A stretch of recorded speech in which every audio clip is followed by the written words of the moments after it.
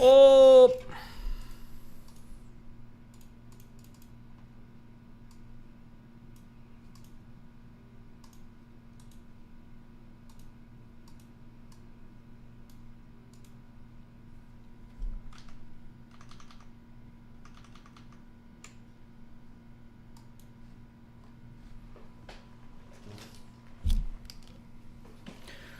Oh. Wow.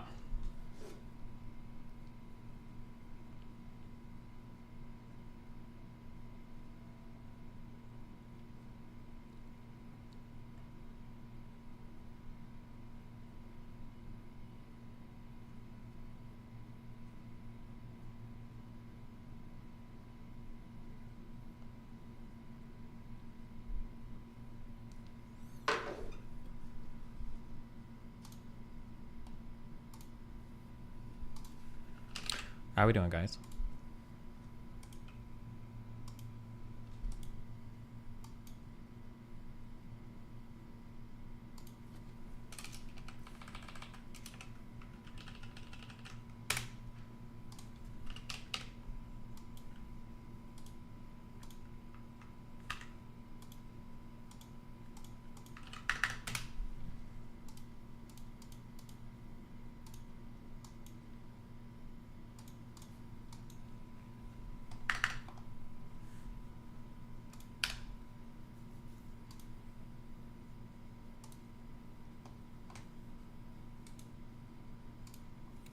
Let me take on Steins Gate. Who's your favorite character?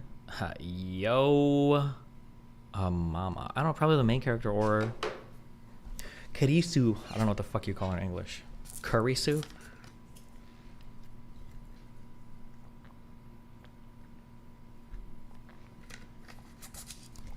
Wait, actually, what do they call her in the English? Steins Gate. Scene.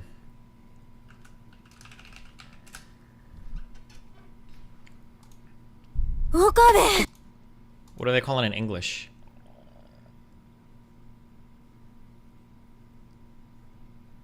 I'm looking for dubs.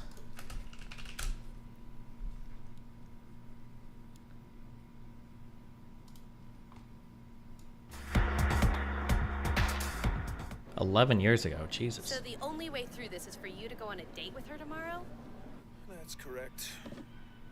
Blech, a mad scientist and a high schooler. Pardon my flesh for crawling a little. Ha ha. I realize I'm throwing caution to the wind. Is he gonna say her name at all in this? I don't want to rewatch dubbed anime for longer than I have to, okay? Dubbed is goated. Shut the fuck up. Somebody link me a video where he says her name. I'm just curious how they say the name in English now. Win by coming to my assistant for dating advice, but that's no reason to taunt me. I am not your assistant. Ooh. Kiyoma's going out on a date? That... Listen, people are gonna judge me. I can't watch this on stream, okay?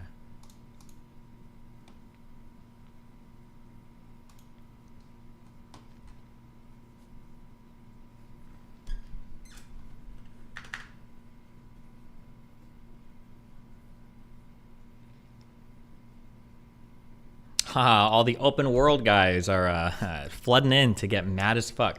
Actually, Skyrim is one of the greatest video games of all time.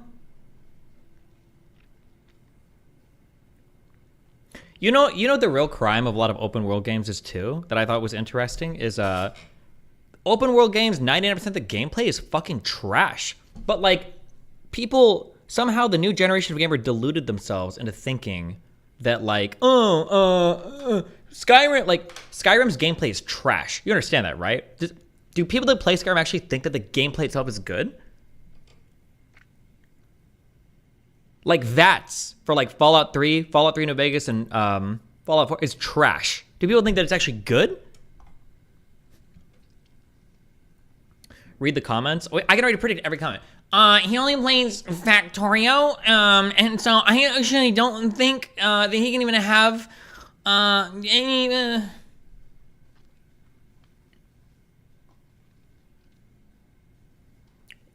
Imagine adding Final Fantasy 16 to this list. Unbelievable. Unbelievable. Ugh.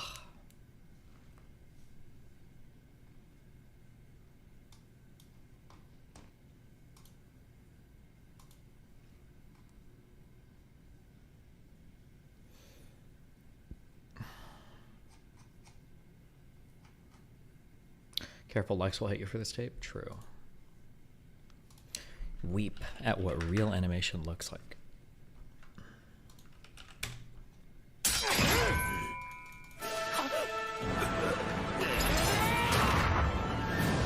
Wow, that was awesome.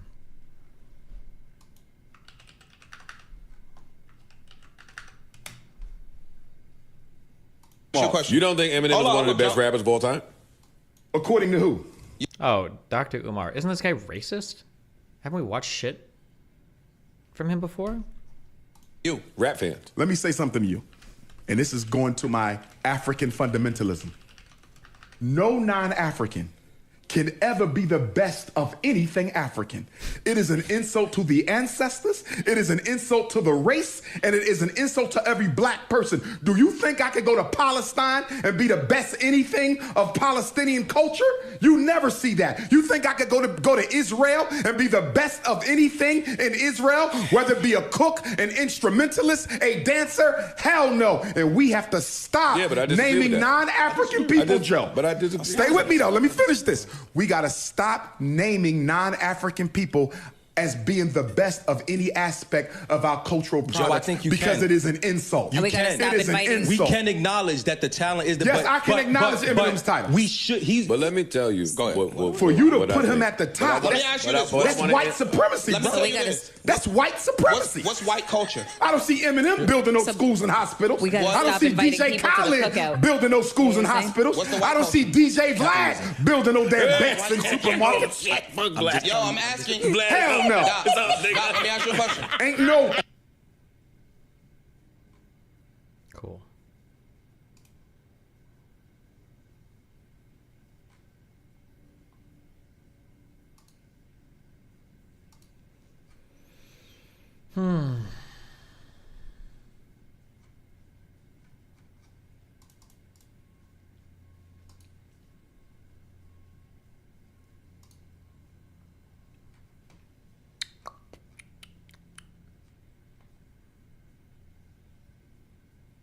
Does FT signify when he takes off his glasses?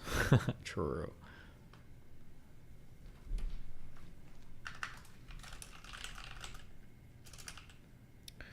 Tell me this guy isn't racist because he feels inferior. I don't know. Listen, but he's not a racist guy. He's like, that's like a whole ideology. Okay. Valkyrie tries to pick up Kaya. It's on the streamer world today. Okay, then we do this, and I'm gonna quick go back to the ship. Whoa! Ow! Why'd I drop that? Okay, never mind. Why am I critical from that? Okay. Miyoung. If we don't have enough, check the emergency exits. I'll just put things out there. Okay. I'm going back. Fuck, I'm going. Where? Oh, shit. Oh, where are all the items? Ow. Fuck, Oh, I can't jump. What? Oh, just drop the items, man. What are you doing? Okay. I'm gonna charge this. Okay, wherever I'm you were going back at, in. it was empty. Oh shit. Maybe I go main entrance then? Yeah. Alright, I'm And going main then entrance. if I say there's an item, there's an item. Okay. Okay, then we jetpack back here. Jetpack. That was just I think I want to watch this again. That was an amazing clip. Sorry. Okay, then we do this, and I'm gonna quick go back to the ship. Whoa! Ow! Why'd I drop that? Okay, never mind. Why am I critical from that? Okay. Miyoung. If we don't have enough, check the emergency exits. I'll just put things out there. Okay. I'm going back. Fuck, I'm going. Where? Oh, shit. Oh, where are all the items? Ow. Fuck, Oh, I can't jump. What? Oh, just drop the items, man. What are you doing? Okay. I'm gonna charge this. Okay, wherever I'm you were going back at, in. it was empty. Oh shit. Maybe I go main entrance then? Yeah. Alright, I'm And going main then entrance. if I say there's an item, there's an item. Okay. Okay, then we jetpack back here. Jetpack. Wow. Okay, That was amazing. Oh my god.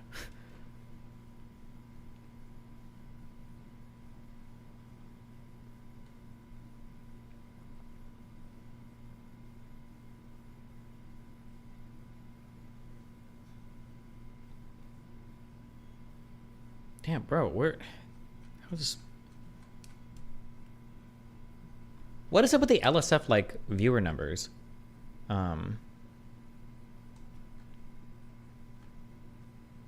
Like they always have like 10,000 people on the sub supposedly, right? 7.2 thousand. But how are like nobody is saying anything or doing anything? Or maybe it's just not a commenting community, like people don't normally.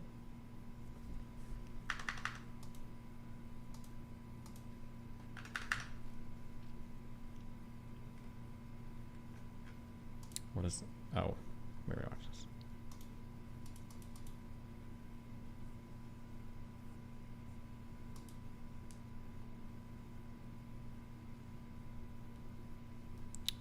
He got her genetics tested, and she's like half Tibetan Mastiff.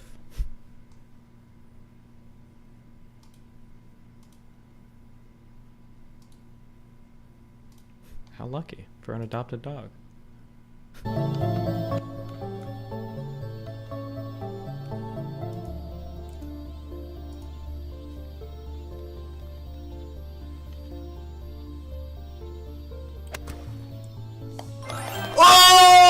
Oh my god! Get the camera! What a god gamer.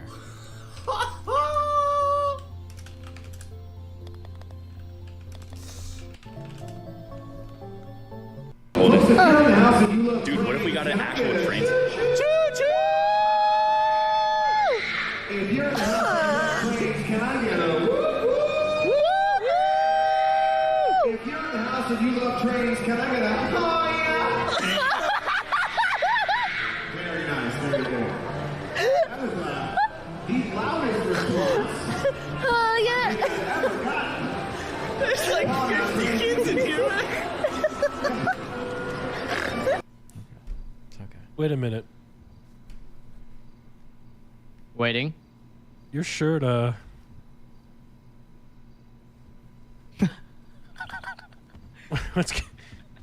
what's going on with that shirt, man?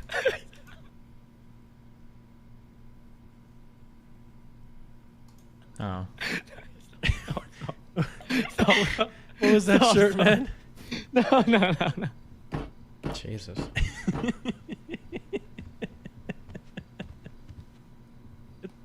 Okay. Okay, let's go.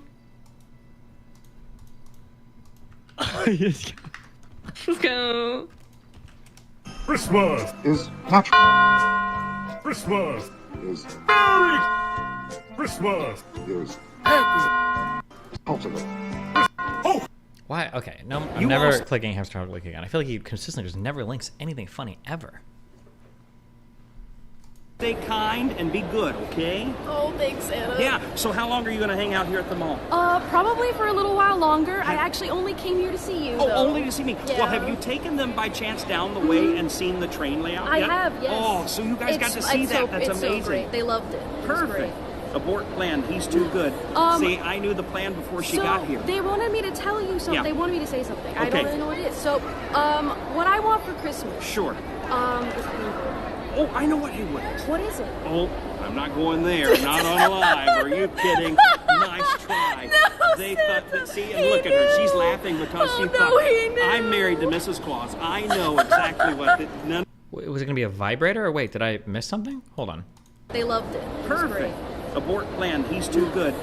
See, I knew the plan before she So got here. they wanted me to tell you something. Yeah. They wanted me to say something. I Okay. don't really know what it is. So, what I want for Christmas. Sure. Is Oh, I know what he wants. Is a what is she saying? Is a what? Sure. is Oh, I know what he wants. what is it? Oh, I'm not going there. Not on A Haywood? live. Are you kidding? Nice try. They thought that. Oh, like hey, would you blow me? See, and look at her. She's laughing because she thought, I'm married to Mrs. Claus. I know exactly what the... No, I'm not an idiot, just Santa. Yeah, but anyways, Santa, you're the greatest. I hope you have a wonderful holiday, okay? Oh, Merry Christmas. Yeah, Santa. Merry Christmas. Bye, guys. Of course we can. Sure, I wore deodorant. Bye, guys. Be good. Merry Bye, Christmas. Santa. See you soon, okay? See you.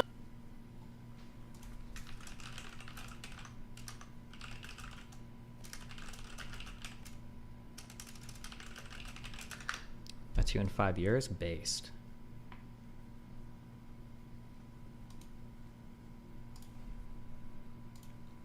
Okay, one more. You haven't had any good clips today.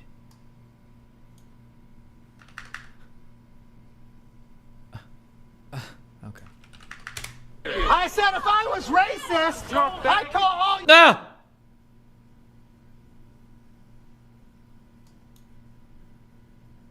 you white.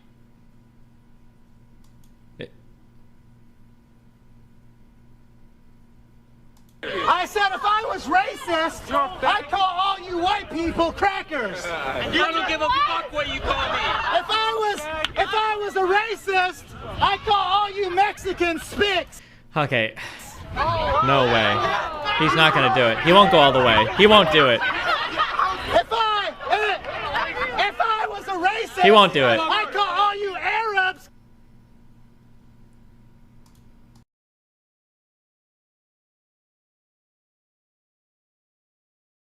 If I was a racist, if I, St. John, was a racist, I'd call all you African.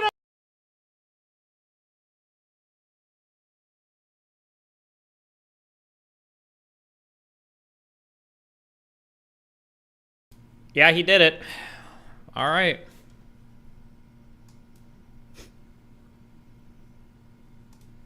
He definitely he did it. He did indeed do it.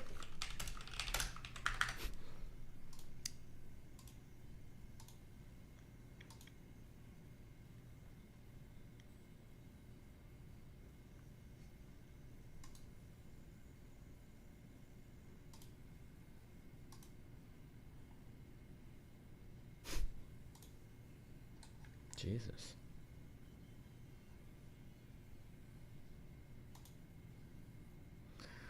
All right.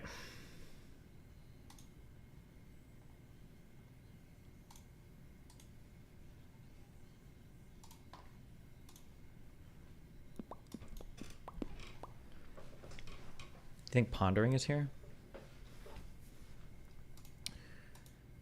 Things that contributed to January 6th. We've got BLM, we've got QAnon, the media, Donald Trump's treatment towards political opposition, general attacks on institutions, undermining the electoral process. I feel like that goes underneath that one.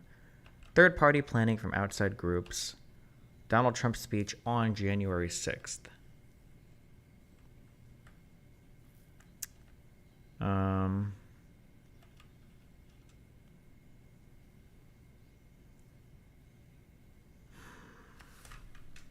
I wonder if you could argue Republican lawmakers going along with it. I need to look into that certification process and see how legitimate that process actually was and if there's any precedent for that. For the protest itself, we've got the timeline, we've got deaths, actions of coordinated groups, potential FBI involvement,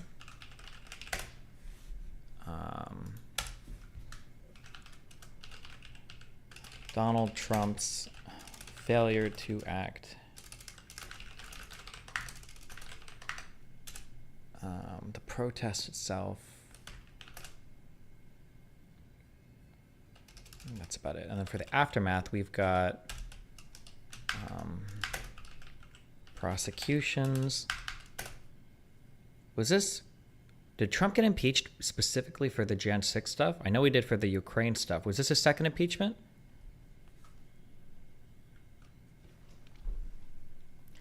I don't think he's a racist because if he was, he'd call my favorite streamer a goose. Nice. Okay. Donald Trump impeachment. For context, what part of the certification process are you referring to? The challenging or the recertification of to make sure the electors actually certified what they did, whatever that fucking retarded process was in the Senate, I think. No, that wasn't the Senate. Wasn't that the state governors? I don't remember. Whatever the fuck that autistic retarded process was, I'm curious if that's ever been done before in U.S. history, or if that was just them like pursuing their, you know, due process, their rightful entitlement to do whatever bullshit. I'm curious if that's ever happened before in U.S. history, or if this was like a one-off thing. I'm just curious.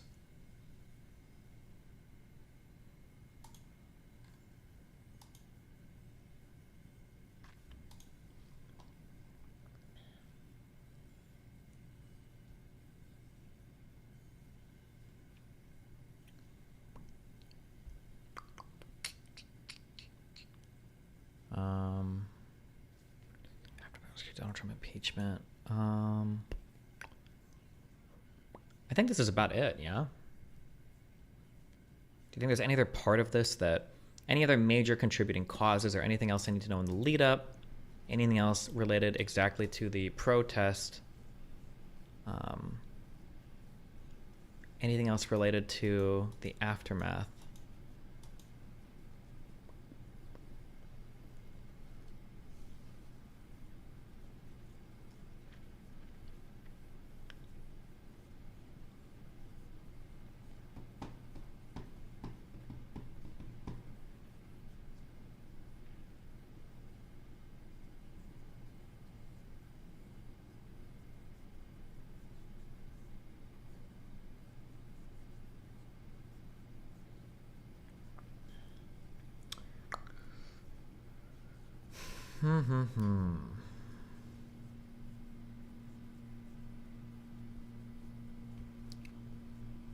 One tidbit not referenced much is that when Trump lost to Ted Cruz in Iowa, he also called it fraud and called for a new election. Is that true? I don't even remember that. I know he congratulated Ted sometimes when he won, but...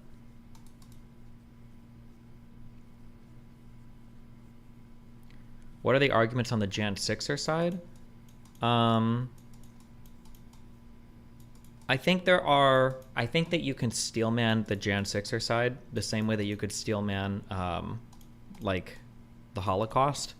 I don't know if I ever have any interest whatsoever in engaging in that on this stream.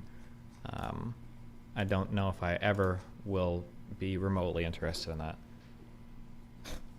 Yeah.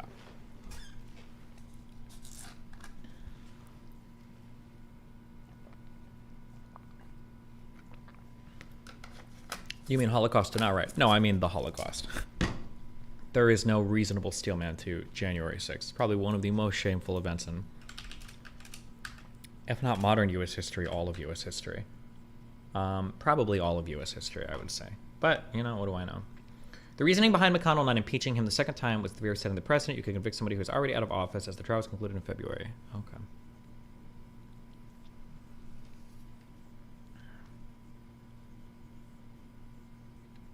I feel like a big part of the argument is going to be how the rioters were treated, i.e. unfair prosecutions compared to BLM riot. I mean, I've got that on the aftermath here, yeah.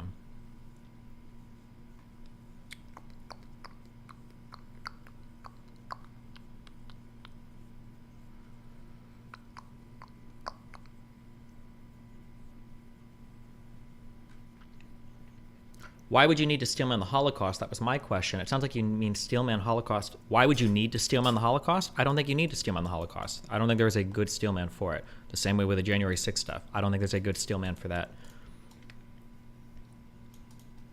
I think that people that support Donald Trump or try to like argue in favor of the January 6th stuff, in my opinion, are probably some of the least patriotic people that have ever existed in the history of the United States, save for communists and Civil War fighters. I just don't. Fuck. I hate this fucking topic so much because I actually get so unbelievably incensed. And rereading large parts, and I was reading more off stream of that J6 commission. There are things that I don't think I can say because if you say things about like politicians or presidents or whatever, you can get like FBI arrested. I think it's truly despicable. Some of the most insanely partisan shit I think I've ever seen, probably in my entire life, I think. But Okay, where are we at? Okay. I think this is like... am I crazy, or did you used to give the take that if Trump was right about election fraud memes, then January 6th is justifiable? As you research, here's the things that make that unfortunate. One is, at this point, you could probably go back and find VODs. I think I'm probably on video saying, like, Trump might actually believe that the election was stolen from him. I don't think he believes that. Not with everything that's come out now, after all the hearings, I don't think Trump thinks the election was stolen. I think he knows that the election was legitimate. Number one. And number two, the people in the media that have a responsibility to be informing you of things on the government, not be working alongside them, also knew. I'll look into this more. I should taper my opinion maybe, or not taper, I should moderate my opinion a bit maybe, because I haven't read the full context of the quotes. But my understanding is that people at Fox News knew that Donald Trump was also lying, but they chose to repeat that lie for their viewers. I'm being hyperbolic right now when I, like, these people should be convicted and hung for treason. Like this, it's some of the most unbelievable. They probably shouldn't. That's not fair, but it's like infuriating. That's just an unbelievable, unacceptable set of circumstances. It should never happen. That you work in the media and you're lying on behalf to maintain good connections with the president so you can suck up to your partisan base. That's unbelievable to me. But I should look in more. Well, I'll put this actually here. I should look in more to the Dominion voting case, to just so I can get the full. Maybe I'm missing something there if I'm being super charitable. Do you blame the people that stormed the Capitol or the people that indoctrinated them? Here is an issue that I have. The people that indoctrinated them are bad. Trump, the lawmakers, and the media. But, like, the people were there at every step of the way. I don't understand how... I don't understand. The problem is, too, for a lot of you guys, I want to talk to old Republicans, maybe. Because I don't care what... If you're 20, you're not a Republican. You're a kid. You don't know anything, right? Like a 20-year-old Trump fan, you don't know anything. I want to talk to... How do you go from Bush to Trump in 8 years? That... Like, I don't know if you understand. You don't if you're young. If you're under, like, 24, I don't think you understand how huge a shift.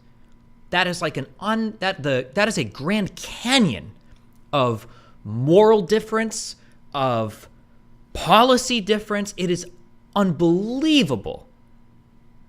Like, could one black president fuck your brain that hard? No, I'm just kidding. I don't think it was racism.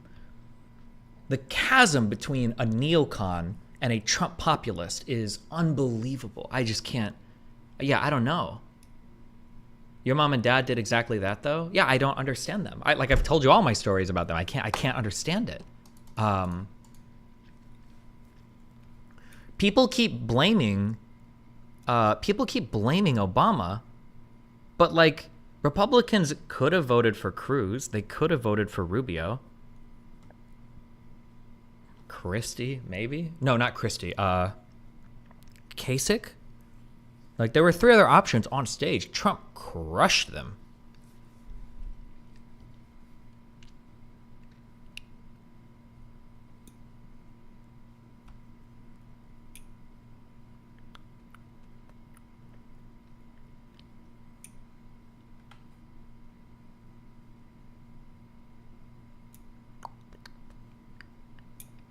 My mom was a Reagan-Bush Republican all her life. Post-2016, she's now QAnon. Was at J6, not in the building, and it's actually fucking insane. Yeah, bro, my mom too. Yeah, bro, when I hear, like, Reagan is an American fucking hero and Jimmy turn the other cheek Carter, my mom would call him, the hatred for the Democrats and the simping for every Gorbachev, tear down this wall. My mom used to cry when she would tell me stories like this. To go from all of that to the Trump shit is just unbelievable. It's just such an unbelievable change. Yeah, I don't know. I can't think about it too much. I can't think about it. Yeah, I don't know, bro. Jesus Christ. I mean, there are reasons, and we can go through them all, and it makes sense sequentially.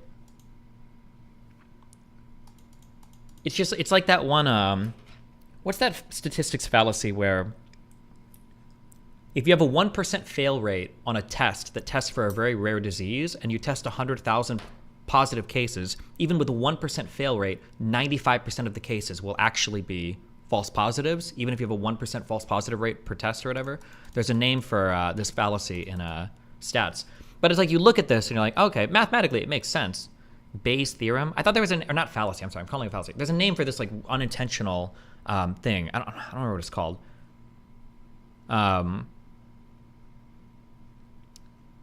But LeMayo, Destiny has TDS so bad, ... The fact that you guys have even coped with your own name for people with criticism of Donald Trump so that you can, it's like, it's the ultimate example of a self-reinforcing, externally invalidating echo chamber. The fact that you've got that term, the Donald syndrome, or I'm sorry, Trump derangement syndrome, it like perfectly fits to where it's not just enough that you only believe your own people. You also like actively work to discredit any external voice. And the fact that you even have a name for it, it's like, oh, that guy's too critical of Donald Trump. Oh, he's got Trump derangement syndrome. Oh, that guy. Oh, he's Trump derangement. Oh, that guy. Oh, he's Trump derangement syndrome. Oh, that guy. Oh, he's Trump derangement. What about Obama derangement syndrome? Right? What about What about the Dijon mustard and the tan suit and your obsession over trying to prove that Michelle Obama is a trans woman? Like, Jesus, yeah. Oh, it's called Simpsons Paradox. That might be what it's called. Yeah. Jesus.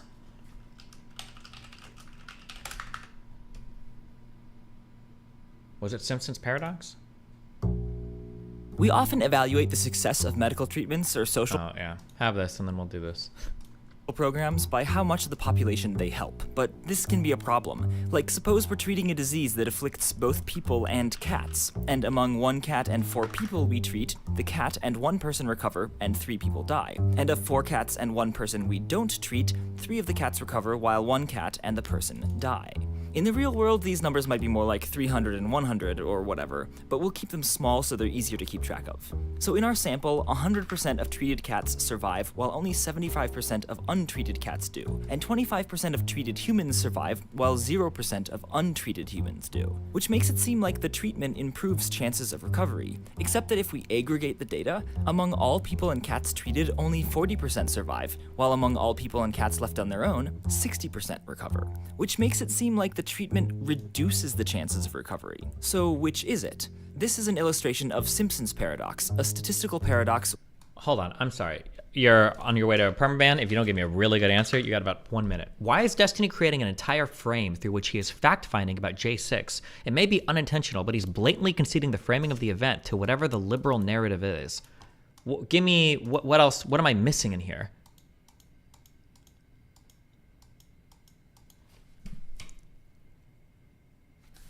Good luck. You've got till the end of this video to give me a really good answer. Where it's possible to draw 2 opposite conclusions from the same data depending on... Oh my god, I just went... We often evaluate 100% of treated in 2 opposite conclusions from the same data depending on how you divide things up. And statistics alone can't help us solve it. We have to go outside statistics and understand the causality involved in the situation at hand. For example, if we know that humans get the disease more seriously and are therefore more likely to be prescribed treatment, then it can make sense that fewer individuals that get treated survive, even if the treatment increases the chances of recovery, since the individuals that got treated were more likely to die in the first place. On the other hand, if we were to know that humans, regardless of how... Well, Destiny, I would say that it's important to also consider the narratives that have not made their way to mainstream news. There has been an intentional effort to describe January 6th, and every incident comes up as a fraudulent attempt to steal the election, when in fact supporters thought they were defending the... You've got one... I'll give you 2 more sentences to type something of value. Good luck, because that wasn't it, Chief. How sick they are more likely to get treated than cats because no one wants to pay for kitty healthcare, then the fact that 4 out of 5 humans died while only 1 in 5 cats died suggests that indeed the treatment may be a bad choice. So if you're doing a controlled experiment, you need to make sure to not let anything causally related to the experiment influence who you apply your treatments to. And if you have an uncontrolled experiment, you have to be able to take those outside influences into account. As a more tangible example, Wisconsin has repeatedly had higher overall 8th grade standardized test scores than Texas, so you might think Wisconsin is doing a better job. However, when broken down by race, which via entrenched socioeconomic differences is a major factor in standardized test scores, Texas students performed better than Wisconsin students on all fronts. Black Texas students scored higher than Black Wisconsin students, and likewise with Hispanic and white students. The difference in the overall ranking is because Wisconsin has proportionally far fewer Black and Hispanic students and proportionally more white students than Texas. So the takeaway certainly shouldn't be that Wisconsin has better education than Texas, just that it has proportionally more socioeconomically advantaged students. So understanding the underlying causal context of statistics can have huge public implications.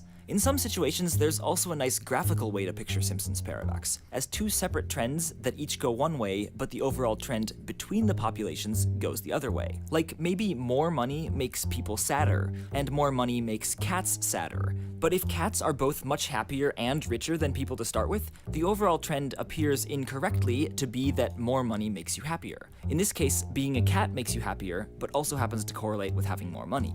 This was a weird question because you said you have to go outside statistics. I don't know what the process for calling this is, but like the weird thing about this, I was talking with a friend actually about this the other day, is that like it feels like if you're only working mathematically, you can actually get like a really good R squared with stuff that's completely fucking wrong. So sometimes to figure out like if your data is actually answering the question that you're asking, you have to go beyond confidence intervals and like R squareds, you know, like how well does a line fit and blah, blah, blah. And you have to like ask a different question sometimes. I don't know if there's like a mathematical way to quantify that or if these are like qualitative questions you ask prior to like measurement or...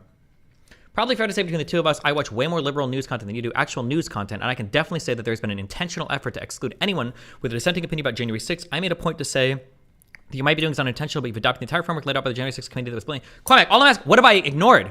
I'm trying to put stuff in here that I included the biggest thing that I've heard from the other side is that like people like Ray Epps were planted the whole time, the FBI narrative. And then I've heard like the prosecutions were unfair. These are two things that I've included here. And then also, what were the actions of the Oathbreakers, right? These are the pro-Republican narratives, or the idea that the BLM riots inspired, conservatives, and COVID lockdowns had everybody restless. That maybe states where their electoral process was flawed or something. I've written it as undermining here, I guess, which is a negative framing for my part. But I mean, we'll do the reading on it. But like.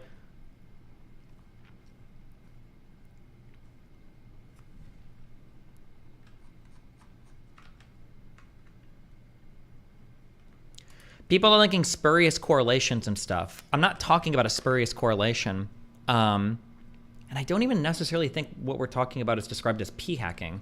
I'm at my grandma's, we're watching Fox. You're fucking retarded. Oh, okay. All right. And you could also misinterpret this graph to But show also, that this isn't even what I was looking for. I think what I was looking for was called the base rate fallacy, which somebody else linked, so... Overall, more money makes you a cat, which I think helps illustrate very well the ability to lie or reach incorrect conclusions by blindly using statistics without context. Of course, this is not to say that statistics are always going to be paradoxical or confusing. Okay, I was so happy because I got an email. Tell me what's going on, okay? I got an email this morning, okay? I almost stopped gooning, okay? I was close to launching, okay, my 12-rope cum shot all over the fucking wall, okay? Because I got yen deposited in my PayPal from Mt. Gox. 200,000 yen. And I'm like, hell yes. Oh my God, they finally paid everything out.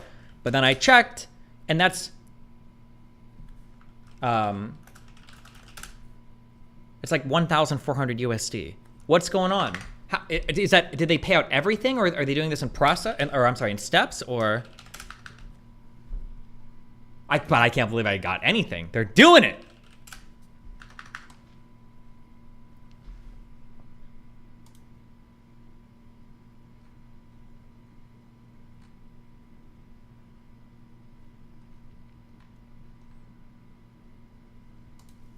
Why is it in yen? I don't fucking know. I don't care. It's quite possible that everything will just make sense from the get-go. Like, if people and cats both get sadder when you give them more money, and cats are both poorer and happier than people, then the overall trend is no longer paradoxical. More money equals more sadness. But it's important to be aware that paradoxes like Simpsons are possible, and we often need more context to understand what a statistic actually means. Given the mathiness of my videos, it may not surprise you to hear that I get a lot of practice. Might be the base rate fallacy is what we're thinking of. Fuck. Here you go. Okay, one more. Quick one.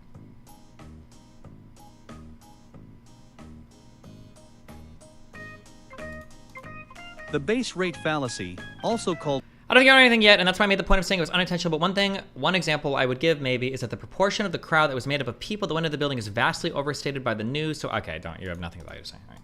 Base rate bias indicates the fact that people usually focus on the special information and ignore the base rate information, which will be happening in a large percentage of samples.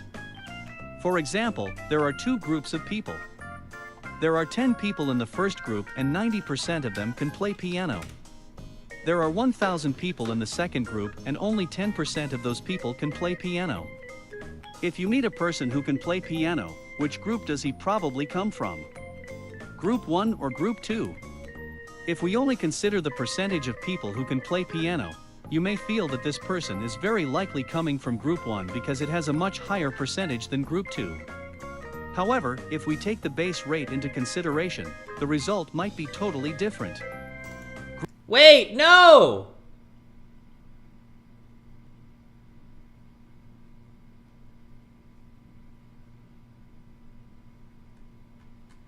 I thought we were gonna get so much more money. Is that it? I thought I was getting like 40K. Hold on.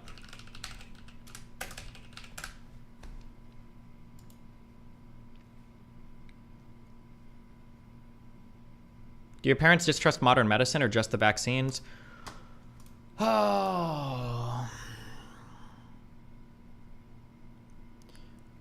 I went to my, first of all, every Trump voter no longer trusts any vaccines. That's a given, okay? 95% probably will never take a vaccine in the next like 5 or 10 years, okay? So that's a given, number one, okay? I pulled that number out my ass, by the way.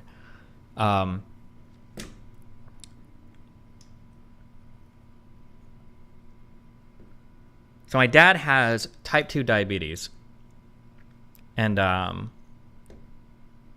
was arguing with him last night over... No, I wasn't arguing with him. I was just asking him how he's doing, because I'm curious. Because I've heard that, like, also, firstly, my dad's lost a lot of weight. He's lost like 30 or 40 pounds in the past, like, year or two. So congratulations. He looks significantly different. He's, like, he's lost quite a bit of weight. I'm like, that's cool. Good job. And I know that losing weight is a really good walk towards back to becoming non-diabetic. I think you can do that. I think with dietary changes and with weight loss, I think you can become non-diabetic again. I think it's possible to get back there. Not I think. There's, like, research that shows that. And, yeah, so he was like, I'm like, oh, how's your diabetes going? He's like, yep, still type 2 diabetic. I'm like, oh, okay. And he's like, he wears a little thing to monitor his blood sugar. And I'm like, oh, are you, like, do you, like, take insulin when it's too high or blah, blah, blah? And, he says, no, I don't ever take insulin. I'm like, what do you mean you never take insulin? He's like, well, once you take insulin, you become dependent on it. And I'm like, okay. Don't think that's true.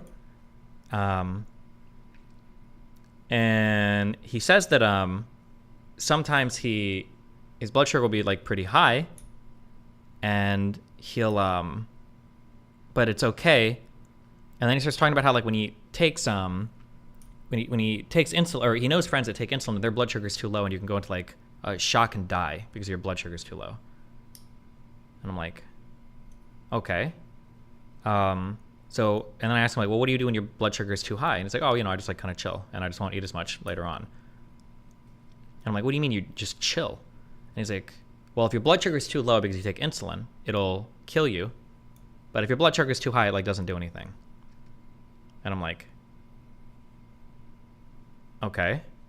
And then I asked him, like, do you want my feedback on this at all? Because I don't want to like say anything if it's gonna like, I don't want to. If this is how you want to do your shit, that's fine. He's like, yeah, sure. What do you think? I'm like, well, having high blood sugar is like toxic for literally your entire body. You're killing your whole body. And he's like, well, no, I don't think it's that big of a deal. And I'm like, okay, well, have you ever heard of like diabetic neuropathy? Or, and he's like, oh yeah, I have. I've heard of that. And I'm like, do you ever get like numbness, like anywhere, like in your fingers or toes? And he's like, yeah, like my toes and feet have been like completely numb for years. And I'm like, okay. Okay. And that was the end of the conversation. Like, yeah, I don't know. Conservatives are in a, Trumples are in another world right now. I guess I'm not sure.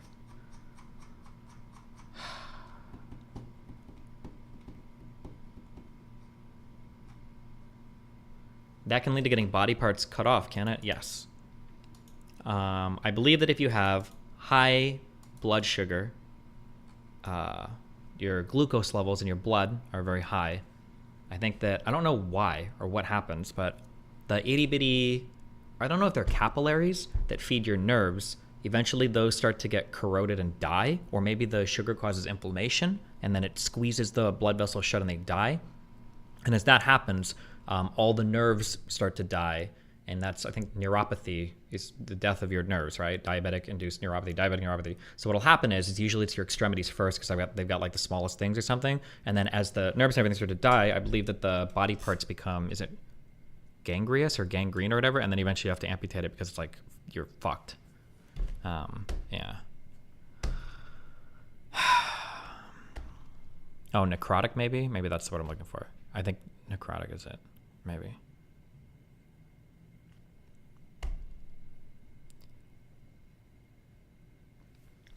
Maybe you can convince him to get on liraglutide by convincing him it's just a good version of semaglutide and tirzepatide the pharma companies don't want you to use because it's off patent this month. Yeah, I don't know. How do you avoid getting type 2 diabetes? Probably keep your BMI in the ordinary range. It's probably like the #1 thing you can do, I think.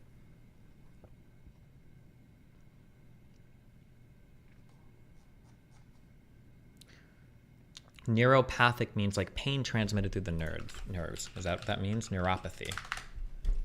Happens when nerves are located outside of the brain and spinal cord and are damaged.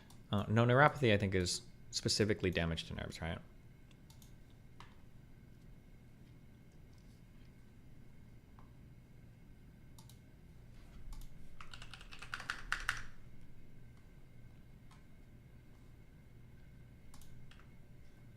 I just got diagnosed with type 2 diabetes. They don't want to put me on insulin because according to the doctor, I'll pretty much have to stay on it. They give me metformin and semaglutide to control my blood glucose. Obviously, listen to your doctor before anything that I say, okay? But the, let me see. Can I take guesses here? My lack of any medical knowledge. I doubt that putting you on insulin itself will necessarily make you dependent on it for the rest of your life. My guess is going to be that putting you on insulin and then you maintaining your current dietary habits, which is going to call for regular insulin injections, that over time would probably make you dependent on exogenous insulin. That'd be my guess. But I don't know if taking insulin every now and then is bad for you if you need it, if your blood sugar is high. But it probably depends on, how much insulin you need or what your blood sugar is and everything. Yeah, that'd be my guess. Exogenous insulin is bad for the body, but it's not as bad as having high blood sugar. Yeah, that's every single medication ever. It has side effects, but hopefully the side effects are not as bad as the underlying condition they're treating going away, hopefully. My best friend almost died because he got sudden type 1 diabetes and literally temporarily lost his vision, speech, and almost went into a coma. If you lose your vision because of diabetes, type 1 diabetes, do you get that back? I thought that your vision goes because you have is it ocular degeneration? I don't know what the fuck it's called. Diabetes, eyes, impact. Diabetic retinopathy? Macular edema. Cataracts and glaucoma. Diabetic. Once this happens, I don't think your vision ever comes back, right? Doesn't it just like... Because the shit is just dead at that point, right?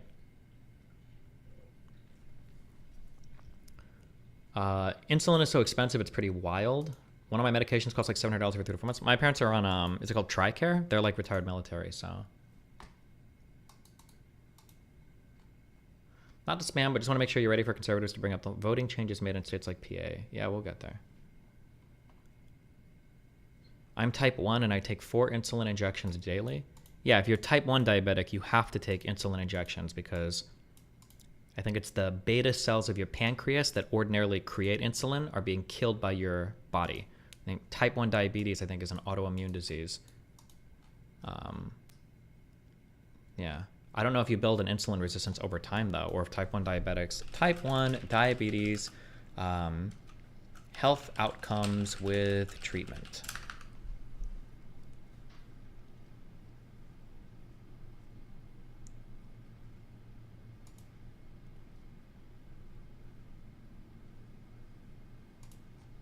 Yeah, if as long as you regulate your blood sugar your whole life, I'm not sure if type 1 diabetes,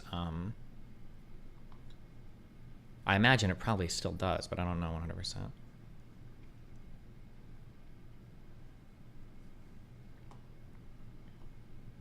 Does your dad at least take metformin?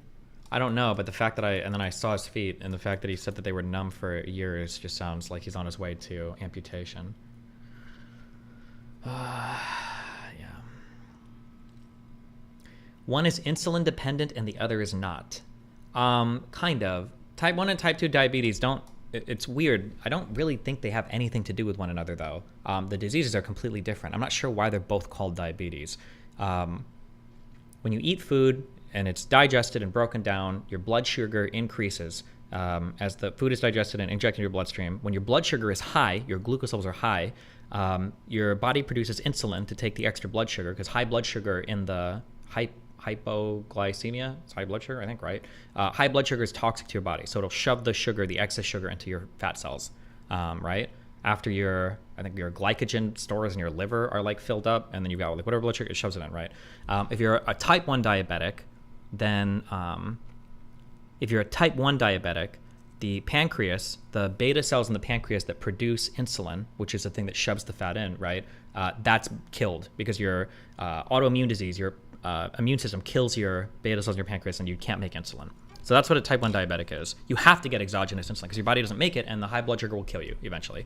So I think if you're like a type 1 diabetic and you don't take exogenous insulin, I think you die within like a decade or two, I think. I think you do. I think you die really fast. Type 1 diabetes with no treatment from birth, I think you die very quickly. Type 2 diabetes is over long periods of time. I think when your body is producing insulin, as you eat more and more food and you become more and more obese and your body has so much sugar in it over and over and over again, eventually, like when your cells see insulin come to like shove fat in, your cells are like, fuck off, bro. You're here all the time. And your pancreas has to make more and more insulin because now you need like 2 guys knocking on the door, or 3 or 4 instead of just the 1 guy before, which is okay. Your body can make more insulin. But at some point, your cells are so annoyed and resistant to the insulin, your body can't produce enough to actually clean up all the excess blood sugar. And then at this point, this is, I think, once you hit a certain level of insulin resistance, you go from pre-diabetic to diabetic. At that point, your blood sugar levels remain high and toxic, and your body can't produce enough insulin anymore to clean it all up. So you need exogenous insulin. So you start pumping insulin in your body externally in order to make sure you have enough to clean it up. But if you keep eating, you keep doing this, like you can, I don't know what the limit is, but like you can't just inject an infinite insulin, but like typically just it's worse and worse and worse and worse and worse. Yeah.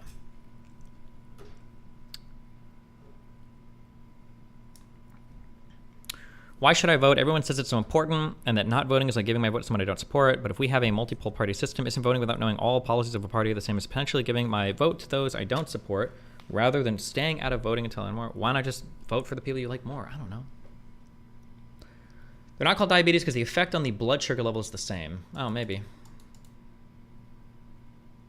Can you get type 2 diabetes from not eating poorly? I don't know. I've heard that there are heritability things around type 2 diabetes, but I'm pretty sure that like the biggest risk factor for type 2 diabetes is becoming overweight.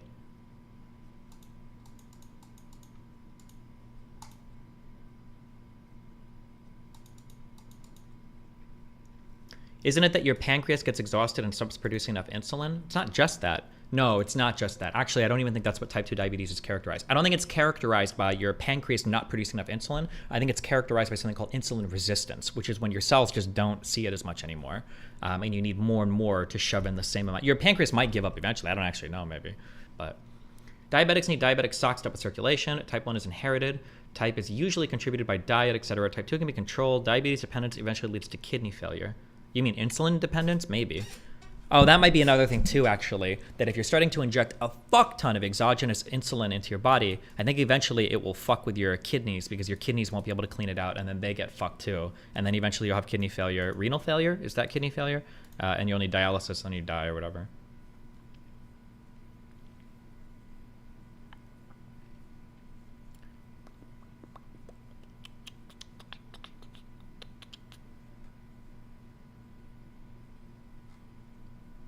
There's genetic factors that can tolerate bad diets better or worse, but no, type 2 will always come down to bad diet no matter how long that bad diet went on for. I think that might be true. Like if you eat a normal diet and you exercise and stuff, I don't think you can get type 2 diabetes. Routine spikes of sugar can lead to pre-diabetic symptoms, which will eventually fuck you. I thought that, and then Jacob one of our lifter flares, was linking me shit, and apparently glycemic index stuff, like eating food that spikes your blood sugar, as long as you're not insulin resistant or pre-diabetic or whatever, apparently it doesn't matter at all. Apparently it has no effect whatsoever. Yeah.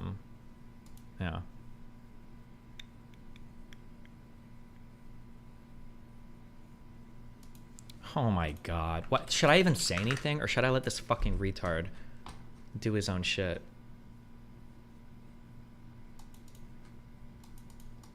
No, I don't want to...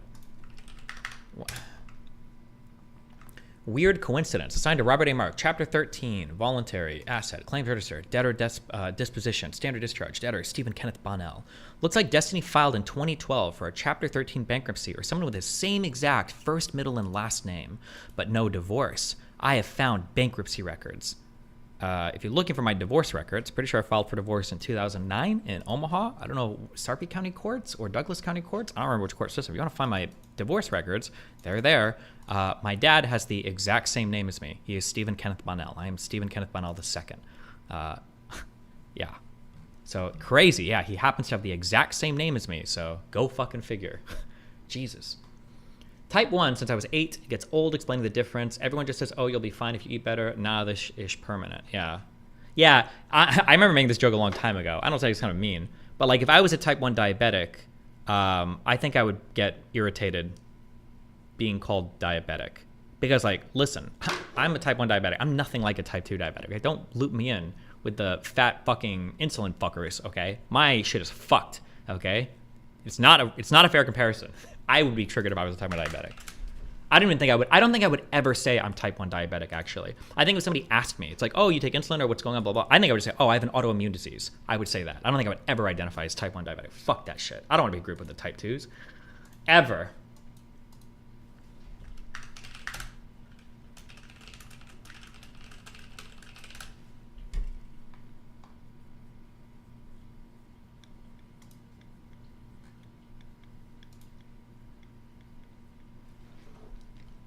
Imagine if you had type 1 and type 2. I wonder if type 1 and then taking exogenous insulin can eventually lead to type 2. I don't see any reason why you couldn't get both of them at the same time, right?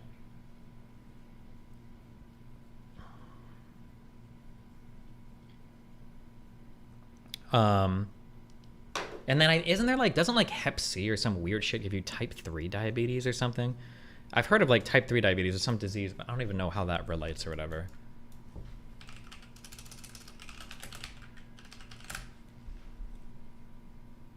Oh no, in the context of Alzheimer's research, that's why I remember hearing this. Some people call Alzheimer's research, or that Alzheimer's disease might be like a type of type 3 diabetes. This is what I was thinking of.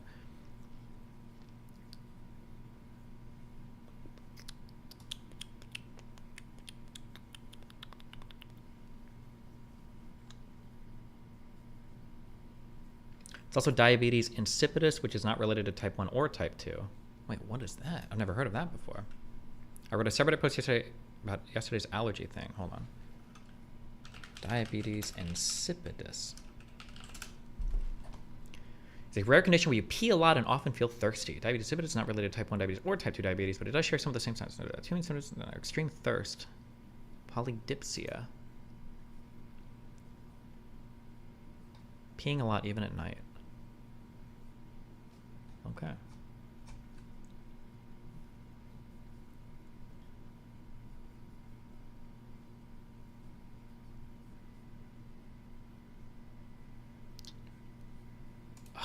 why did I think? I thought I read something. I thought I was gonna get like $30,000.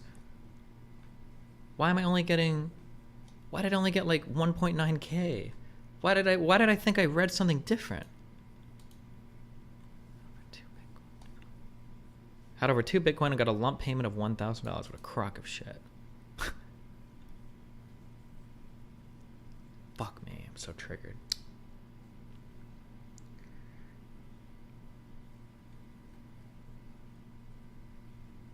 What happened to Mt. Gox? It was just a Bitcoin exchange that went down a long time ago. And by went down, I mean probably scammed their people, I think. And then there's like this been, all of us that had coins on Mt. Gox were, we've been waiting for like 10 years to get our money back. And it was always like a meme. Like there's subreddit where like people are like, oh, today's going to be the day, blah, blah, blah. And they finally today, like 5 or 10 years after they went bankrupt, have finally started paying people back. And I got my payment back, but for some reason I thought it was gonna be like 10 times as much, whatever. I will say I've been on Monjuro for less than a year and I'm down 70 pounds. So if y'all can find any, definitely take it. It helps with blood sugars as well.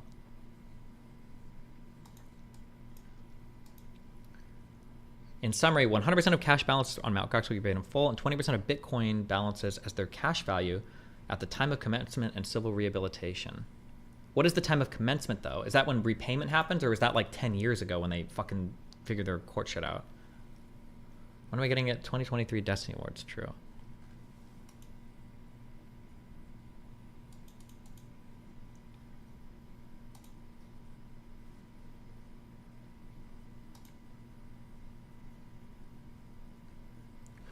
The fuck is this? What the fuck? This is unhinged.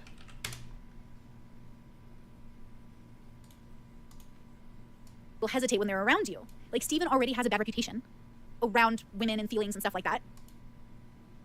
Kind of. That the way he talks about it now makes me go, bro, this is not helping your case. This is not helping your case. You know what I mean? Trauma as much, but did they have trauma? 1,000 billion% because of the way they talk about it and the way they raise their kids. You can cope all you want, but how you raise your kids tells me how traumatized you were growing up. And don't fuck with me, because if I went to the details of your life, it's pretty fucking clear, right? So I'm not judging, I'm forgiving. I noticed my parents had a lot of trauma, fucked up. That's fucked up, but a lot of you don't think you're fucked up. You think you're fine, and you had no trauma. Look at the way your kids are being raised.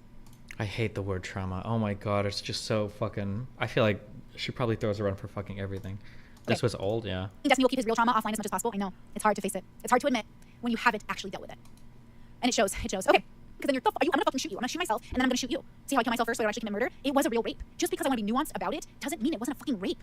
I didn't want to have sex. I was pushed down on a bed, and I was fucked. It was a rape. Again, I'm really happy for you if your rape didn't give you problems. Oh, jeez, I didn't see any of this. Fuck me. Holy shit. That's really great. Again, I don't... Oh, this does reinforce my view, though, that, like, this, yeah, this was a super triggering conversation for her. And it reinforces my view that my take on trauma triggered the fuck out of her, because if she has this emotional response to it, however many years later, if my take is correct, she might feel like it's her fault, or that she didn't manage it well enough, and that's what she felt like I was saying. Which, by the way, I don't think, no, I think you've seen this, I think you saw this at the time. I don't remember watching her cry ever after this. Did I see this before? I don't remember this. I'm really happy for you if your rape didn't give you problems. That's really great. Again, I don't mind that you asked the question, but the question itself tells me how much he does not know about the answer. There's been so many statistics done on rape. It doesn't matter what you're wearing. It doesn't matter if you're modest or not. As if women and workers don't get raped. Like, that's what I'm saying. This is, she's still like delusional. You all keep thinking it's what you're wearing. Men get raped. What were you wearing? Cargo shorts and a tank top? Well, no wonder he raped you. It's like, think about what you're asking out loud. It's a good question to ponder, but it's so elementary. It's so like the beginning stages of this bubble of understanding. Like, so it's fine, but his questions tell me he has never thought about it in a real way. According to... I hate the assumptions that she makes about me too, which is also something that tells me that she's not the level 5 that she says she is, because one, assuming somebody's background is so unbelievably disgusting if you have no idea what you're talking about, number one. And number two, people can think about things and disagree with you, and people can experience things, think about things and disagree with you, and also be stupid. There are plenty of people that have endured like really horrible things that have stupid thoughts about them, right? Look at the gym bro that has gone to the gym every day since he's like 17 and believes in every fucking bro science thing ever. He believes in muscle confusion. He believes in the optimal fucking anabolic timing for his foods. He eats 500 grams of protein a day. Okay, every fucking pre-workout. He's the most expensive urine in the gym. Okay, he might think every fucking retarded in the world, but he might be jacked and shredded just because he goes to the gym every day, right? Plenty of people can experience things, think dumb things, say dumb things. So what a weird thing to say, like, oh, I can tell that you've never thought about this before because we disagree. Like, you have no idea. What are you talking about? To Veteran Affairs, mentalhealth.veterans.gov. maybe they could just learn to get over it. Maybe if society praised soldiers more, they wouldn't kill themselves. That's a joke because that was Destiny's argument. Maybe if soldiers were just told they were awesome more, they wouldn't kill. I'm not gonna. I think she realized eventually that none of these were my arguments, but I don't know. That's great, Destiny. Good job. Okay, I don't know. We're watching Brainy shit again. We don't care about this anymore. Okay.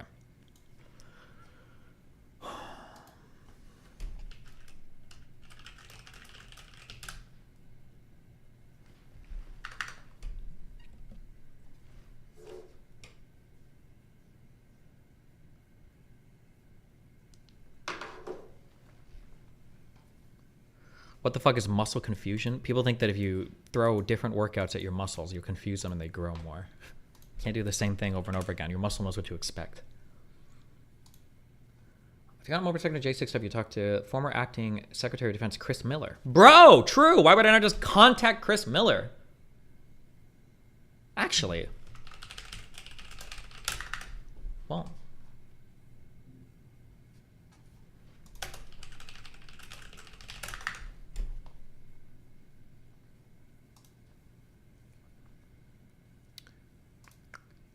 Retired Army Green Beret from Iowa. Author, soldier, secretary, warnings from that. Wait, is this... Does Chris Miller have a...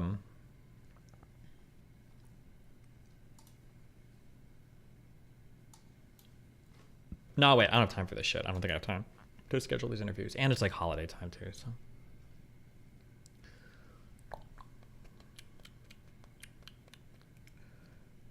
Okay. Peaceful people were shot and sprayed. It seems to be the same argument Bill and people made. The cops angered the crowds by spraying and using stun grenades.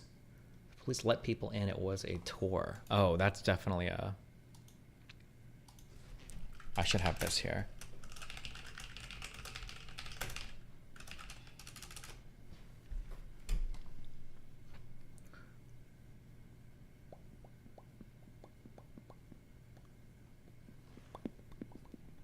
Oh.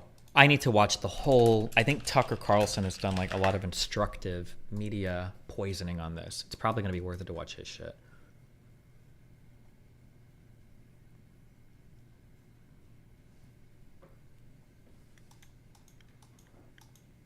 Who are you preparing to debate? It's going to be Alex Jones and Glenn Greenwald. Also, I need to prepare for my Ben Shapiro debate too, because I'm probably going to fly back and do that next, assuming it doesn't get moved, so... We should do all of this. Okay, we need to be in. We need to get in the mode, okay?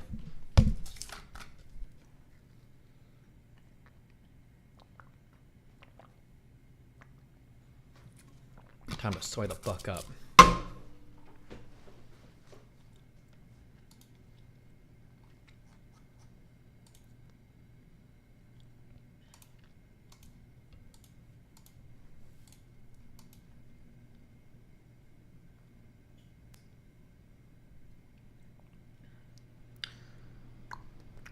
Okay, the only semblance of proof they offer up for this is Ray Epps, obviously. FBI did not send any agency. Had Gretchen Whitmer kidnapping attempt is proof that the FBI does set people up or entrap people in this way.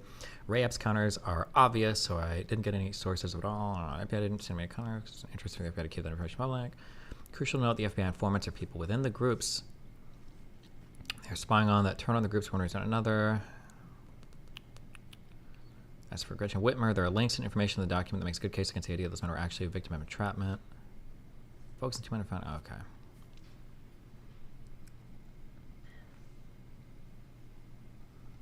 Okay. Do I need to go into the Whitmer stuff? I feel like I should probably have peripheral knowledge on it.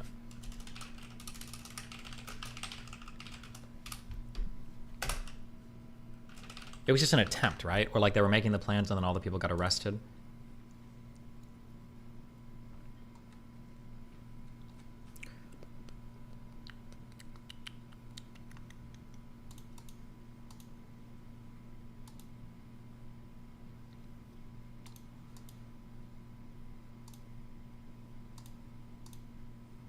Jesus.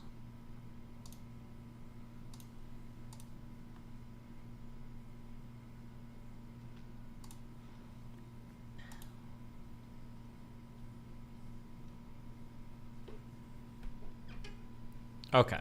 We need to group these. Okay, January 6th causes. We've got COVID and lockdowns. These probably made people a little crazy. We had the BLM riots. That'd probably be like a subsection of the lockdowns, huh? Because they were part of the...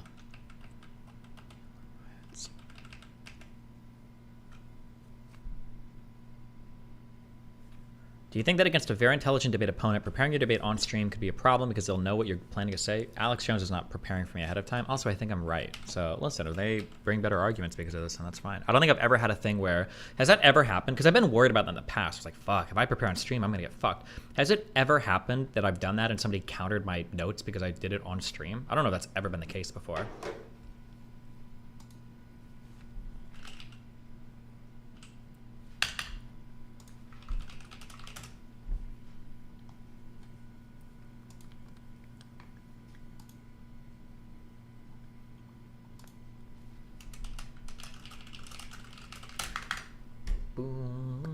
Hold on, let me check one more. I had a thing over here I saved, I think.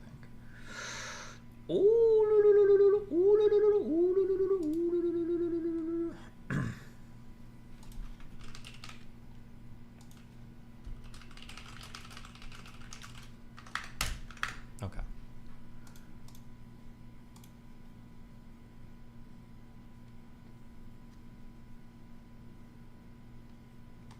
Every time you prepare for a debate, it's a totally non-factual debate, and afterwards you say, fuck it, let's prep it, it's fucking useless. Oh, yeah. Okay, so we've got COVID and lockdowns. The BLM riots happened here. We've got QAnon theories. We've got media complicity.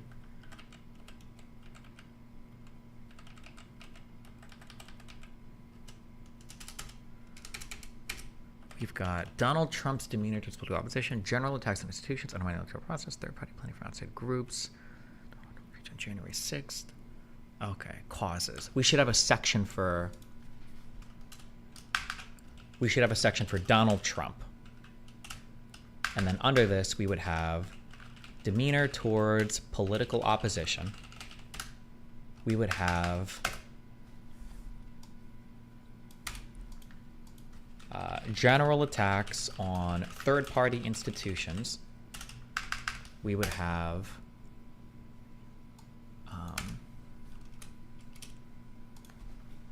constantly undermining, or no, we would just say undermining the undermining the electoral process. We just change this to attacks on third-party institutions. It wouldn't be it would be just attack on institutions.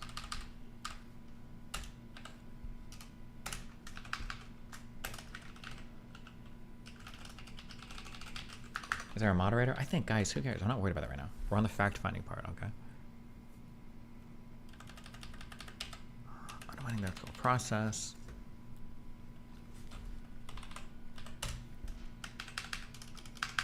Speech on January 6th. Speech on January 6th. Undermining the electoral process.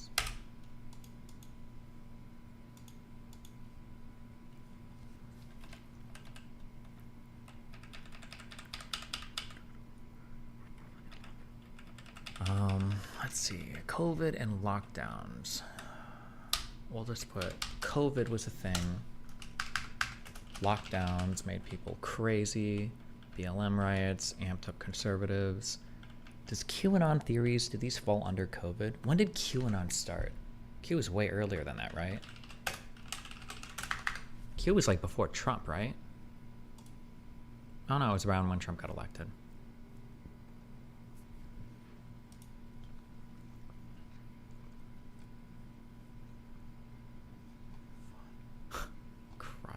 Oh God, Pizzagate.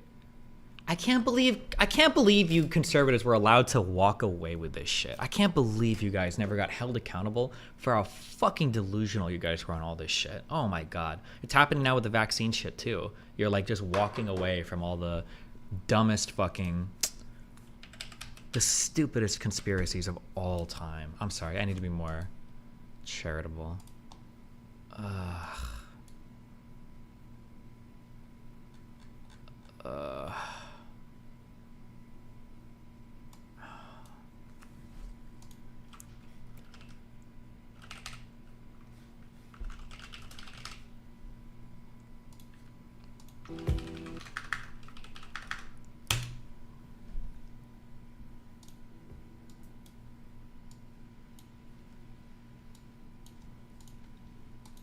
Okay.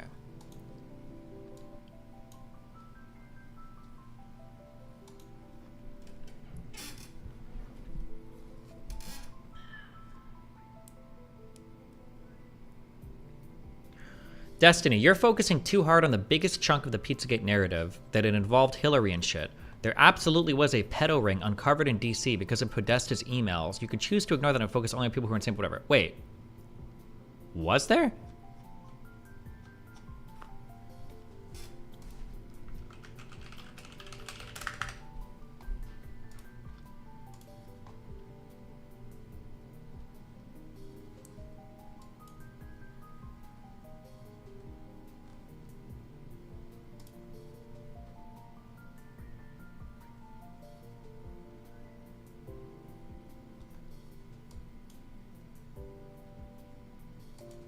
It's such a fucking rabbit hole. I wish you would go down it. Hold on. Wolf amongst ravens. Let me just ask one question.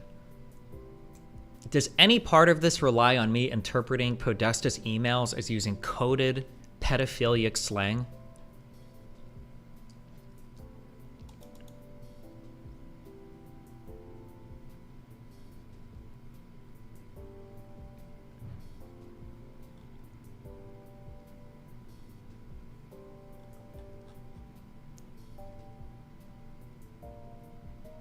Yes, in many examples, but I guess that's not concrete enough for you? Okay, that's all I needed to know.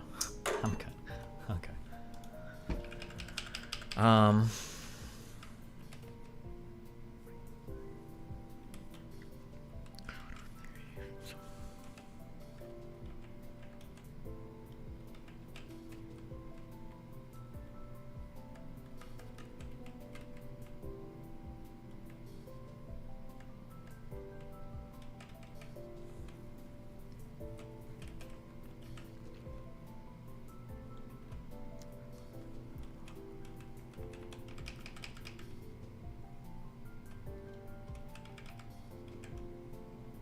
Media complicity, third-party planning from outside groups.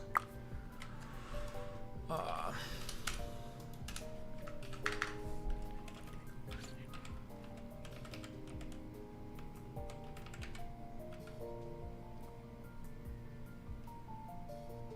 think I want to put a...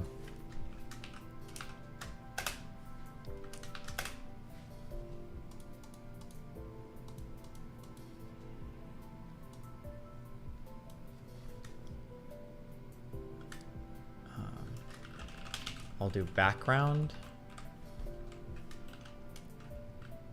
I'm probably, I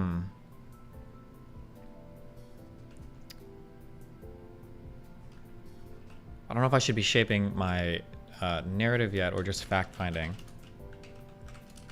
I think I want to focus, I think a lot of my debate is going to focus on this trifecta of media, lawmakers, Trump, because I think that all three of these work together and self-reinforce. No, that's not true. They don't all three work together. They're human centipedes, with Donald Trump at the start, Republican lawmakers in the middle, and then the conservative media at the end.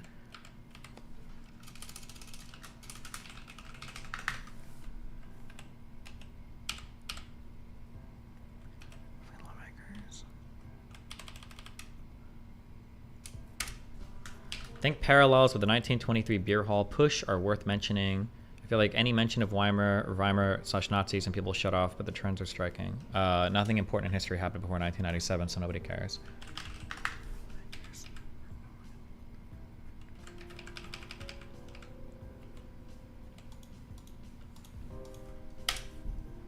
No.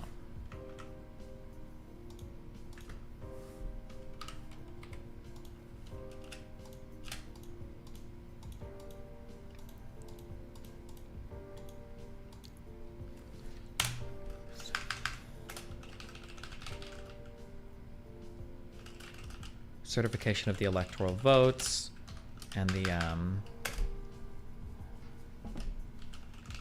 support for Donald's election denial.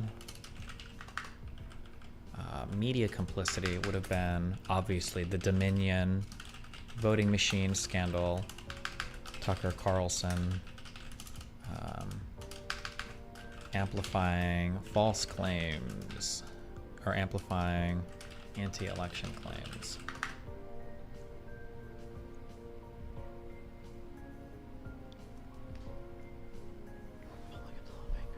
Okay, boom, boom. Demeanor starts. Okay.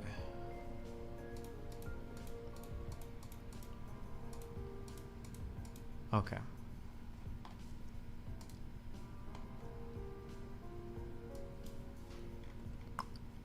I want to make sure the skeleton in the scope is good. Like, this is pretty important before I go in, because I don't have to be, like, reorganizing, like, all my bullshit.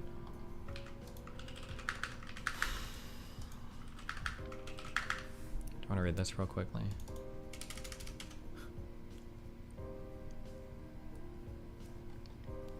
Today on stream, Destiny seemed confused. Oh, I read this off stream today, actually. Sorry. I'll read this. Sorry, real quick. He had linked this earlier and I opened it, but I didn't read it. Today on stream, Destiny seemed confused about how lack of exposure to things in childhood could make you more susceptible to allergies. The argument being that repeated exposure to something in childhood should boost your immune response to that thing. I'm going to give a brief overview of how this can make sense. I'll supplement with some things, with some sources where appropriate, but my immunology textbook is on my desk at work and it's Christmas Day, so I'm not about to go check it. Please, therefore, accept my immense apology for any minor errors or oversights. The simple answer is as follows. The immune system is less one system nor a super system of interconnected systems. Atopic diseases seem to be primarily mediated by IgE. Atopic is allergens, and then IgE has something to do with allergic response, I think. I don't know. Oh, immunoglobulin. It's a type of antibody. IgE is a type of immunoglobulin that seems to be evolved for anthelmintic immunity. Oh, for parasites or worms. Exposure to helminths. Oh, he has it in here. Fuck, I need to stop Googling. Worms, nematodes, and other parasites early in life seems to be associated with a reduction in atopic diseases. Parasites appear far more similar to human cells than do viruses or bacteria. Parasites are eukaryotes, I think, or eukaryotes. And often even animals just like you. Bacteria are prokaryotes. I don't remember how to pronounce this. And viruses aren't even really alive. Huh. Early exposure to parasites appears to be important in training IgE-mediated immunity to properly differentiate between dangerous parasites and self/food/pollen or any other targets for atopic disease. The developed world has, relative to pre-civilization, even the developing world, practically eliminated parasitic disease from our daily life. When did you hear the last somebody actually getting a tapeworm outside of those 2 episodes of House? Were there 2 episodes of House for tapeworms? This reduction in helminthic disease has come with a concomitant increase in atopic disease, believed to be the result from the reduced ability of IgE-related immunity to distinguish harmful helminths from harmless shellfish/peanuts/flowers. That's a basic rundown. Gotcha. Okay, cute.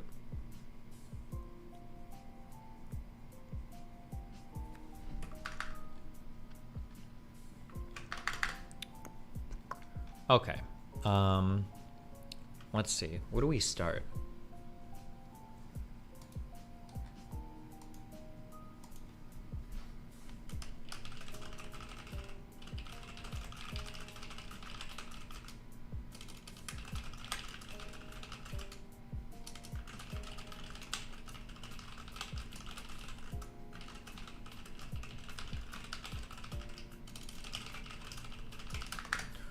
Wasn't there an episode with a brain tapeworm too? Oh yeah, that was like, was that the pilot episode? It wasn't a tapeworm though, was it? But I think, yeah.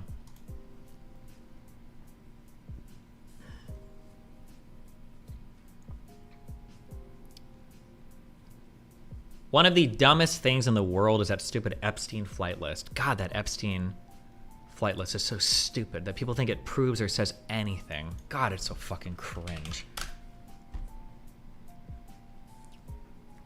Okay. Why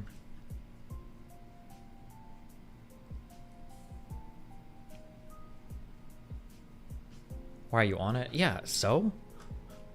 You like to fly me around a lot, okay? I was only 21 at the time, all right? 16 is basically my age.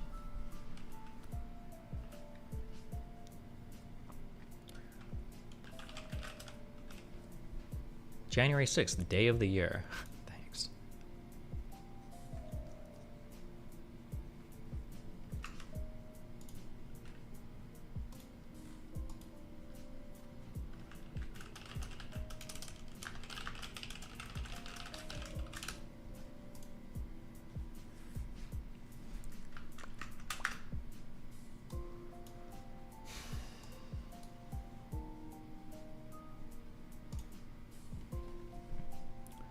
Okay.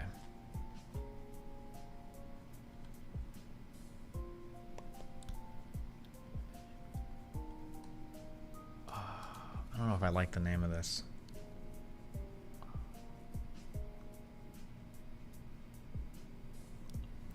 No, it's fine. Fuck it. All right. Should I even read the wiki on this, or should I just read the commission? I need to find out who was on that commission, because I feel like people are going to say it was biased.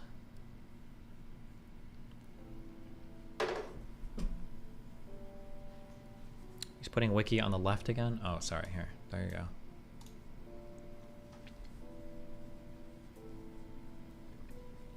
In the early afternoon of Wednesday, January 6th, since you see what so many people are talking about trauma, you should read this piece. Okay, Lurk linked me this in like 3 weeks, okay? In the early afternoon of Wednesday, January 6, 2021, 2 months after the defeat of the 45th U.S. President Donald Trump, the 2020 presidential election, bro, reading this with the fucking Invisalign in is going to drive me fucking insane. Holy shit!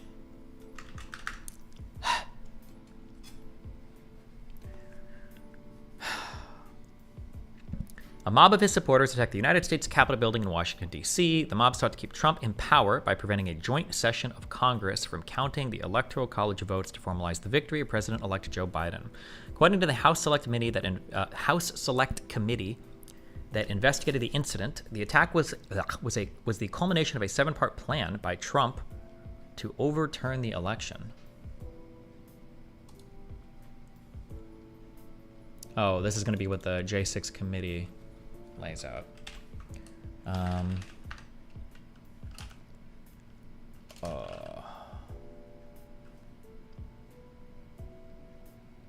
Why is my history so bad? Why is the Chrome history like, fuck? What was the name of the PDF? J6.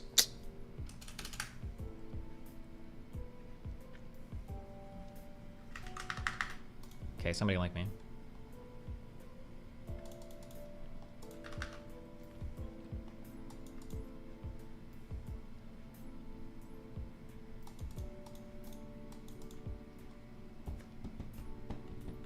Okay, never mind. I'll look for it. January 6th, Select Committee PDF. Okay, we got it.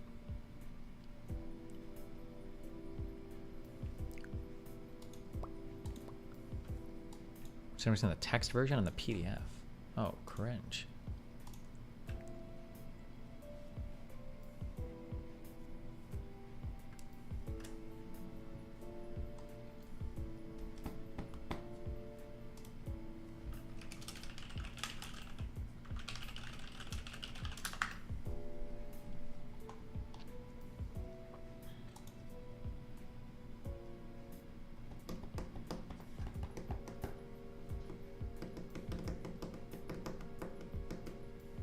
Wolf Among Ravens, if you're going to link me like a credible article or something, feel free to do it. But otherwise, I'm going to use the rest of my other downloads. 1 sec.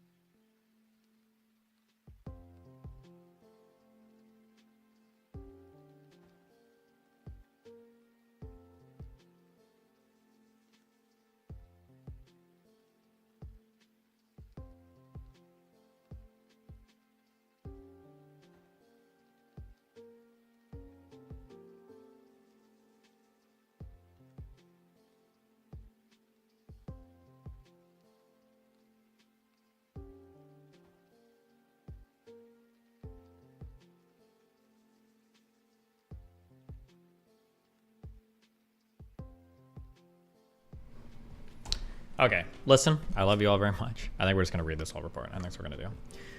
Okay.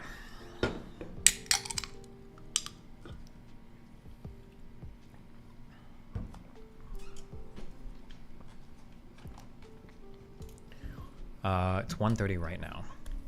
The final report, the Select Committee to investigate the January 6th attacks on the Capitol of the United States. December 22nd, 2022, 117th Congress. Okay, so this is probably going to put us pretty big on the timeline and maybe before. Hit the download button. Okay.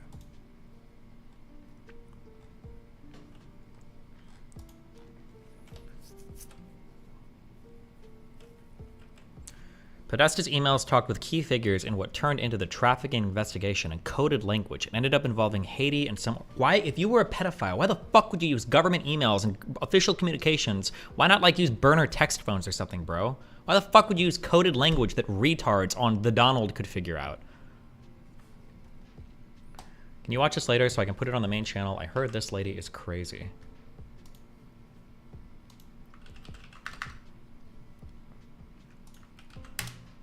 Hello, I'm Amber.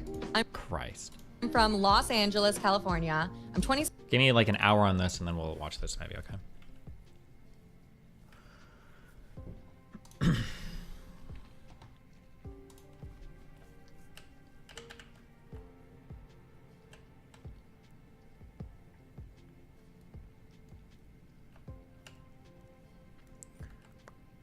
Okay, Select Committee to investigate the January 6th attack on the United States Capitol. We should do, I should do a separate note for this thing. Okay.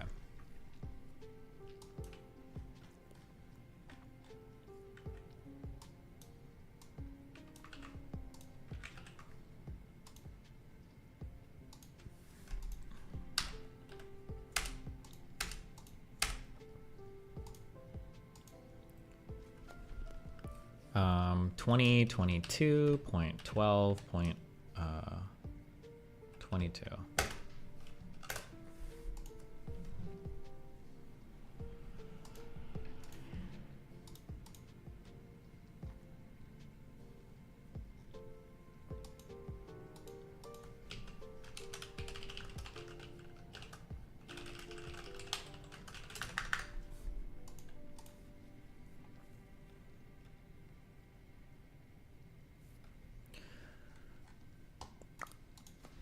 Okay. First, let's do composition. I think it's good to know.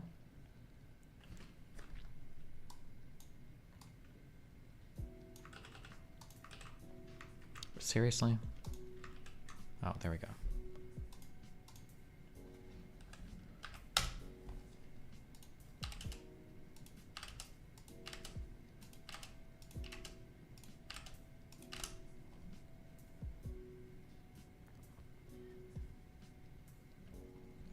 An hour behind, Romney created Trump. In 2012, the most vanilla Republican ever was a racist with blinders. Republicans just wanted a fighter after that. Okay.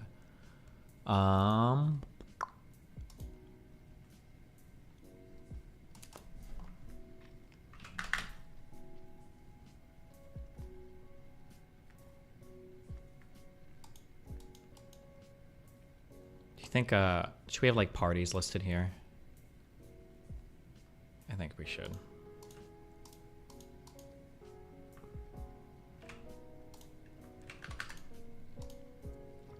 Do we know the parties of every single person here? Like Liz Cheney's like a Republican, right?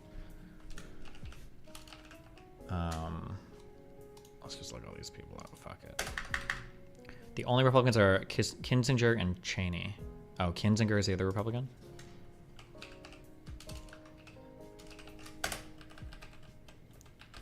And everybody else is a Democrat? Okay. She is a rhino trader. True.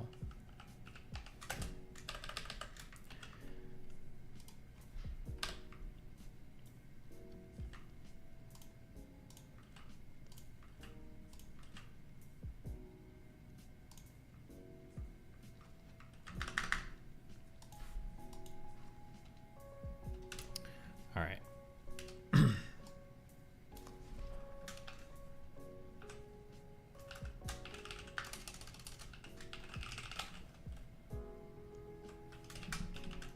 Why is the January 6th panel so Democrat heavy? No Democrats, or I'm sorry, few Republicans on January 6th special select committee.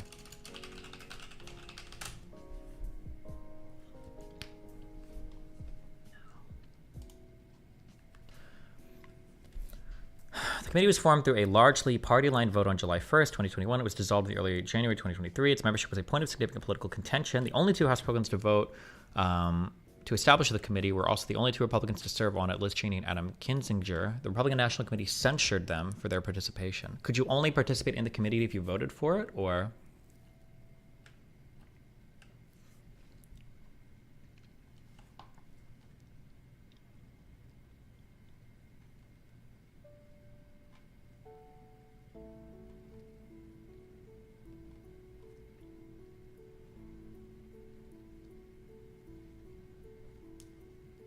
The chair said because he selected lawyers.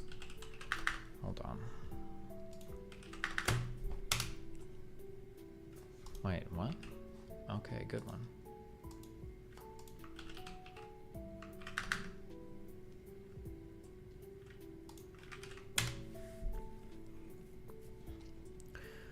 Representative Benny Thompson, the chair of the January 6th Select Committee, on Thursday said he has created a 4-member subcommittee to handle outstanding issues as the panel looks to wrap up its work.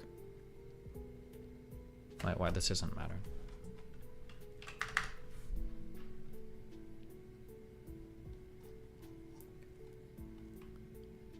Oh god, Wikipedia is doing this thing now where it changes the page based on... Fucking annoying. Okay. Members. Okay, the committee's chair was Benny Thompson. The vice chair was Liz Cheney. 7 Democrats and 2 Republicans sat on the committee. In July of 2021, Thompson announced the senior staff.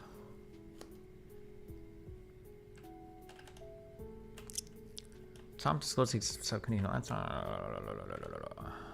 Is there like a news article or anything talking specifically about like? Oh, okay. Hold on. Yeah.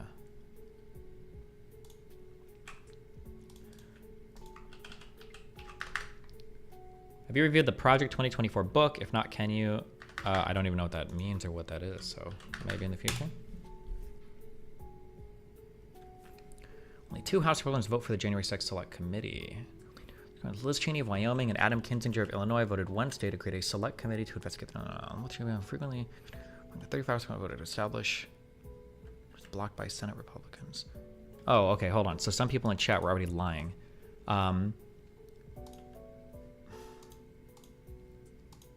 Holy shit.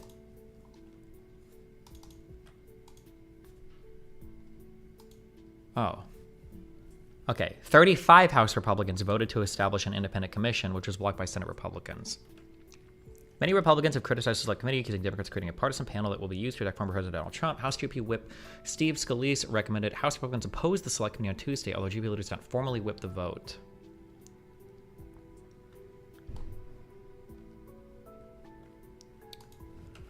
Cheney and Kinzinger have each faced backlash for high-profile criticism of Trump.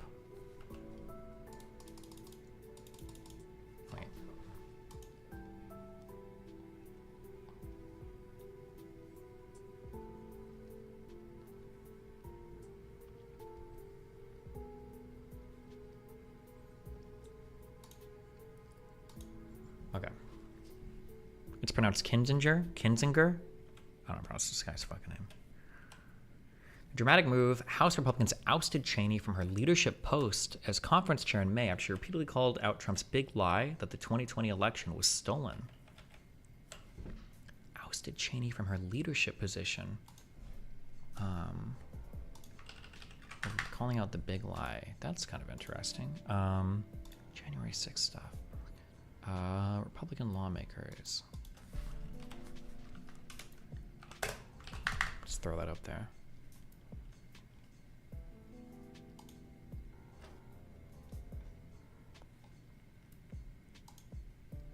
Wait, okay. Cheney sharply criticized remarks from the decision vote and the voters. Trump's ongoing election lies and has launched a political action committee as part of an effort calling Country First. At a statement Wednesday, we need a full accounting of what happened in J6. Bipartisan committee is the best approach, and although the House was able to pass the measure, it was blocked in the Senate. Today, I voted in support of the Select Committee because the truth matters. The 35 votes are for the bipartisan committee. Only 2 votes was for the House Commission. Oh, gotcha. Wait, okay, hold on. I'm sorry, fuck. Listen, I'm mining you guys as a repository for information, but don't just link random shit that you're Googling right now that you've never heard of before, okay? I'm looking for specific links. I can look for it all on my own if I want. It just is going to take longer. I'm asking a very particular question. The composition of, listen to me. Actually, yeah, hold on, because I'm just going to ban for a day people that link not off-topic shit, okay? Listen, this is what I'm asking very specifically, okay? The composition of this select committee to investigate Donald Trump is heavily democratically biased, right? There's a lot of Dems on here. So I'm just curious, is there an article, is there a statement by any House members talking about why it's biased or that they're not supporting it or that they feel like the selection wasn't good? That's what I'm looking for, okay? If you're aware of those articles, you can tell me. Otherwise, I'll just keep Googling around until I find something.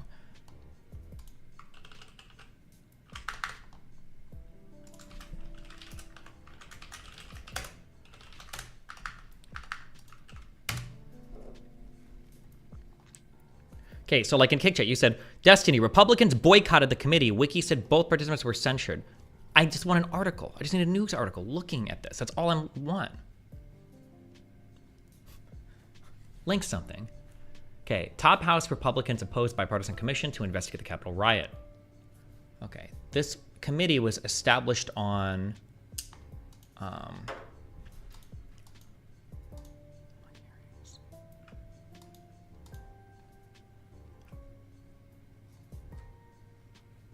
staff.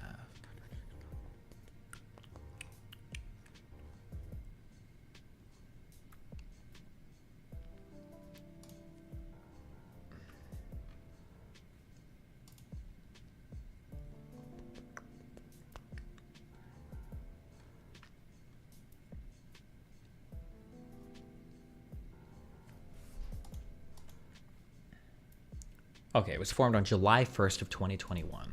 Okay.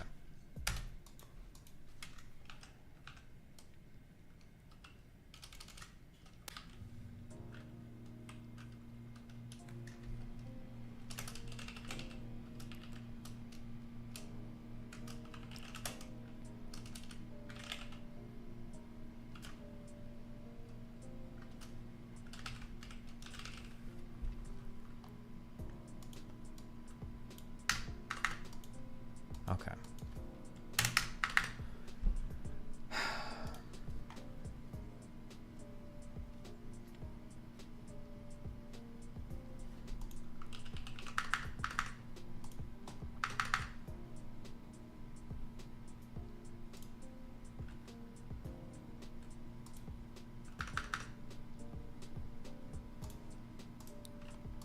Okay, I changed my mind. I want something more, on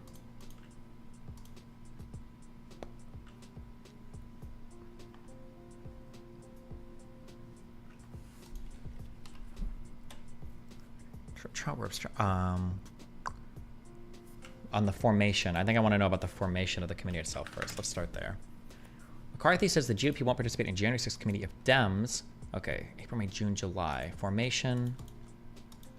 I just need the start of this. Let's get the very start of this committee. Okay.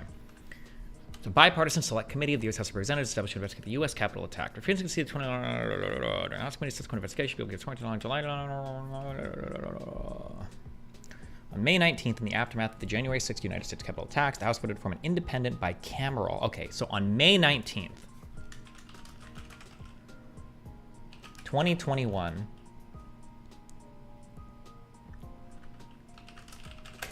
voted to form an independent bicameral commission, meaning including the Senate and the House, to investigate the Jan 6th attack. Riots. Insurrection.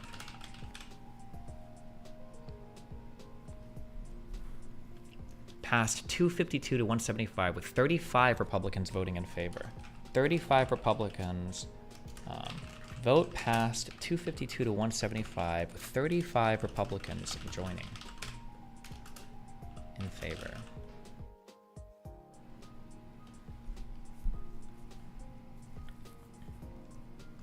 The bipartisan bill passed. Okay, a large number of defections was considered a rebuke of Minority Leader McCarthy, who reversed course and whipped against the proposal after initially deputizing Representative John Katko to negotiate for Republicans. The proposal was defeated by a filibuster from Republicans in the Senate.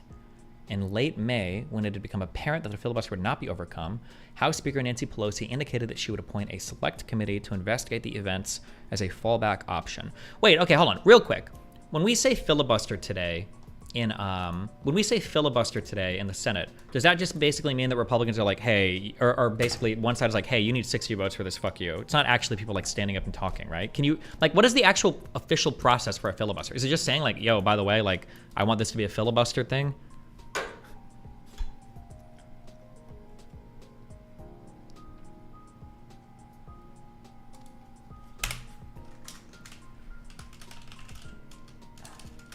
Senate Republicans blocked the bicameral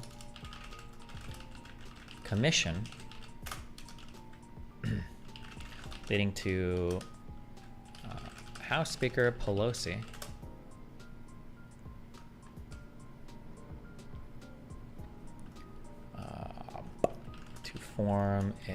to appoint a select committee using only House members.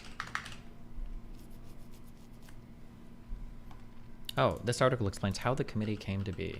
Oh.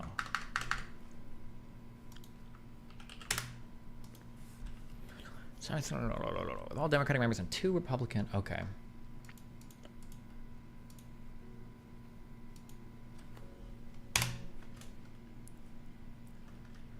On June 30th, 2021, House Resolution 503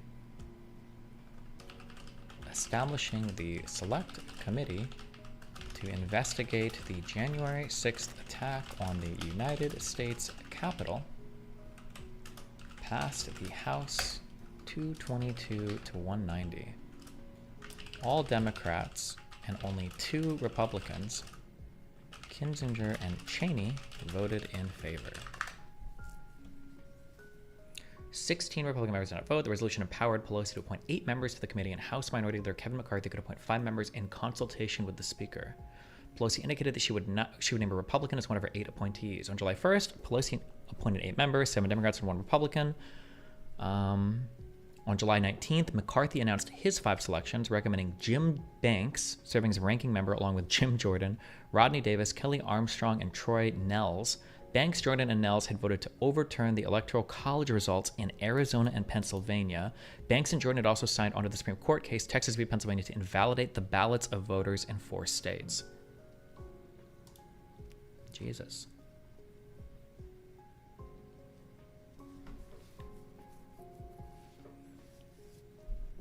If you're going to do a J6 debate, it should probably be a BLM insurrection plus J6 riot debate, considering how the former much led to the latter. The BLM wasn't an insurrection. I don't remember BLM trying to overturn elections anywhere. Feel free to link me something if I forgot.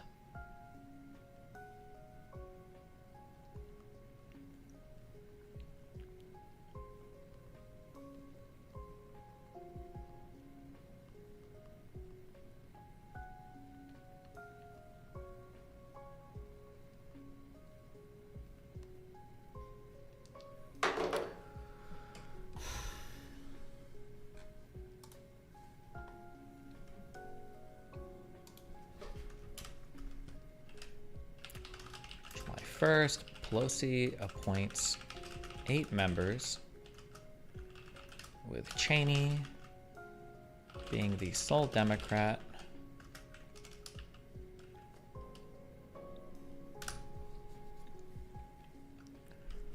On July 19th, McCarthy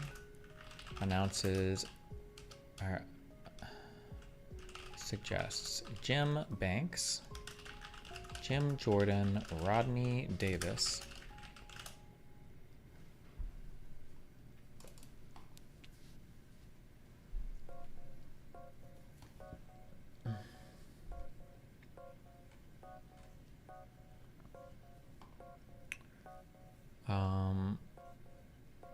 sole Republican, sorry. Jim Banks, Jim Jordan, Rodney Davis, Kelly Armstrong, and Troy Nehls. Banks, Jordan, and Nels voted to overturn the EC results in Arizona and Pennsylvania. Banks and Jordan signed on to the Supreme Court case Texas v. Pennsylvania to invalidate the ballots of voters in 4 states.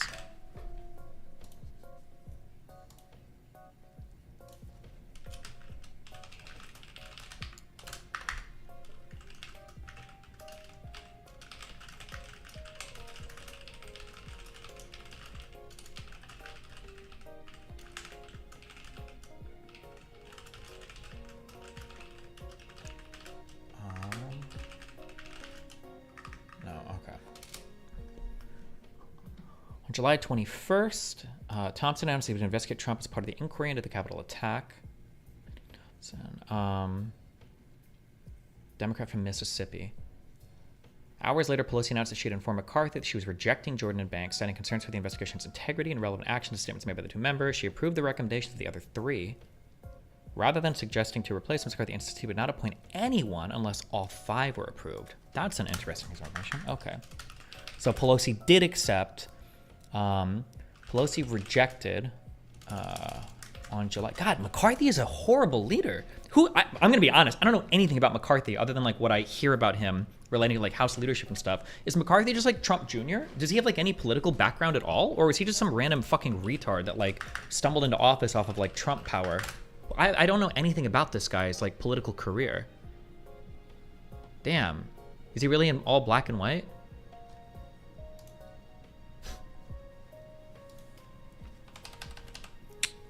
He's the best GOP fundraiser. Damn. Is that true? Okay. He was in the California State Assembly. Same year, he was the first elected to the U.S. House. McCarthy served as a House Republican Chief Deputy Whip from 2009 to 2011. A whip! So somebody that's worked with other politicians and shit. Or like more, I think, more than even like an average House member would be, whatever, yeah. Majority Leader under Speaker John Boehner. Paul Ryan speakership. Majority Leader.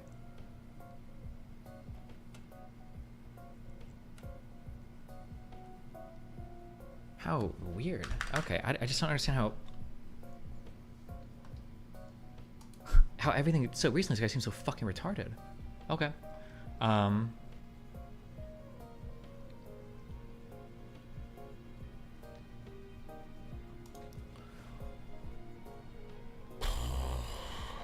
July 21st,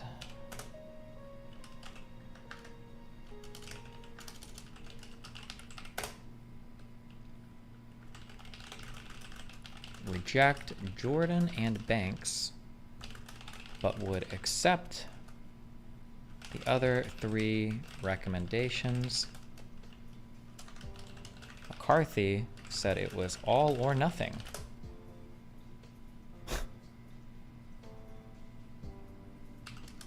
Costing Republicans almost all of their representation on the January 6th Select Committee. Good one.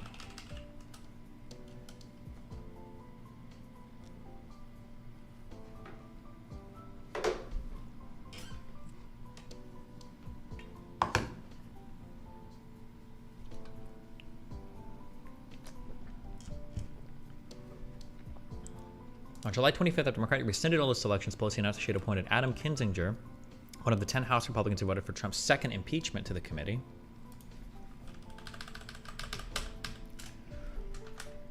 On July 25th, Pelosi announced her appointment, Adam Kinzinger, to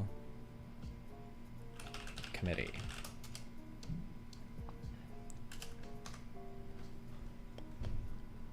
Fuck the committee word. Kissinger? Oh, it's... Why am I saying Kinzinger? It is Kissinger. No, wait, hold on. I don't know if I'm gonna guess that. Hold on.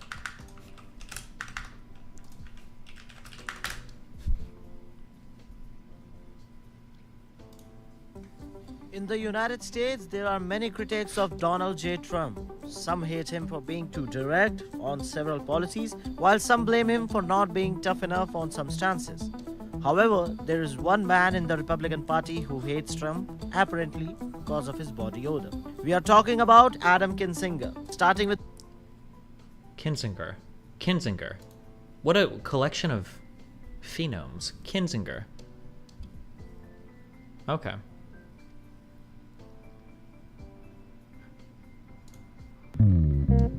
Since we started over a decade ago, we have brought you hundreds of Bro, just somebody say his name. This? Israeli military expands its attack in Gaza on Hamas. On Capitol Hill, the House is moving to vote later this week on a standalone $14.5 billion aid package for Israel. Over the weekend, newly elected House Speaker Mike Johnson said on Fox that Israel is the, quote, pressing and urgent need. Johnson also believes an Israel-only package will have bipartisan support, but he could be setting up a showdown in the Democrat-controlled Senate. In his primetime speech from the Oval Office earlier this month, President Biden had called for one bill with roughly $105 billion in funding, the majority of it for both Israel and Ukraine, as well as other national security efforts. Joining me is CNN senior political commentator Adam Kinzinger, the former... Kinzinger. It is. Okay, Kinzinger. Okay. All right. The 10 House Republicans voted for Trump's second impeachment to the committee. Okay. Boom. Okay. Notably, Kinzinger was one of only 10 House Republicans, House is probably capitalized, right? House Republicans to vote for Trump's second impeachment.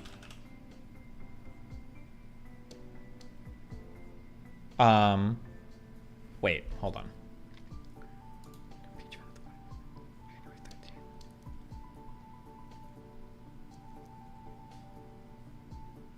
Who were the other Republicans? Was Cheney one of the people that voted for this?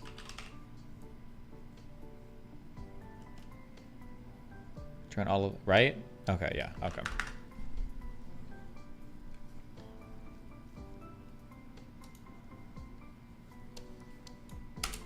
Okay. So notably, this is a committee that has eight Democrats and then 2 Republicans that both voted to impeach Donald Trump on the second on the second impeachment thing. It's pretty scary. On February 4th, 2022, the Republican National Committee voted to censure Cheney and Kinzinger, which it had never before done to any sitting congressional Republican. The resolution formally dropped all support of them as members of the Republican Party, arguing that their work on the Select Committee was hurting Republican prospects in the midterm elections. Kinzinger had already announced on October 29, 2021 that he would not run for re-election. Cheney lost the primary for her re-election on August 16, 2022. Huh.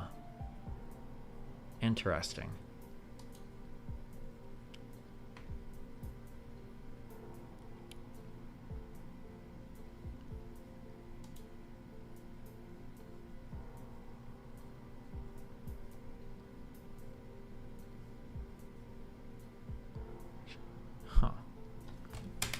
Okay.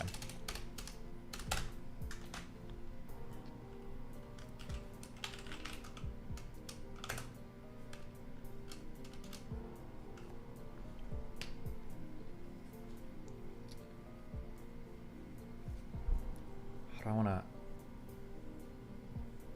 I'm trying to think of how I want to organize this.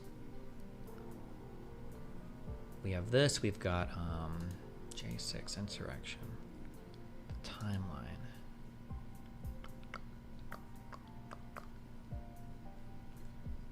Deaths, actions, police.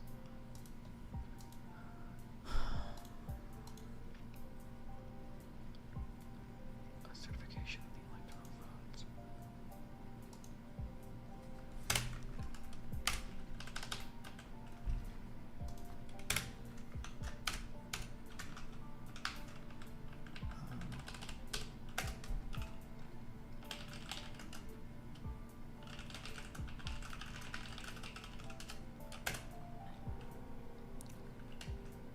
Liz Cheney. I should remember the states. I think it's probably good. Or do you think that's too much information? Like from where these people are from? Like Liz Cheney is from Wyoming.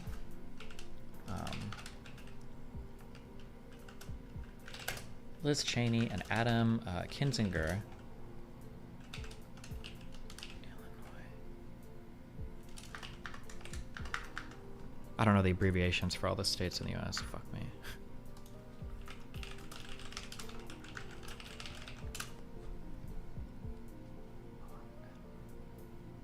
How do they normally write this? Because there's different, isn't there different ways that you write, like you abbreviate like a House or a Senate person? Do you write by district, or maybe there's not like a formal way of doing it? W.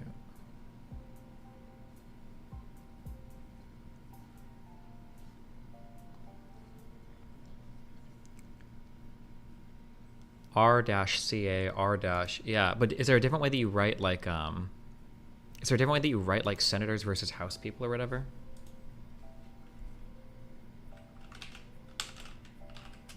Wyoming. Or this abbreviation is WY, right? Where the fuck is it listed? Yeah, okay. Just senator or representative? Okay. Okay. We're censured by the Republican Party for participating in the J6 Select House Committee, or House Select Committee? House Select Committee. Cheney would go on to get crushed in her election. Kinzinger would not run. Kinzinger had already announced he would not be running again.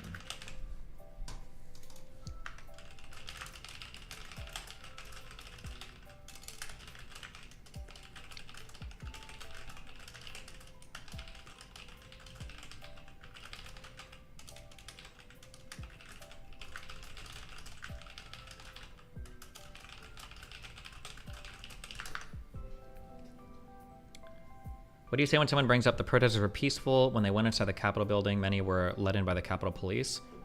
No part of the, literally no part of the J6 conversation has anything to do with if most of the protesters were peaceful or not. Nobody even cares about that for any protests. That is a red herring and a cope. Because when you talk to Republicans and you go, oh, what do you think about the BLM stuff? They'll go, those were riots, unprecedented damage, blah, blah, blah. You go, oh, well, what about the fact that like 93% of the protests were peaceful? Like, nobody, that talking point is irrelevant. That's a cope talking point. Is it the House Select Committee or the Select House Committee? It must be the House Select Committee, right? That's what I'm betting on. Oh, Select Committee to investigate. Fuck me. House Select Committee. It is House Select Committee. What did I put? What did I bet on? House Select. Oh, okay, good. All right.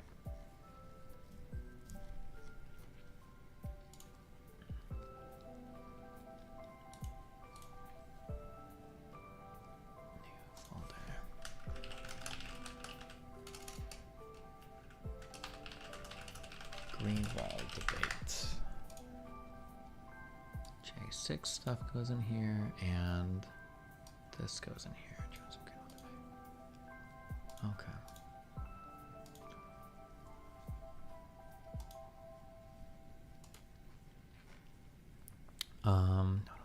Okay. For me. House Select Committee. Okay, I'm pulling a lot here from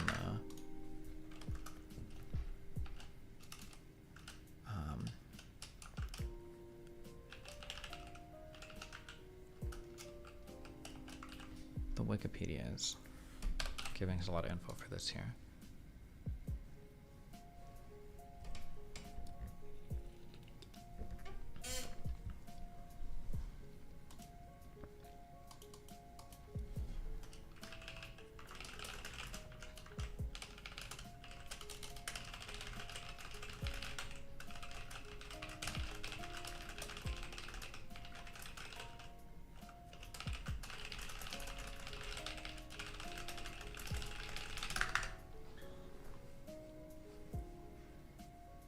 Oh my God.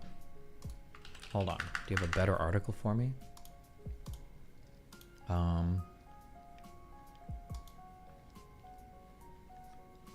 Okay. I'm probably going to have these 4 articles. I'm not going to do anything else, okay?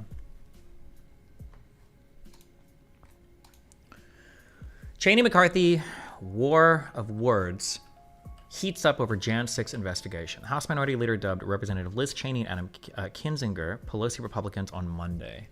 What is the date of this article? The 7th month is July, right? July 26th.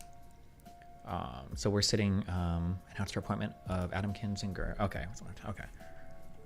Liz Cheney's already taking public heat from House Minority Leader Kevin McCarthy and dishing it back over her Democratic appointments to the select panel investigating the J6 Capitol attack. The relationship between McCarthy and Cheney has steadily deteriorated throughout the year, with an apparent peak coming from the California Republican helped oust Cheney from the House GOP's number 3 leadership spot. Oof. When did she lose her leadership spot? When did that happen? Damn, she was so high in the Republican Party. I do remember this. And she lost everything in the Republican Party for opposing Trump here. Wild.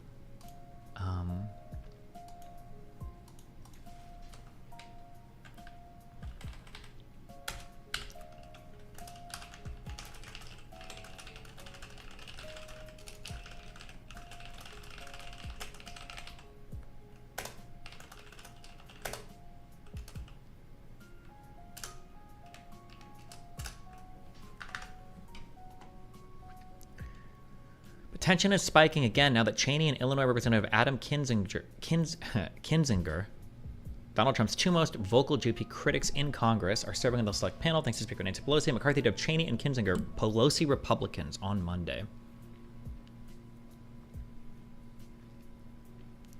She wasn't even ousted specifically for the committee. It was because she criticized Trump. Was that it? What is the I should have this. Cheney ousted Republican leadership.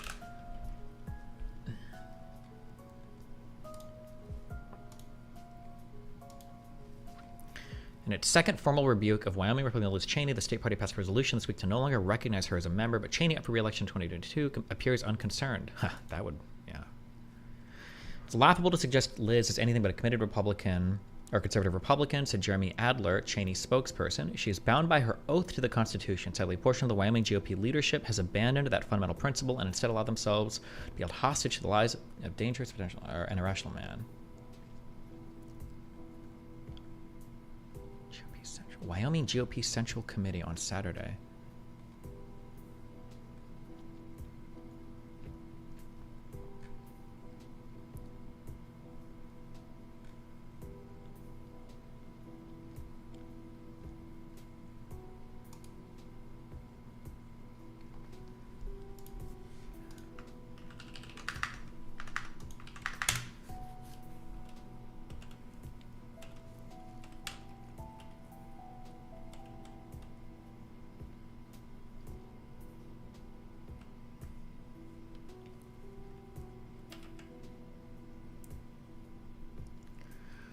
The move marks the second time this year that Cheney faced a vote from her fellow House Republicans to remove her from her leadership position, but this time she didn't have the support of top Republicans like House Minority Leader Kevin McCarthy, openly endorses a candidate to supplant her. Cheney's removal, which was widely expected, likely marks the end of her rise in the Republican Party, an ascent that began shortly after her election to the House in 2016.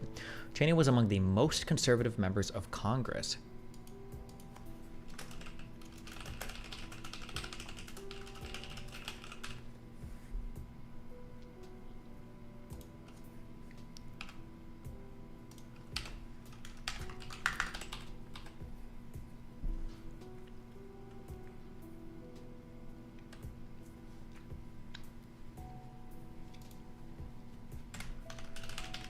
One of the most conservative voting records in Congress. Our only choice is Trump. Destiny, are you with us? Fuck no.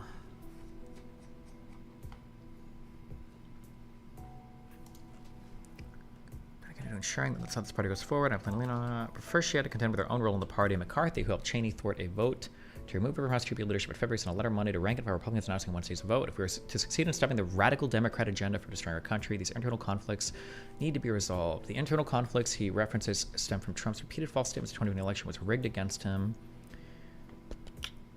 It's Donald Trump's claims about election rigging.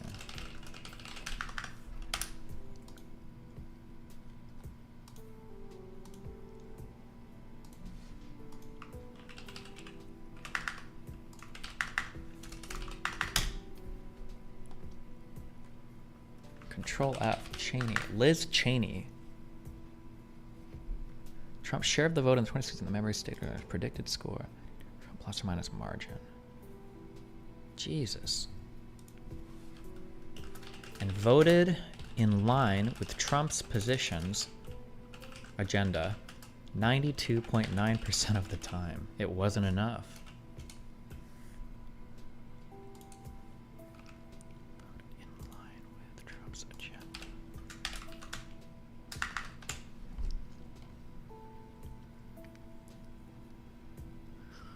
Fracture just got in. Did Destiny get red pilled on J6 yet? The things that I would want to say relating to Donald Trump and J6 would get me permabanned off of every single platform. If you're a conservative and you're here hoping that my opinion on J6 is going to change significantly, unless there is a whole treasure trove of evidence or documents that I've never seen before, yeah, you're definitely not in the right place, okay? Listen, if you're a fan I picked up in the Rittenhouse era, okay? Time to take a week or two off stream, okay?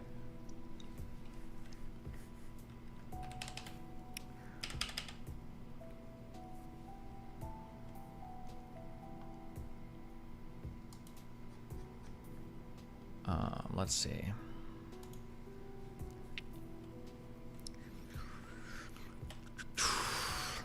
Okay, Cheney. I want to sit back and watch in silence while others lead our party down a path that abandons the rule of law and joins the former president's crusade to undermine our democracy.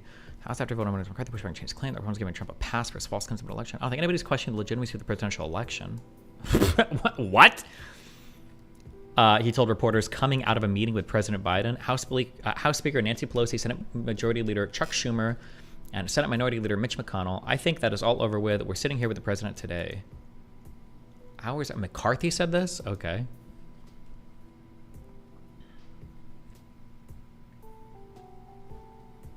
Trump has cheered Cheney's ousting and on Wednesday morning issued a statement saying House Republicans have a great opportunity today to rid themselves of a poor leader, a major Democrat talking point, a warmonger, and a person who has no personality or heart.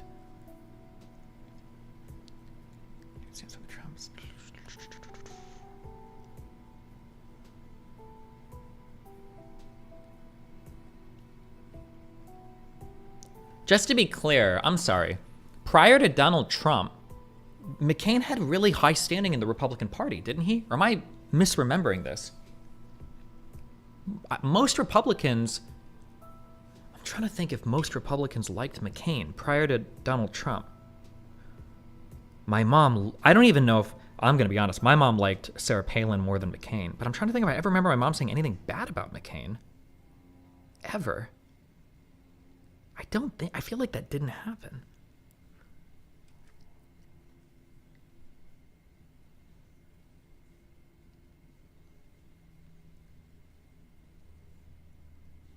God, fuck. Did people know that McCain was going to vote no here? Was this known ahead of time, or was this a surprise vote? Mr. Peters.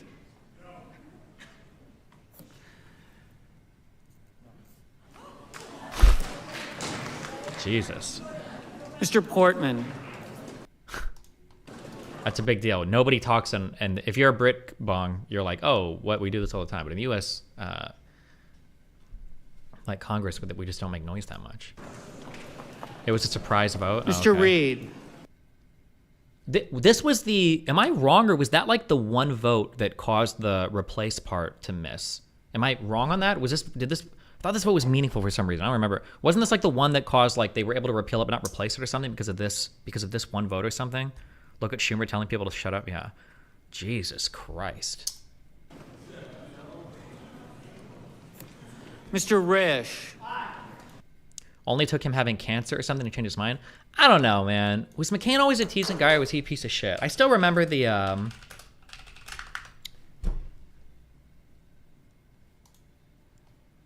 We're scared.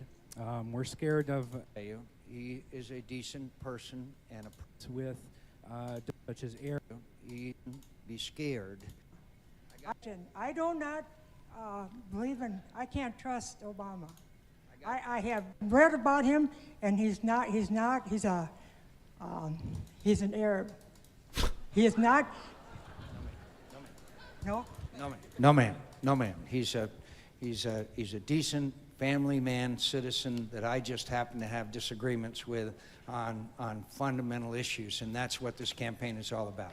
He's not. Thank you. Thank you. He's not Arab. He's decent. Come on. I know that's not what I meant it, but.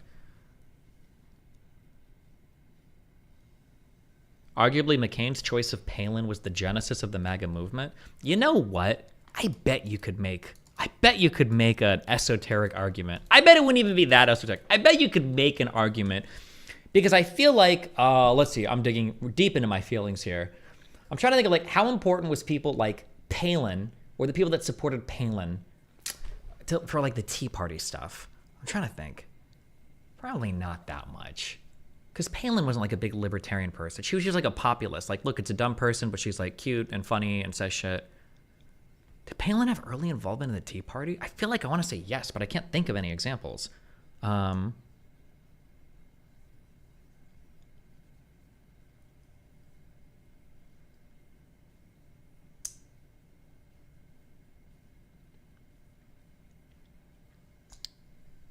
I don't know. I'm not sure. She was too stupid at that. Yeah, she didn't like do like politics. She just like had like funny one-liners and shit. The Tea Party was pushed by Fox News. It was also picked up a lot by people like Glenn Beck and shit too. She heard him. She propagated the Obamacare death panels thing. Yeah, but that was like every fucking Republican. Republicans making fun of McCain's prisoner of war story is crazy. I have only ever heard that after Trump. That was one of the moments, by the way. That was the larger moment for me as a history of being a conservative. A lot of people talk about like the grab him by the pussy shit or whatever. That's like, okay, that was really bad, obviously. I thought that would have been a deal breaker. But in my life, I thought the biggest deal breaker for Trump was going to be the making fun of McCain. I thought that's like, you're completely done. You're going to make fun of a war hero and his like prisoner of war torture treatment? Like, no shot does that ever fly. In the Republican Party, bro? You're crazy. Attacking people's military records is like, who is a POW? No way. Yeah, but Republicans didn't give a fuck. Like, zero principles at all. They didn't give a fuck about that. Everybody, like, cheered it on. I was like, no shot. There was, like, a little bit of bristling. They were a little bit uncomfortable, and then they just, like, moved on from it. Was Trump one of those like flat-footers or whatever? Like the guys that say like I can't be drafted if my feet are flat? I'm trying to remember if he was one of those or not, but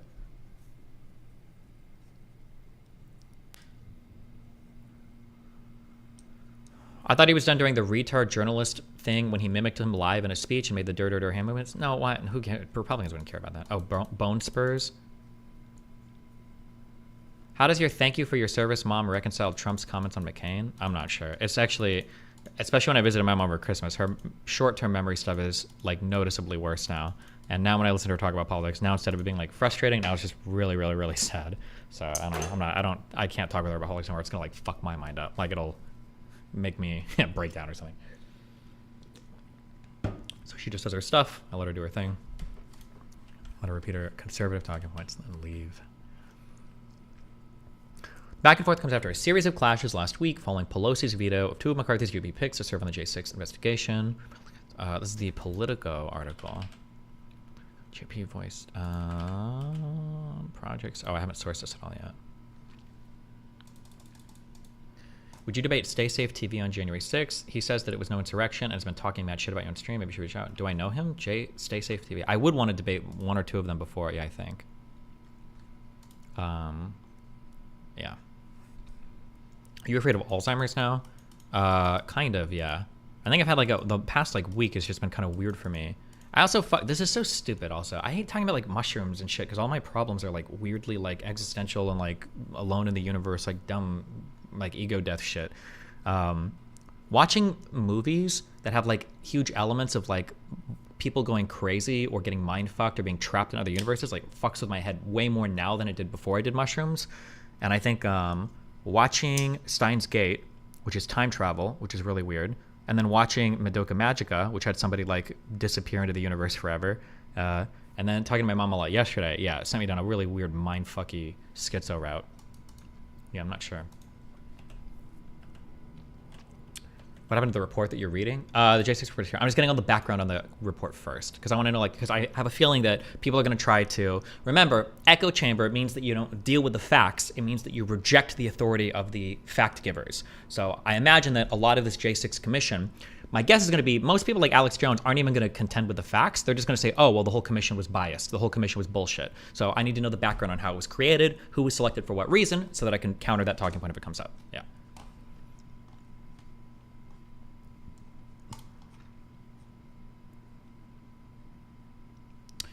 Is it that bad for the person? Since they don't really know, it seems much harder in the person and the people around them.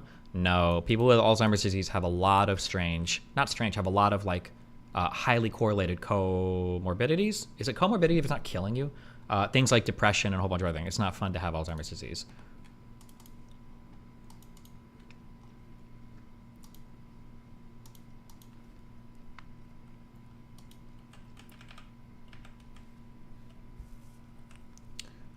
They do. Okay, wait, where were we? Oh, here. Okay. What did you think of Madoka and Steins Gate? Steins Gate is one of my favorite top 3 animes of all time. I was making a friend watch it, and then she made me watch Madoka Magica. I thought Madoka was fun.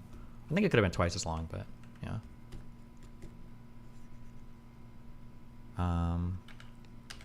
Did you see Midsummer? Yeah, I thought Midsummer was pretty good. My grandma had it and died like a year after being diagnosed. Yeah, for some reason it progresses way differently with different people. I had a friend who had Alzheimer's disease. Their mom did. Wait, have any other streamers talked about their moms having Alzheimer's disease? Do you agree with me now that Madoka Magica is overrated as fuck? For being a 2011 anime, I like the Labyrinth background drawings and shit. I thought were really cute. I thought Madoka was a pretty good anime. I wouldn't say it's like one of my top whatevers, but I thought it was cool.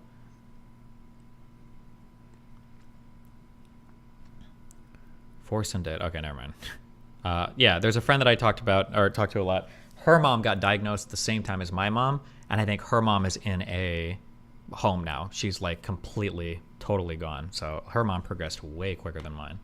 So, yeah.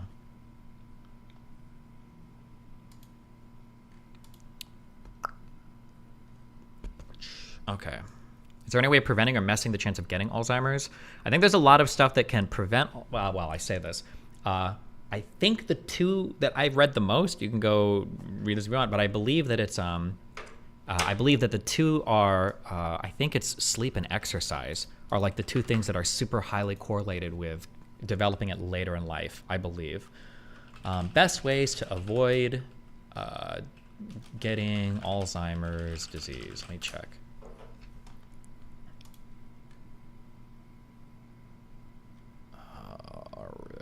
Lay Reddit.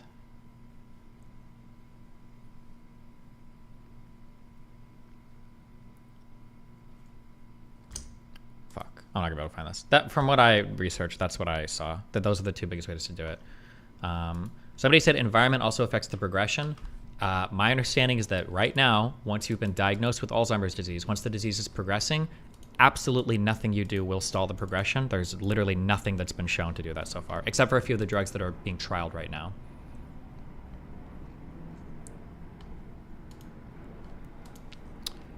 Okay, we're not going down this hole. Any questions about stimulants or amphetamines? I was forced to vote. Member forced to vote Monday evening in an effort to seat all of McCarthy's picks for the committee, but the Democrat-controlled House voted down the measure. Forced to vote Monday evening in an effort to seat all of McCarthy's. The Democrats-controlled House voted down the measure.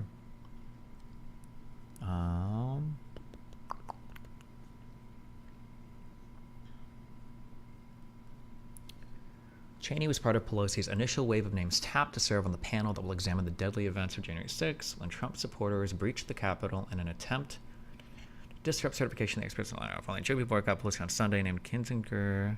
Democrats still not wearing a tie patterned with elephants. Also called McCarthy's comments childish. You can call me whatever names he wants, Kinzinger said, adding that the bottom line is, I'm a Republican. Still, McCarthy's jab signaled a remarkable shift from earlier this year. Cheney once served as his leadership partner before frequent Trump criticisms.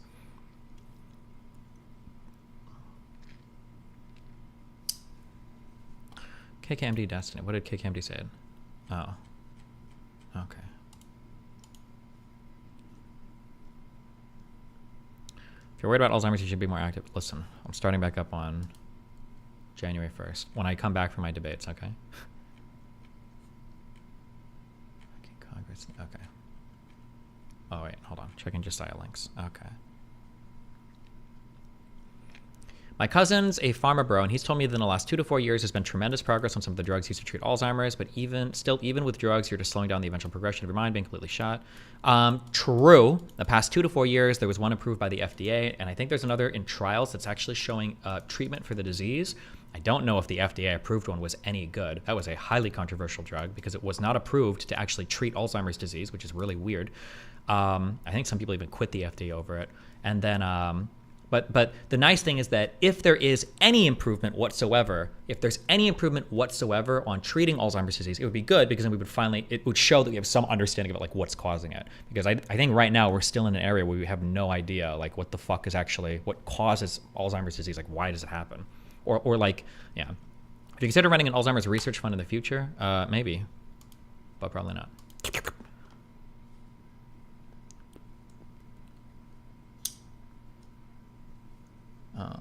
Okay. Settle with her on Monday. If the conference decides to punish him at Cheney, he said.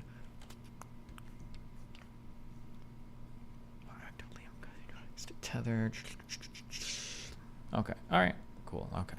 Don't need this. My second cousin is a big medicine guy, and he says Japanese dogweed, meditation, and brain yoga are the most effective ways to burn out. Nice.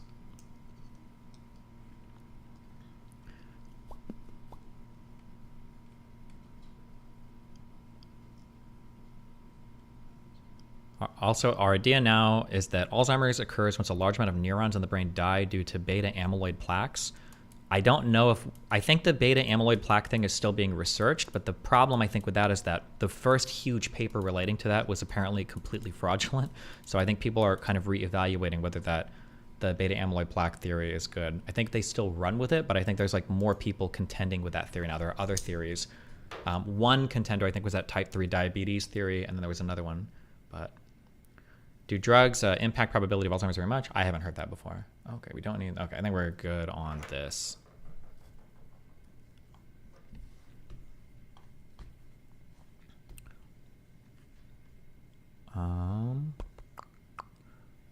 Okay, January 6th. Oh, okay.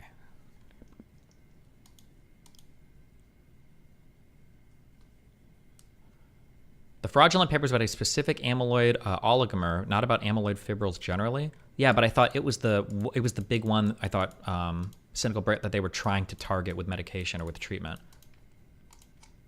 I don't want to dive back into that again. I thought that it called that whole theory into question a little bit more, because I thought one of the big frustrations about that paper was there are other theories about what causes Alzheimer's disease that have all basically been shunned because that paper was considered like so landmark in Alzheimer's disease research.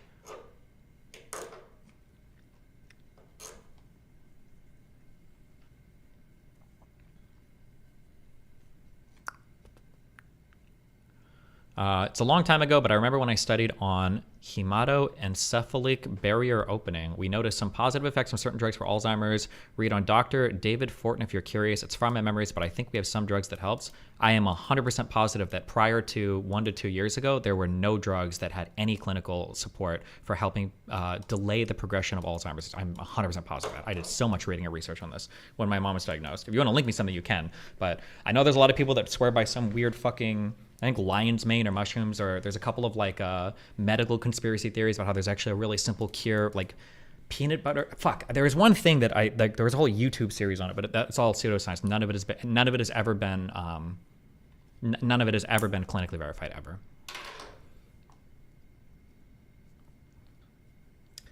Sugar consumption causes so many brain-related diseases really early in research, but it's there. Sugar is so bad. Maybe, yeah. Okay. Okay, members, boom, boom, boom. All right.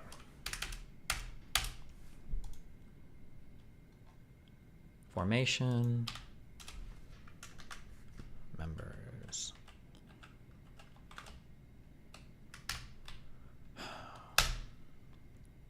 Wow, this testing sure actually knows a lot about everything. My mom has Alzheimer's. I've Googled it. If you don't believe me, then just show me something different. Jesus.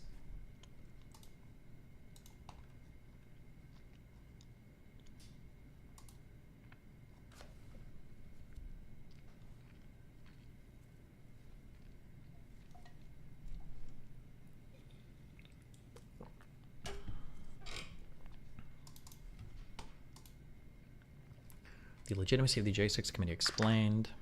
Okay, don't need this. I know if I debate, if I debate, Rob Noor, he'll have like every fucking theory on the other side for this, so he'll give me a good indication of.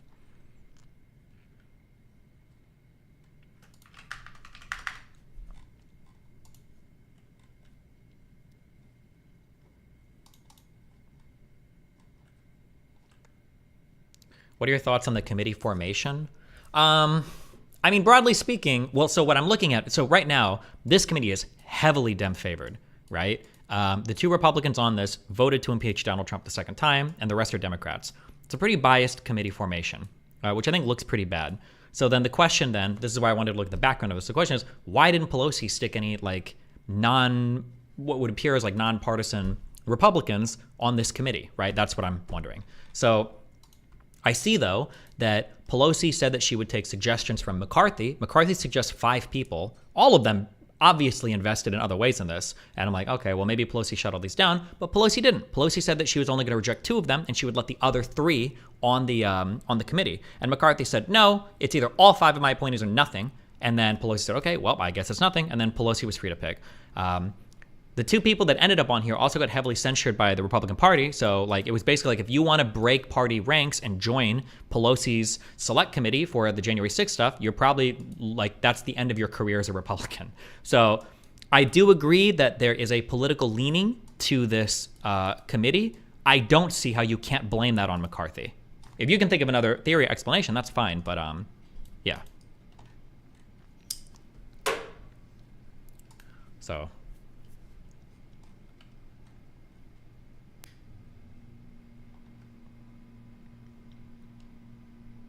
Destiny, there are acetylcholine inhibitors that can slow the progression of mild AD. Nope, not unless it's a drug that was approved in the last like 1 to 2 years or something, or 1 to 3 years.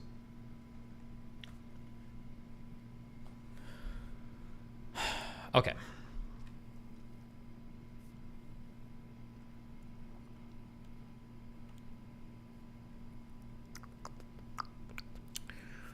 All right. Start reading. The last best hope of Earth. Is that the United States? No. Where'd our music go? How many are on the committee in total? Supposedly there could have been 8 plus 5, but I guess now it was only 8. 1, 2, 3, 4, 5, 6, 7, 8. Unless you count the chair, 9, I guess. McCarthy could have had 5 Republicans on it, but he chose not to. So, I mean, what are you gonna... I mean...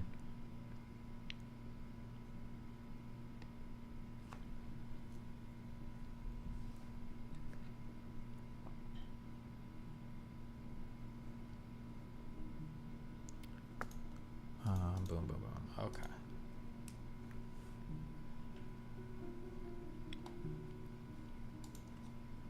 Destiny, would politicians be immediately removed from office if they're on Epstein's list, or would they have to prove they did stuff? Why is being on Epstein's list? Why the fuck does that matter? Epstein was a billionaire. Wasn't like every other fucking important wealthy person in the world on his flight logs at some point? Are you gonna start shit? Hold on. Was Donald Trump on any Epstein flight log? Logs show Trump flew more often on Epstein jets than was previously reported. Like, yeah, who the fuck cares about any of this? Like, what? I'm just gonna ask every conservative from now on, when they talk about Epstein's flight logs, does that mean Trump raped kids? Answer that yes or no. If your answer is no, then shut the fuck up. It's stupid.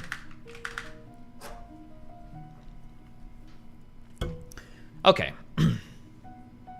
The last best hope on earth. I do solemnly swear that I will support and defend the Constitution of the United States against all enemies, foreign and domestic, and that I will bear true faith and allegiance to the same, that I take this obligation freely, without any mental reservation or purpose of evasion, and that I will well and faithfully discharge the duties of the office on which I am about to enter, so help me God. I think every public officer, takes this oath, right? I think even police might take this oath, maybe? All members of the United States Congress take the sacred oath. On January 6, 2021, Democrats and Republicans agreed that we would fulfill this oath and that we would have an obligation to signal to the world that American democracy would prevail. In furtherance of fulfilling this duty, the Select Committee to investigate the January 6th attack on the United States Capitol was charged with investigating the facts, circumstances, and causes that led to this domestic terror attack on the Capitol, the Congress, and the Constitution. Wow, Makona, thanks for the $10. We owe a debt of gratitude to Chairman Benny Thompson, Vice Chair Liz Cheney, the patriotic members of Congress, and dedicated staff who devoted themselves to this investigation, to uncovering the truth, and to writing a report that is a roadmap for justice. The Select Committee to investigate the January 6th attack has succeeded in bringing clarity and demonstrating with painstaking detail the fragility of our democracy. Above all, the work of the Select Committee underscores that our democratic institutions are only as strong as the commitment of those who are entrusted with their care. As the Select Committee concludes its work, their words must be a clarion call to all Americans to vigilantly guard our democracy and to give our vote only to those dutiful in their defense of our Constitution. Let us always honor our oath to, and as Abraham Lincoln said, nobly save or meanly lose the last best hope of earth, so help us God. Do you agree that it was a domestic terrorist attack? Okay, just real quick as you're coming into this, okay? Just to be clear, the riot kind of mattered. Who died doesn't matter. Whether it was domestic terrorism doesn't matter. The Oathbreakers being there kind of matters for like what the particular event was. Yeah, the violence and the delay of the national, all that, whatever. That's all. Yeah, all these things like kind of matter. 90% of why this matters is because all of this was led up to and incited by Donald Trump. And when I say incited, I don't even necessarily mean the riot itself, although it was. I mean like everything that made the conditions for it possible, okay? That's the big deal about J6th, okay? So don't fix it on the 1 or 6 deaths or the who broke the windows first or most of the people were crazy or blah, blah, blah. None of that is that important. It's the idea that like you had a president of the United States, I believe, I don't know if you count the Civil War, I think for the first time in U.S. history, trying to prevent the peaceful transfer of power. I don't think there's any other president that's ever done that before.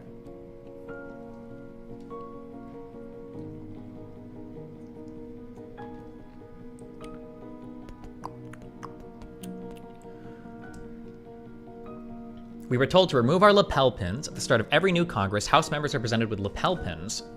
They're about the size of a quarter and carry a seal of a bald eagle. On a routine day in the Capitol, there are thousands of tourists, advocates, and workers. Typically, the pins are an easy way to spot House members. However, on January 6, 2021, the pin that was once a badge of honor and distinction turned into a bullseye.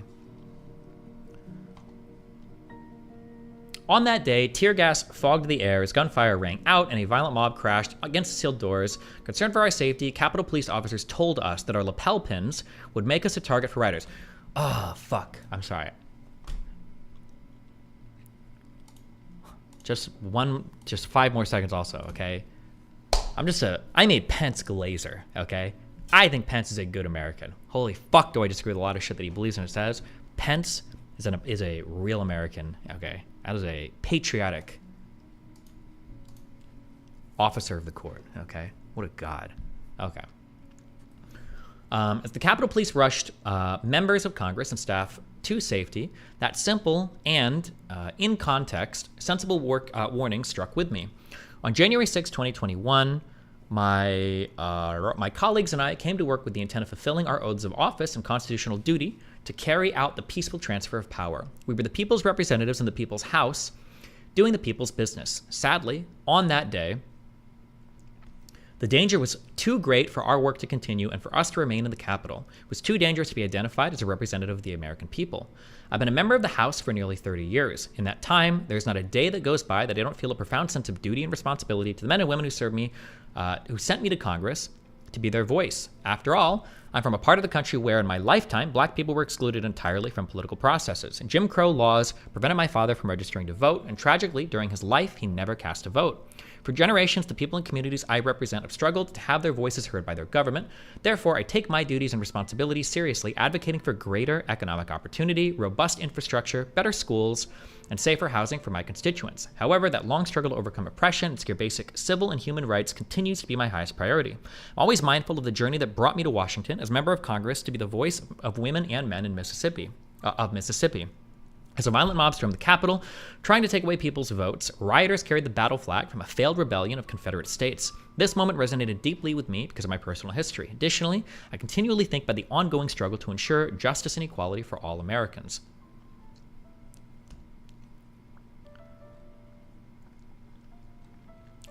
The Capitol building itself is a fixture in our country's history of both good and bad. After all, this structure is among the most recognizable symbols of American democracy. The Capitol's shining dome, topped with the statue of Goddess Freedom, was built partially by the labor of enslaved people in the 18th and 19th centuries. Dark chapters of America's history are written in the building's marble, sandstone, and mortar, and yet in the halls and chambers of this building, leaders of courage passed amendments to our Constitution and enacted the laws that banned slavery, guaranteed equal rights under the law, expanded the vote, promoted equality, and moved our country and her people forward. The Capitol building itself is a symbol of our journey toward a more perfect union. It is a temple to our democracy. What is this? Don't know. Security fail at Capitol, no riot barrier, no riot police, understaffed Capitol Police, intel not shared with Capitol Police, National Guard not. Thank you for your dono. Understandably, this is like an older black guy, so not like the newer era progressives. I like this take on America's dark history, but like our commitment to moving forward. I like the integration of like, listen, Capitol building, part of it was built by slaves, but the same Capitol building, was utilized by other politicians to free slaves and ensure civil rights or whatever. I like this take more than like America is evil and everything is white supremacist and everything needs to be torn down and everything is horrible that comes from slavery. There's a more balanced take, but Those great moments in our history come when men and women put loyalty to our country and Constitution ahead of politics and party. They did the right thing. The work of the Select Committee certainly originates from the same tradition. Our bipartisan membership has moved politics to the side and focused on the facts, circumstances, and causes of January 6th.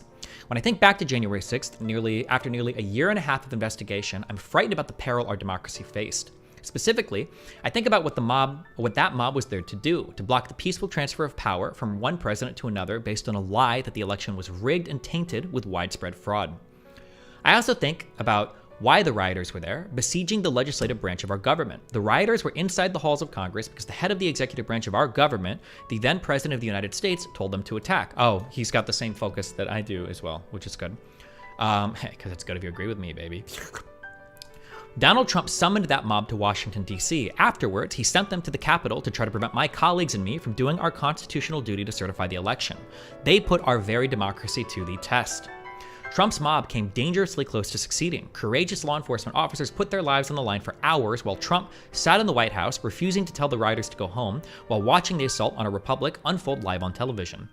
When it was clear the insurrection would fail, Trump finally called off the mob, telling them, "We love you."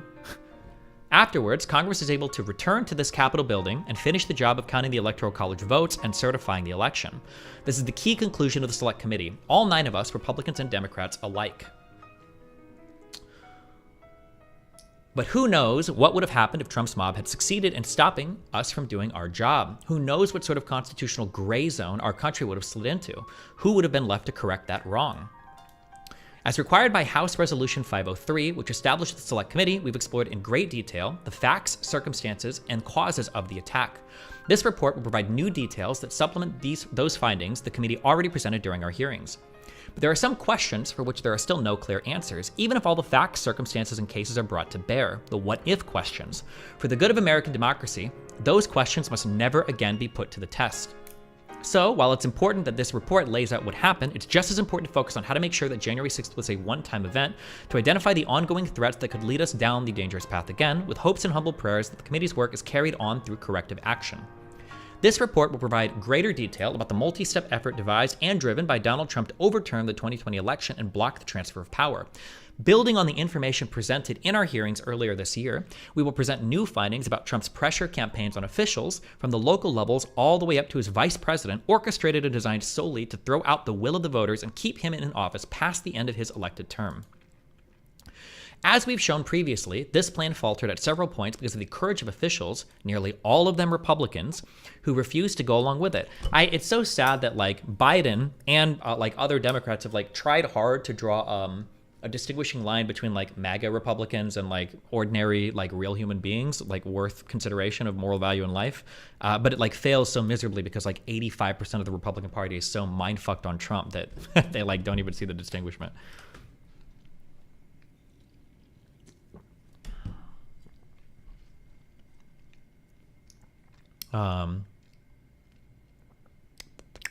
Donald Trump appeared to believe that anyone who shared his partisan affiliation would also share the same callous disregard for his or her oath to uphold the rule of law. Fortunately, he was wrong. The failure of Trump's plan was not assured. To the contrary, Trump's plan was successful at several turns. When his scheme to stay in power through the political pressure hit roadblocks, he relentlessly pushed ahead with a parallel plan, summoning a mob to gather in Washington, D.C. on January 6th, promising things will be wild.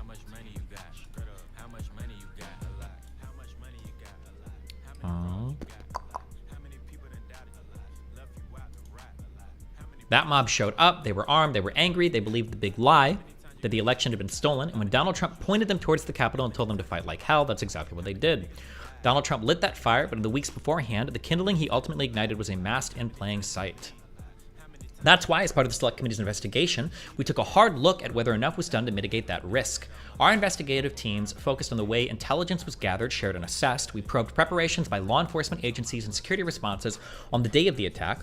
We followed the money to determine who paid for a number of events in the run-up to the attack and to gain a clear understanding of the way the former president's campaign apparatus cashed in on the big lie.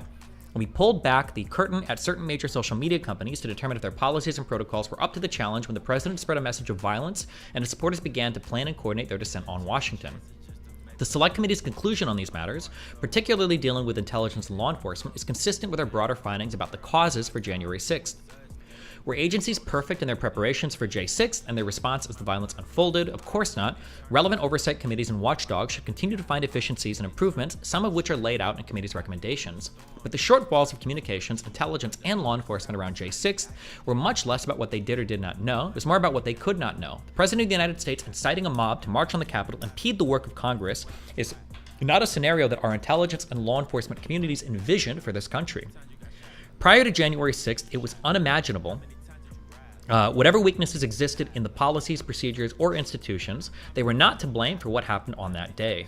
And so, when I think about the ongoing threats, when I think about how to avoid having to confront those what-ifs in the future, my concerns are less with the mechanics of intelligence gathering and security posture, as important as those questions are. My concerns remain first and foremost with those who continue to seek power at the expense of American democracy. What if those election officials had given in to Donald Trump's pressure? What if the Justice Department had gone along with Trump's scheme to declare the 2020 election fraudulent? What if the vice president had tried to throw out electoral votes? What if the rioters bent on stopping the peaceful transfer of power hadn't been repelled? To cast a vote in the United States of America is an act of both hope and faith. When you drop that ballot in the ballot box, you do so with the confidence that every person named on that ballot will hold up their end of the bargain. The person who wins must swear an oath and live up to it. The people who come up short must accept the ultimate results and abide by the will of the voters and the rule of law. This faith in our institutions and laws is what upholds democracy. If that faith is broken, if those who seek power accept only the results of elections they win, then American democracy, only a few centuries old, comes tumbling down. That's the danger. What's the solution? The committee believes a good starting point is the set of recommendations we set forth in our report pursuant to House Resolution 503. Driven by our investigative findings, these recommendations will help strengthen the guardrails of our democracy.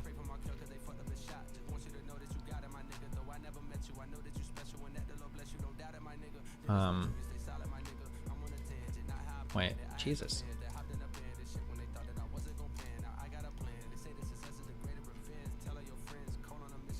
Okay.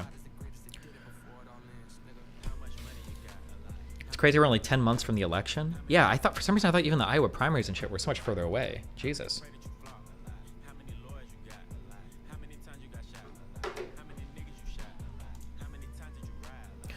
Beyond what we recommend, in my view, and as I said before during our hearings, the best way to prevent another January 6th is to ensure accountability for January 6th. Accountability on all levels. I have confidence in our Department of Justice and institutions at the state and local level to ensure accountability under the law. As this report is released, we see those processes moving forward. But preventing another January 6th will require a broader sort of accountability. Ultimately, the American people chart the course for our country's future. The American people decide whom to give the reins and power. If this select committee has accomplished one thing, I hope it has shed light on how dangerous it would be to empower anyone whose desire for authority comes from their commitment to American democracy and the Constitution. Comes before their commitment to American democracy and the Constitution. I believe most Americans will turn their backs on those enemies of democracy. But some will rally to the side of the election deniers, and when I think about who some of those people are, it troubles me deep inside. White supremacists, violent extremists, groups that subscribe to racism, anti-Semitism, and violent conspiracy theories, those who would march through the halls of the Capitol waving the Confederate battle flag. These are people who would want to take America backward, not towards some imagined prior greatness, but towards repression. These are people who want to roll back what we've accomplished. I believe that those who are aligned with the scheme to overturn the election heeded Donald Trump's call to march on the Capitol because they thought that taking up Donald Trump's cause was a way to advance their vile ambitions. This is why I did not remove my lapel pin on January 6th. Our country has come too far to allow a defeated president to turn himself into a successful tyrant by upending our democratic institutions, fomenting violence, and, as I saw it, opening the door to those in our country whose hatred and bigotry threaten equality and justice for all Americans. Let me finish reading this and I'll respond to your question in 1 second. Fomenting violence and, as I saw it, opening the door to those in our country whose hatred and bigotry threaten equality and justice for all Americans. We can never surrender to democracy's enemies. We can never allow America to be defined by forces of division and hatred. We can never go backward in the progress we have made through the sacrifice and dedication of true patriots. We can never and will never relent in our pursuit of a more perfect union with liberty and justice for all Americans.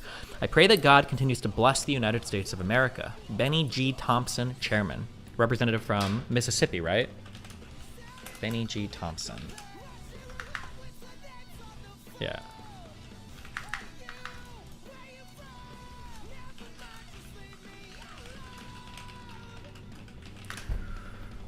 Have you listened to the earlier DGD stuff like Downtown, Battle Mountain 1 or 2? Death Star is cool, but DTBM is better. Maybe. I have such a hard time finding new music because like I said, I usually would listen to music playing League or StarCraft. Apparently there's a lot of, I thought they like all like post-hardcore stuff. Or like those, or like the, would it all be post-hardcore, I guess? Bro, fuck metal genres. I thought it was all just like screamo weird shit. But there's like, yeah, there's a lot of like more interesting stuff. Like the mathy post-hardcore stuff is more interesting. But I'd have to start like listening to albums to find more stuff that I enjoy. But it's like, I can't do it while I'm, like even right now, like this music is just in the background. I can't like listen to new music and think about it while, yeah. Okay, stop now. Yes, I understand that this is everybody's chance to post your favorite band in chat to recommend to me. Yes, there you go. Yes. Destiny, I'm pretty sure that you've already thought the hypothetical, but if there was evidence that there was massive mishandling of mail-in ballots, or if it comes out in some future that there was in fact fuckery on the level that would have swung the election, does it change anything? So this is a feeling that I've had, and I've said this in the past, that if you really did believe that the election was being stolen, then maybe going to the Capitol building was like justified, if you really truly thought that. But the problem then is we have a breakdown in media and a breakdown in leadership, because Republicans didn't think that the election was stolen. Donald Trump didn't really think the election was stolen, and Fox News knew that the election wasn't stolen, right? So when you've got a breakdown at all these points, and then you look at the voters themselves, and it's like, okay, well, did anybody provide a compelling argument that the election was stolen? And they're like, well, I did see these videos on YouTube. I'm sorry, but like, as somebody that is in control, the destiny of this country, as a voter, you are, I think you have a slightly higher responsibility than I watched an Alex Jones video, a YouTube video of a ballot box appearing from underneath the table, and I read from a guy that trip fags on 4chan under the name QAnon, and that's why I think that like the United States' elections are like, I'm sorry, bro, you got a higher commitment to U.S. democracy than that. Or trip frogs, sorry. I don't know what you guys call these. Yeah, like, come on, bro, you can do better. Forward, Vice Chair. Do I need these, How do you know that Donald Trump did not truly believe the election wasn't stolen? Because Donald Trump was informed by every single person near him that it wasn't. He had no reason to believe it. Nobody in his inner circle thought it. Everybody in his inner circle told him to the contrary. And when he was reaching out to people to try to flip things, it was always on some insidious bullshit. Donald Trump knew that the election wasn't stolen. There was no reason for him to know it was. And every single person near him has said as much. Yeah, I did believe at one point in time, I said that like, oh, maybe Donald Trump, I think I probably said it was a year or two ago, like, maybe, or before like all the committees and everything rolled out, maybe Donald Trump really did think the election was stolen. I don't know, the guy's really dumb. But no, I don't. I think he knew that it was not. I think he knew it wasn't stolen.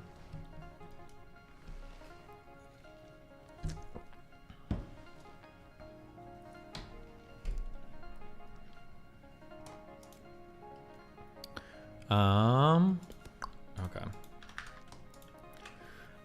Donald Trump was pretty duplicitous, but which politician isn't? I will...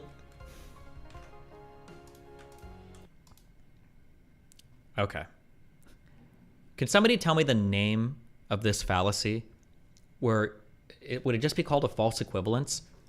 Imagine I bring over a friend and we're hanging out and you're like, oh, I've never seen your friend before. Where have they been? And it's like, oh, you haven't seen him because he was in jail for 27 years. 27 years? Why? Oh, I think it was a rape and then triple homicide. He killed this lady's 2 children, and then he raped her, and then he pressed her eyeballs in until her head exploded. And he went to jail for that. But he served his time, 27 years, he's out. Okay, that's kind of scary. Why would you bring this guy, to my house? Like, it seems like he's maybe kind of a bad person. He's done some bad things. And then your response is, hasn't everybody done some bad things? I cannot tell you how fucking retarded it is to say that. Donald Trump is not being accused. Donald Trump's issue is not that he's a duplicitous politician, and everybody's a duplicitous politician. Donald Trump's problem is that he intentionally, over a long period of time, and with collaboration from his media puppets and the Republican Party, tried to prevent the peaceful transfer of power in the United States, among other things. That is uniquely bad. That's not just a thing that every politician does, okay? By a thick rope. Crassus Dumat. Destiny is unfortunately in this, likes to strawman this convo. Do you want to jump into Discord and chat with me? This is, how could you possibly argue against it? Well, I mean, obviously, it's because you're a conservative. Are the qualifiers to dictate if something's an insurrection, and who's the governing body officials that makes the distinction? Also, thoughts on the Colorado ballot verdict? I hope it sticks. I don't have strong opinions on any of the Colorado ballot stuff. I don't have strong opinions on any of that stuff. That'll be something. I'll probably read the majority and the dissent on the Supreme Court when they finally rule in it. That'll be a really big or interesting ruling and potentially really big ruling.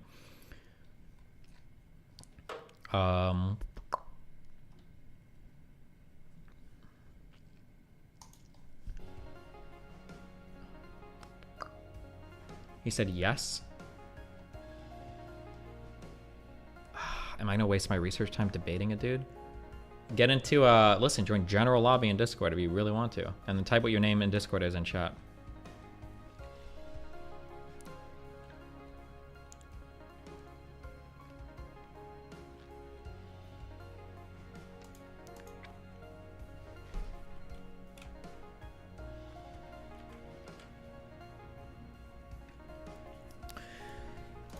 In April of 1861, when Abraham Lincoln issued the first call for volunteers for the Union Army, my great-great-grandfather, Samuel Fletcher Cheney, joined the 21st Ohio Volunteer Infantry. He fought through all 4 years of the Civil War, from Chickamauga to Stones River to Atlanta. He marched with his unit the Grand Review of Troops up Pennsylvania Avenue in May of 1865, past a reviewing stand where President Johnson and General Grant were seated. Silas Canfield, the regimental historian of the 21st OVI, described the men in the unit in this way. Industry had taught them perseverance, and they had learned to turn aside for no obstacle. Their intelligence gave them a just appreciation of the value and advantage of free government, and the necessity of defending and maintaining it, and they enlisted prepared to accept all the necessary labors, fatigues, exposures, dangers, and even death for the unity of our nation and the perpetuity of our institutions. I have found myself thinking often, especially since January 6th, my great-great-grandfather, and all those in every generation who have sacrificed so much for the unity of our nation and the perpetuity of our institutions. At the heart of our republic is the guarantee of the peaceful transfer of power. Members of Congress are reminded of this every day as we pass through the Capitol Rotunda. There, 8 magnificent paintings detail the earliest days of our republic. 4 were painted by John Trumbull, including one depicting the moment in 1793 when George Washington resigned his commission, handing control of the Continental Army back to Congress. Trumbull called this one of the highest moral lessons ever given the world. With this noble act, George Washington established the indispensable example of the peaceful transfer of power in our nation. Standing on the west front of the Capitol in 1981, President Ronald Reagan described it in this way. To a few of us here today, this is a solemn and most monumentous occasion, and yet in the history of our nation, it is a commonplace occurrence. The orderly transfer of authority, as called for in the Constitution, routinely takes place, as it has for almost 2 centuries, and a few of us stop to think how unique we really are. In the eyes of many of the world, this every 4-year ceremony we accept as normal is nothing less than a miracle. Did this guy join, or? Destiny is the kind of guy who researches the real story and what happened at Tiananmen Square by looking at the official CCP report. My favorite thing about bots like you is like you'll say shit like, oh, you just read State Department propaganda. You don't do real research like I do. But your real research is like listening to podcasts of like Tim Pool and Joe Rogan. That's like the start and stop of your real research. Like, but okay, dude.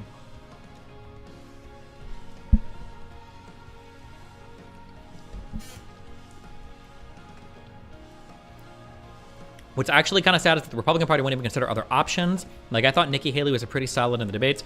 There is no Republican Party right now. There is a party that is, like, basically metastasized by Trump cancer. The Republican Party as it exists today is still completely enslaved to Donald Trump.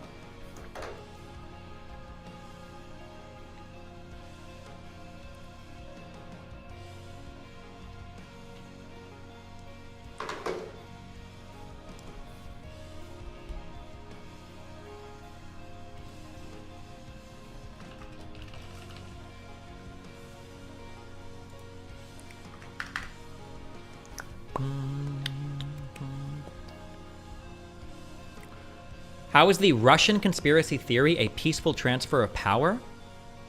I think the Russian conspiracy theory was a peaceful transfer of power when the night of the elections, when it was clear that Hillary Clinton lost, Hillary Clinton said, I concede the election, and then Donald Trump resumed office, and nobody tried to block the certification of the votes, claimed that the elections were rigged, tried to do Supreme Court cases fighting against the certification of the ballots, or trying to control how states dictated their electoral process. I mean, like, what do you mean? What part of that? Like, and then we can play, I can do all the sides of this argument you want. Because then your next response is, actually, Destiny, what about when Hillary Clinton said that Donald Trump was an illegitimate president, right? And then we can go to the book where she said it, or the interview where she said it, and we could talk about how when she says illegitimate president, she means that he gained it through illegitimate means in terms of courting with enemy nations or engaging in propaganda that she considered nefarious. Not that he actually rigged the actual fucking vote totals. Like, we can go back and forth on this all you want, but like to try to make an equivalence between this and Trump is ridiculous.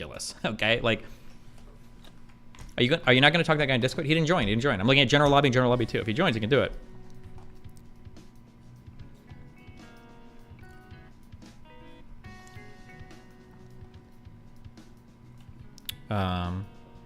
Okay. Every president in our history has defended this orderly transfer of authority except one. January 6, 2021 was the first time one American president refused his constitutional duty to transfer power peacefully to the next. In our work over the last 18 months, the Select Committee has recognized our obligation to do everything we can to ensure this never happens again. At the outset of our investigation, we recognized that tens of millions of Americans had been persuaded by President Trump that the 2020 presidential election was stolen by overwhelming fraud. We also knew that this was flatly false, and that dozens of state and federal judges had addressed and resolved all manner of allegations about the election. Our legal system functioned as it should, but our president would not accept the outcome.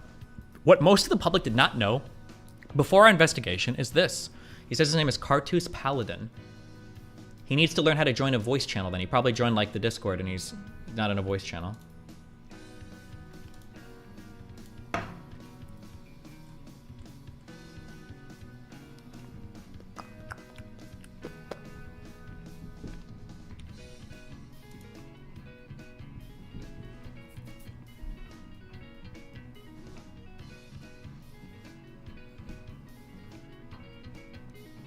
Bum, bum, bum. Do-do-do-do.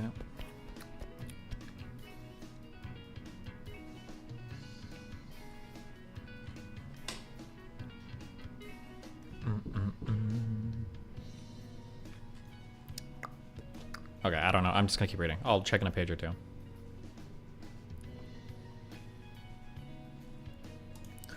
What's the first time one American president refused to...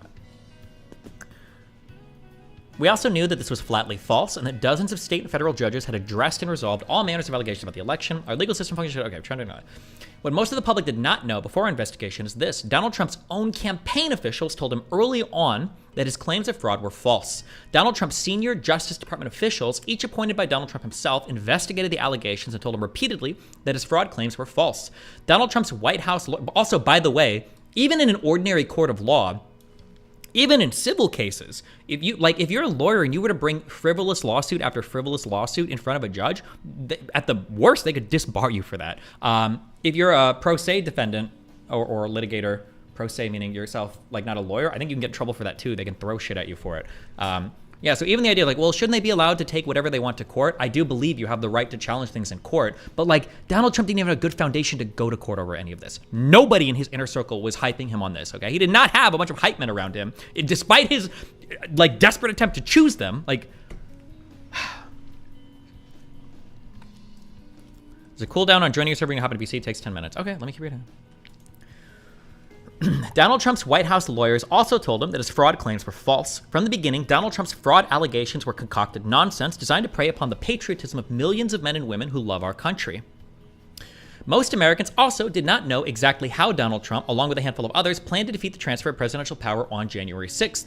This was not a simple plan, but it was a corrupt one. This report lays that plan out in detail, a plan that ultimately had 7 parts, anticipating that Vice President Pence, serving in his role as president of the Senate, would refuse to count official Biden electoral states from multiple states, or slates from multiple states. We understood from the beginning that explaining all the planning and machinations would be complex and would require many hours of public presentations and testimony. We also understood that our presentations needed to be organized into a series of hearings that presented the key evidence for the American public to watch live or streamed over a reasonable time period, rather than rely on secondhand accounts as reported by media organizations with their own editorial biases. We organized our hearings in segments to meet that goal. Tens of millions of Americans watched. Among the most shameful findings from... Here's like a media strategy that, listen, Democrats, if you're trying to fuck over Trump, okay, hire me, okay? I can tell you, okay? I can tell you how to do these things, okay?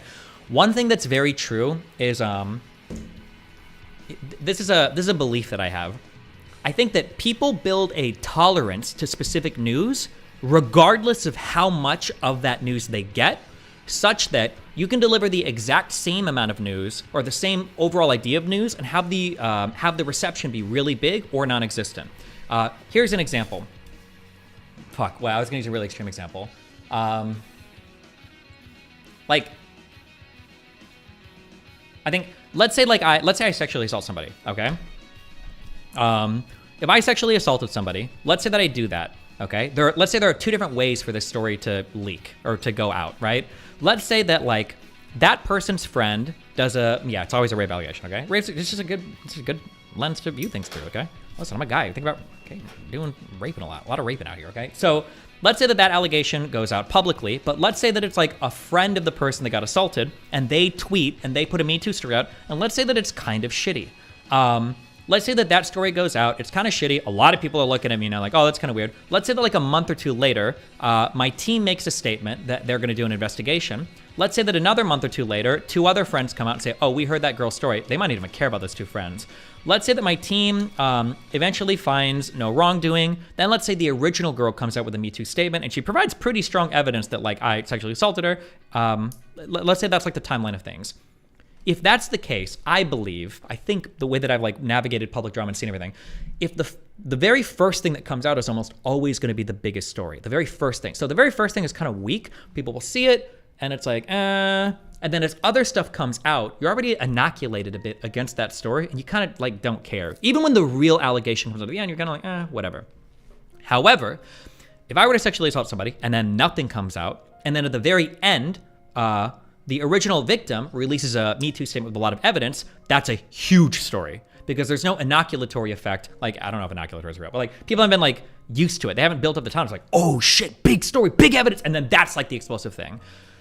I think one of the issues relating to the Jan 6 stuff, I think maybe even I fell victim to this, is so much January 6 stuff was drip fed to us that like, I think we watched some of it on stream. By the time the J6 stuff was like being presented by Congress, I'm like, bro, I heard about J6 shit for like 2 fucking years. Like, I don't give a fuck at this point. I really don't. Which is kind of sad because then now I've like lost all of that inoculating effect. And then as I was rereading parts of this on stream and off stream, I'm like, holy shit, this is like some fucking unbelievable shit. What the fuck? But I think the drip feed is very damaging. So you have to be careful how you handle that. Yeah. Yeah.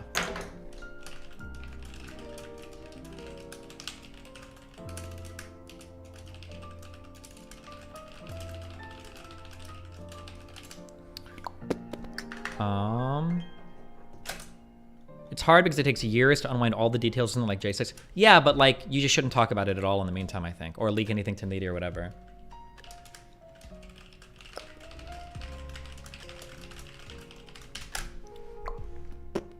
Wait, has it been 10 minutes for the one guy? Oh, 30 seconds. Okay.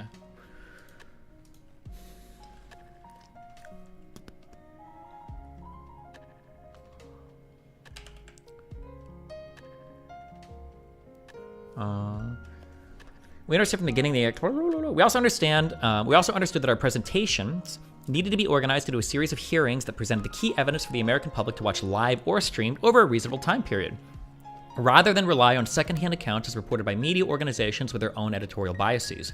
We organized our hearings in segments to meet that goal. Tens of millions of Americans watched. Among the most shameful findings from our hearings was this. President Trump sat in the dining room of the Oval Office. Oh, typo. Oh, the entire commission destroyed by one vital typo off the Oval Office. Among the most shameful findings from our hearings was this. President Trump sat in the dining room of the Oval Office watching the violent riot at the Capitol on television. For hours, he would not issue a public statement instructing his supporters to disperse and leave the Capitol, despite urgent pleas from his White House staff and dozens of others to do so. I think this is, in the course of the event, even more than his speech, I think this was always the number one failure of, oh no, hold on, I'm sorry, it isn't a typo. He sat in the dining room off the Oval Office. I mindfucked myself. Off the Oval Office, okay. Commission saved.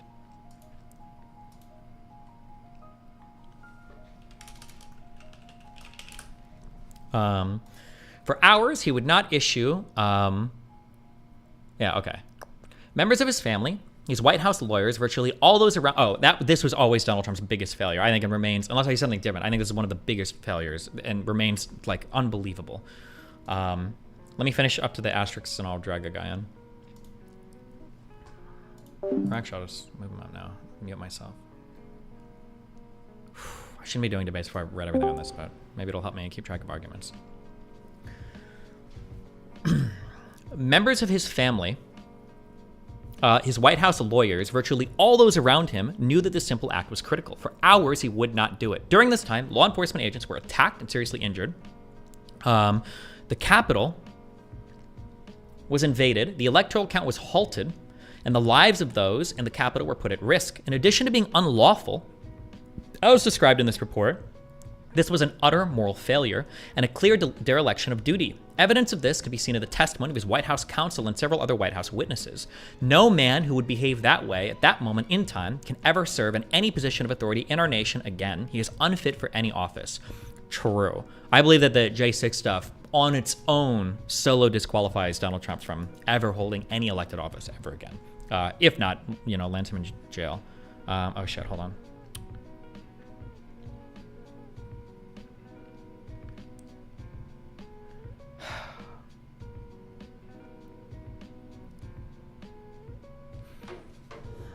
Hold on, fuck. I'm gonna...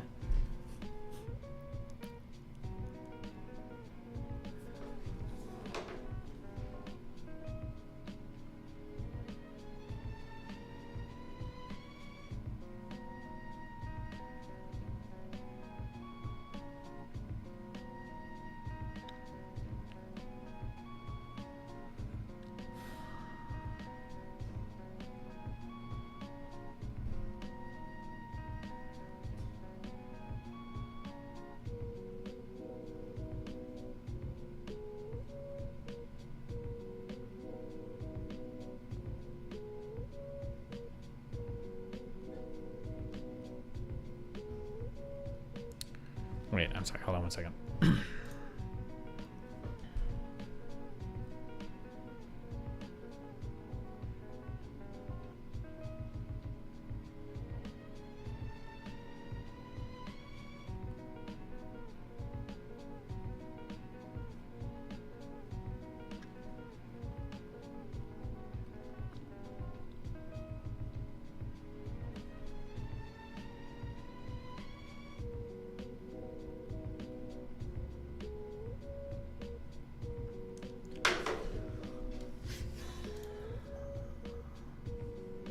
All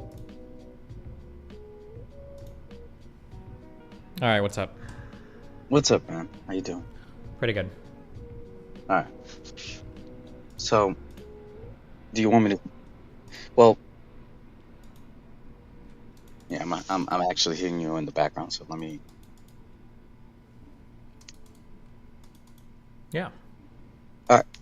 I lowered down the volume so I don't hear like a double. So, my take is pretty much that I'm worried that you might take a progressive view of what happened January 6th. I think you have it right on some of the details. Yeah, that was pretty bad. Every conservative worth their salt was looking at January 6th and be like, what the fuck is this shit? Hell no. Because we saw what happened for a while ago before that year-long riot that was like millions of people across the nation, burning neighborhoods, attacking federal buildings, attacking staff, getting people killed, and basically creating exclusionary zones like CHOP and shit like that. And we saw, hey, this is like what an insurrection or rebellion would look at. What feels to be unfair about January 6th for conservatives is going to be like, why don't you have at least a standard across the board? These January 6th committees, why don't you just create one where every single person that rioted and did this crazy stuff that interrupted with the due process of our country, excuse me if I'm saying it incorrectly, get their dues. It doesn't seem that way when you talk about the rioters, and people want to always make a distinction. And yeah, there can be things that have distinct properties that make them different, but there's a lot more the same that is different in my opinion. Okay. Before we do that, okay, because this is a whataboutism that I'm really familiar with, my initial argument is that January 6th was uniquely horrible because Donald Trump, through the propagation of lies that he knew were lies, led people to believe that our electoral system was either rigged or that the election was being stolen from them, and he tried to use a bunch of extra legal means and then eventually a mob to prevent the peaceful transfer of power. Do you believe everything that I just said there and you agree with that, but you're just upset about the BLM stuff? Because if so, we can move to the BLM stuff. Or is there something that I said there that you disagree with? No, we can actually go with the Donald Trump stuff. I think we need to focus on that. I don't think Donald Trump is capable of the intellectual process to think that he did not win that election. I think he truly believes it. He's the kind of guy that, even since his show, he believes his own stuff. He believes he's that hot. He believes that he won the election. There could be other things that we could say, hey, the election, what did seem that there was a lot of manipulation in the background, like how the media kind of. Well, first one for Trump, do we have any evidence of him being like delusional or have any evidence of him like being like crazy, like psychotic? No. Because it seems like everybody around him was telling him that the election was done fairly. What would lead him to think the election was rigged? Because throughout his entire election, he didn't listen to not even like to Mad Dog himself. He didn't listen to many of his staffers. He would say totally different things. His staffs were constantly running to try to change the message to fit to what his new narrative would be, his last speech would be, even if they had a previous plan prior to. His whole election is that. Wasn't Donald Trump taking advice from some people around him? Like, I could be wrong, but wasn't it like Bannon, for instance, that pushed him to support Roy Moore in Alabama? I don't understand this idea of like Trump ignores everybody around him. Wasn't Trump's entire reason for using Pence as the linchpin to delay the election because of, was it Eastman, the lawyer or whatever, that said that maybe this is the way the vice... So he did listen to people around him when it suited his needs. Exactly. I agree that when it actually kind of coincided with what he actually wanted, yeah, he's going to be like, oh, definitely, I like the advice you have there, Bannon. But at the end of the day, all those people that supposedly he relied on, he started kicking them out of his office, calling them all these names. What used to be my best buddy one day became the enemy the next day. But Donald Trump is a force of nature, and we all know this. He's fucking crazy. He does whatever he feels is the right decision, and the advices he'll take are the ones he feels are the right decisions. Okay, already. That's a fun narrative, and if you want to believe that, I think that's interesting. But like, I would need at least like one piece of evidence that shows that Donald Trump is actually like on a like pathological level delusional, such that he believes in non-reality. I've just never seen that presented. I think Trump is kind of dumb, but I don't think he's like that delusional. May need a little bit of change. I don't think he doesn't believe in his non-reality. I think that the man just believes in himself. But no, we're not talking about believing in himself. You're saying that he thinks that the election, with no evidence, no support, and with nobody around him affirming him, was stolen. But he has no evidence for that. So that's a delusion, right? That's by definition, that's a delusion. our idea of like we would actually go to the process, be like, all right, let's see if there's any evidence of this case. But he believes that he's being played by the media, that they're hiding these stories, that they're not. The fact that even the Hunter Biden story, that's not even as big of a deal yet because we haven't even found the fire of where their smoke is, was enough for him to feel like, hey, what the fuck's going on? People are basically kind of like censoring me and not releasing stories that can be beneficial towards me, and then they're constantly putting this Russiagate narrative that has failed for 4 years, and they keep pushing this stuff. This is going to create this kind of mindset that he has there. Yeah, I understand what you're saying. The mindset is a delusion. A delusion is a fixed belief that cannot be changed regardless of how much external evidence pushes you in a different direction. So you're telling me that because Donald Trump believed the whole world was out to get him, that you're talking about like a paranoid schizophrenic at this point, or somebody who believes in gang stalking, that like he'll just invent narratives that no, I don't buy that. No. I have to ask you, if you were in the same situation where you were basically being targeted in the same fashion, regardless of how intellectually, if you have high levels of intellectual integrity, you would have these levels of this, like you could feel like somebody would be after you, constantly after you. If you don't have the same standard applied to the other side across the board, you're gonna feel this way. You're gonna act this way because you always feel like someone's out to get you. Yeah, like Hillary Clinton in the Benghazi hearings, or Hillary Clinton in the email stuff, or Hillary Clinton in the we've reopened the investigation, announced it publicly. Like, what do you mean? Donald Trump won largely on a lot of the insane attacks that have gone over Hillary Clinton for years. I mean, like, that's such a weird point to bring up. No offense, but actually the Hillary stuff actually had evidence and follow up. We did the due process for that. But nevertheless, we never went as hard. Hold on, wait, hold on. I'm so sorry. Wait. No, well, you just said something that's so not true. We did not do the due process for the Hillary Clinton stuff. The FBI publicly announcing that they're reopening an investigation when the FBI normally never comments on investigations was not due process. That was exceptional. I'm sorry, but the FBI is doubtful for any type of integrity whatsoever. You have been. Hold on. Wait. You just pivoted completely. Hold on. I'm sorry. Hold on. Wait. I have to make this clear when people do this because I'm letting too many people do this to me. Okay. I just said it was not due process.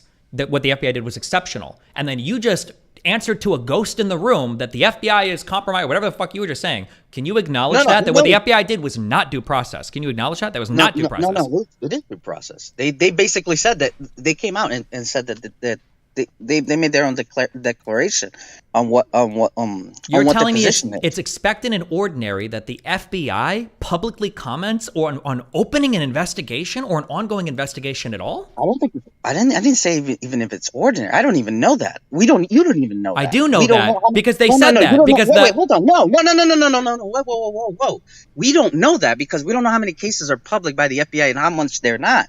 We're just saying based on all I said was. Sir, hold on. I'm sorry, but like there was an ongoing FBI investigation of Donald Trump at the same time that there was an ongoing investigation announced about Hillary Clinton. We didn't get any announcements about Trump, did we, prior to the election? What do you like? We can do a 1-to-1 comparison right here. Oh, all right, let's do it. How much due service did the FBI give to Trump versus Hillary? I'm just saying that. No, please just answer that question. Then we could continue. I promise. How much? In good faith. How much due service? I mean, at least fairness. Did the FBI provide in both cases? Which one do you think was handled better?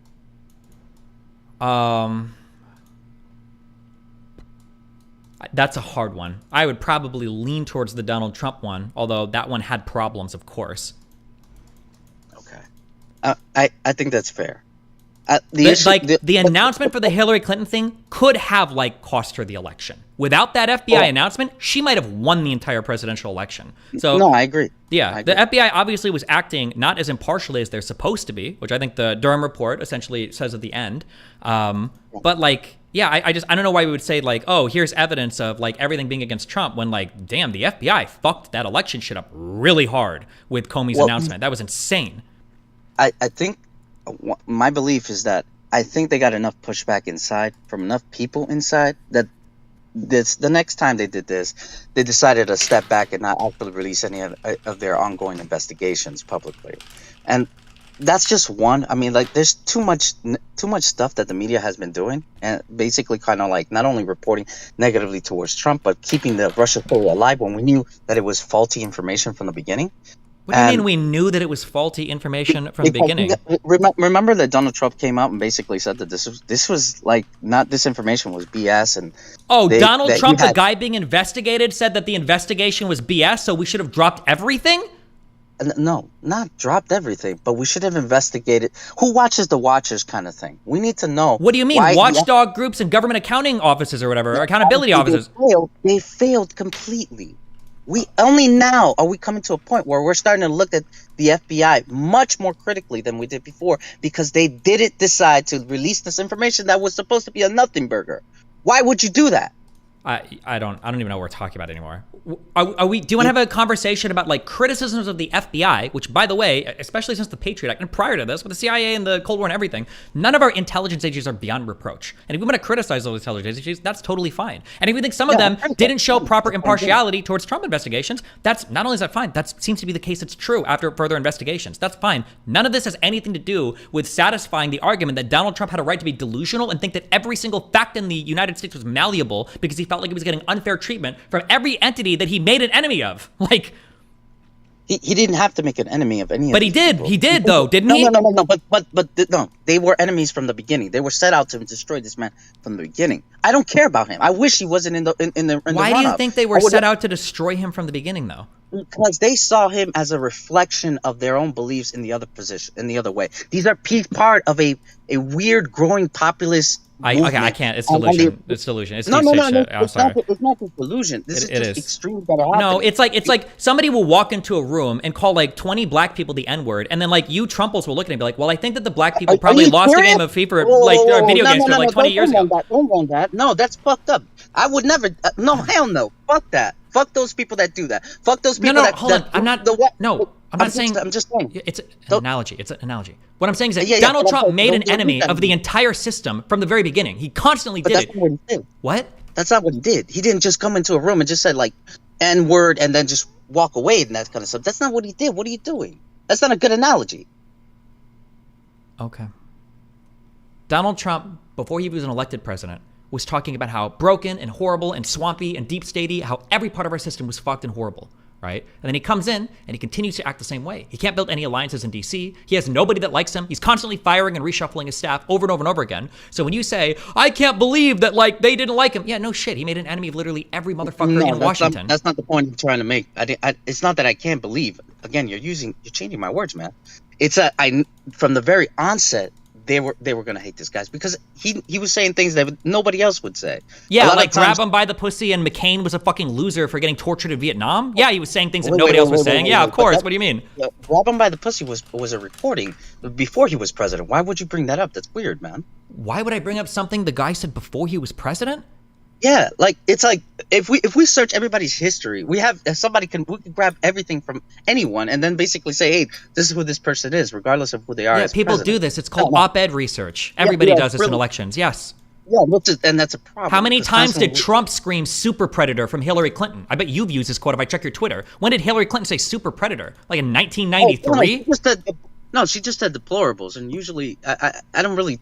She doesn't have to sound good. No, hold on. The super predator comment was brought up a lot in the election cycle when it was Hillary versus Trump. I don't care about that. That's stupid. That's fine that you don't care about it, but I'm saying it wasn't unique to Trump. It's like people doing op-ed research. I didn't say it was. Or not op-ed, opposition research, oppo research. Sorry. Yeah, right. I'm just saying. I don't care what Trump said or Hillary said because that's how they constantly will combat. But I'm not.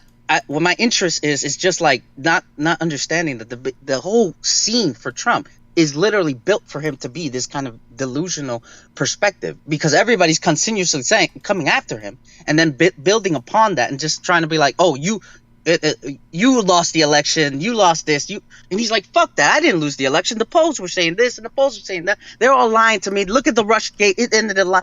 This guy would lose his fucking mind. Anyone in his place would lose his fucking mind.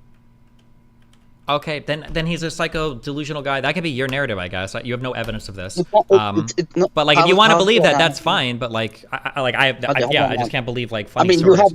you have the entire Trump elections as evidence. I have evidence of him like lying about a ton of things. Yeah, but this evidence that like he's like been created into a psychotic, delusional, crazy person because of like everybody not liking him. I don't have any evidence of that. It's a fun story, but like, just not liking them. They're coming after him. There's a difference when not liking someone and basically attacking all the the things you own, the things that basically have your name on it, that your own your own person, your family, and your livelihood. This is a whole different thing. It's not just I just hate the president. Besides conjecture and circumstantial evidence, do you have any proof of anybody else saying that Trump is delusional instead of all the other people around him saying he was lying? Is there any statements, any doctor reports, any personal statements by Trump, anything like that? Or is this all just... If you want, I could compile this, and we could just all the people who have constantly been saying he's delusional, he's crazy, he's not fit for office, he's a traitor, he's a especially with the Russia gate. We could go through all that. I could bring it all to you, and then you could just check it there and be like, oh, I must have had fish memory. Not to say you do, but that's sometimes people forget the obvious. I'm not talking about opposition people calling him crazy or delusional or whatever. People say this about politicians all the time.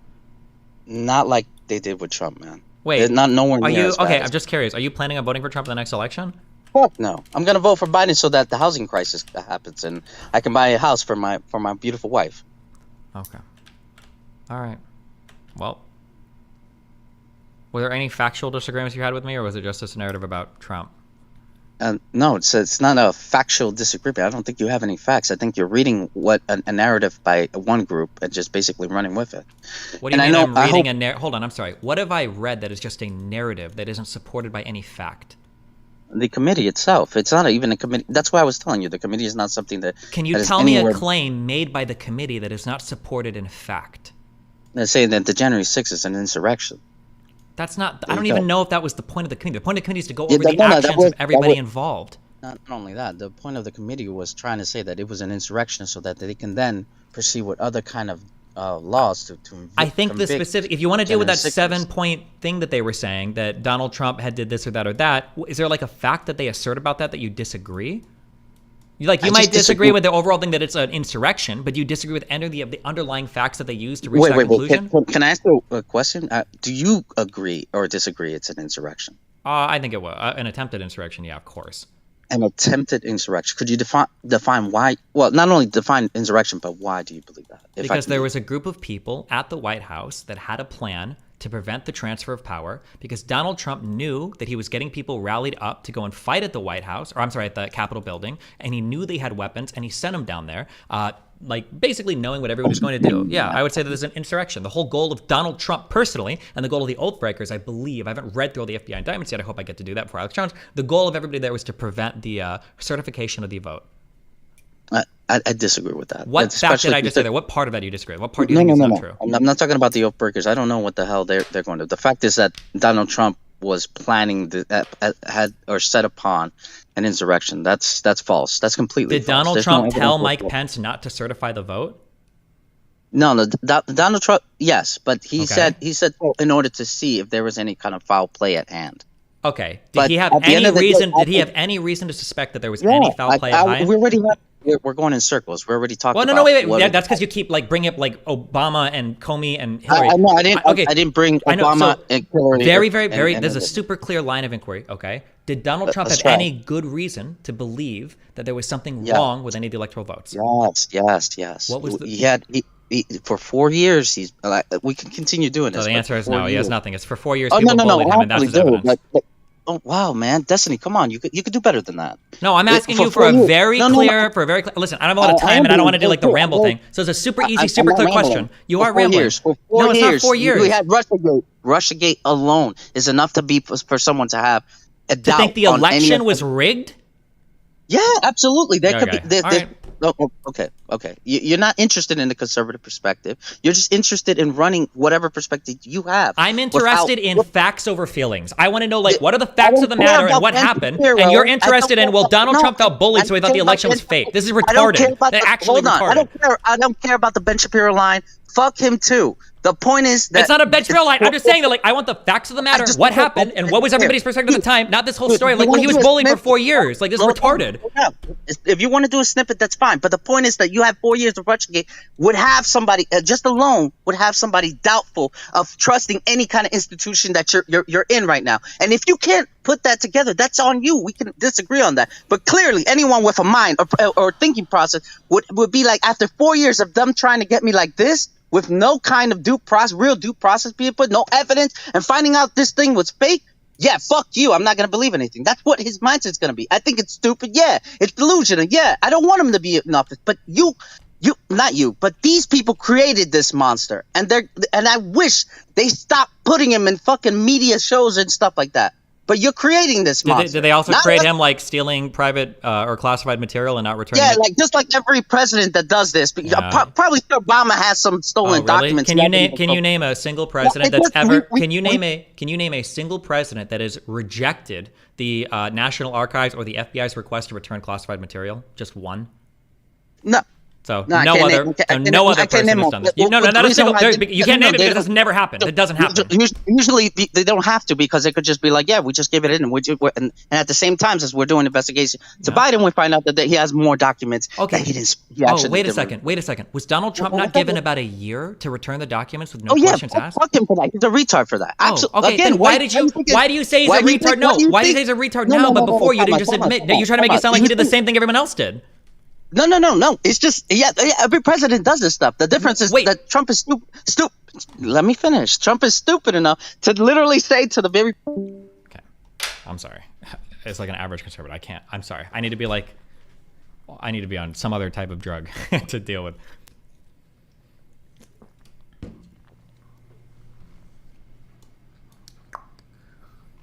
Sorry, hold on. Gisticle said in chat that Loretta Lynch forced Comey to make a public announcement about everything.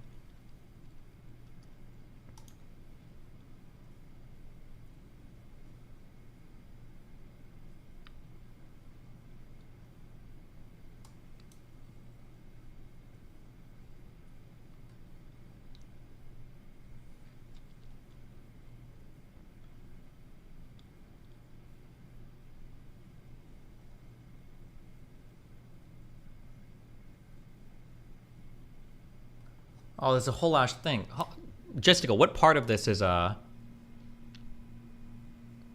They also seem to bring this back to Russiagate as a conspiracy. Yeah, I'll sharpen my. I should have started this earlier. I gotta sharpen my rhetoric on dealing with like people like this because it's just such like I have to like go into a whole world of like irrationality and figure out like how do you navigate these conversations. It's like.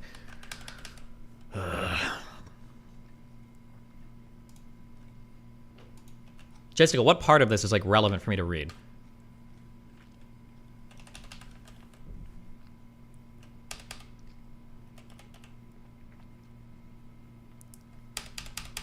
Here's the part that he's referring to. You've heard multiple times classified information that former Attorney General Lynch about former Attorney General Loretta Lynch that leaves the impression that she was compromised by her personal loyalty to Hillary Clinton. You say she wasn't compromised. You can't explain why not. The friends of both of you are saying that you've been very unfair to her. Can you resolve this once and for all? I can't. And look, I get that. I like Loretta very much and respect her, and I saw no evidence at all that she was compromised or feeding information to the Clinton campaign or something like that.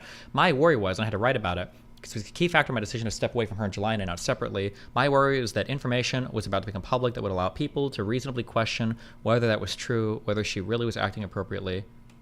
But wasn't that information being false? No. Now, this tricky thing, the information was legitimate. Now, whether what it said was true about Loretta was a very different question. It's hard to understand the information was legitimate. Yes, I know I'm stuck because I've gone as far as I can go in the book in describing classified material people.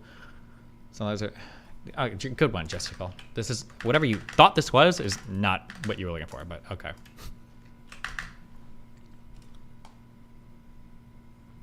Okay.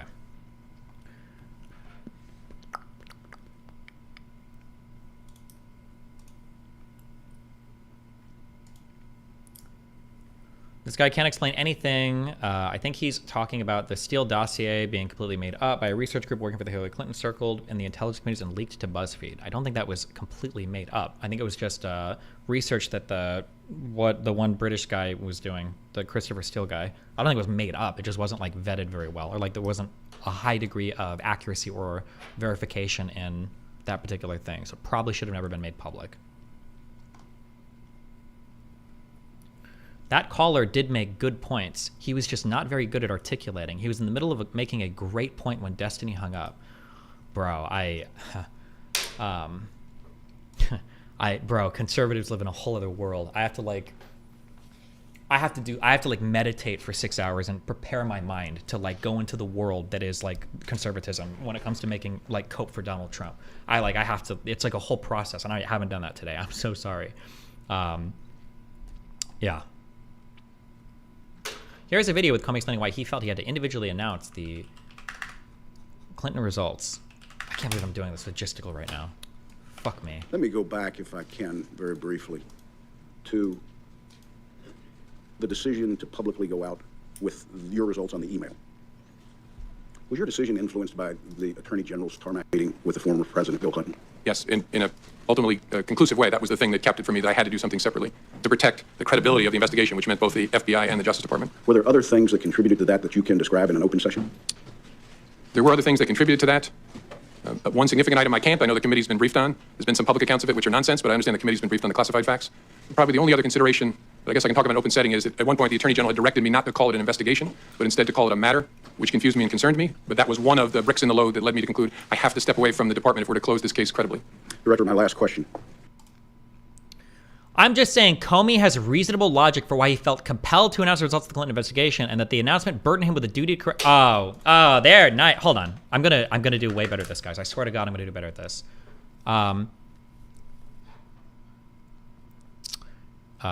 Where's the? Can I go further back in the logs? I thought Gisticle said Loretta Lynch forced Comey to make the public announcement. Because now you've walked this back all the way to my position, and you're pretending like you're arguing against me. My position was that it was probably inappropriate for Comey to announce it. He did feel like he had to because of the weird shenaniganery going on between him and the DOJ, and he felt like he needed to make an announcement. But you said that I thought you said he was forced to. Is that what I remember reading, or am I crazy?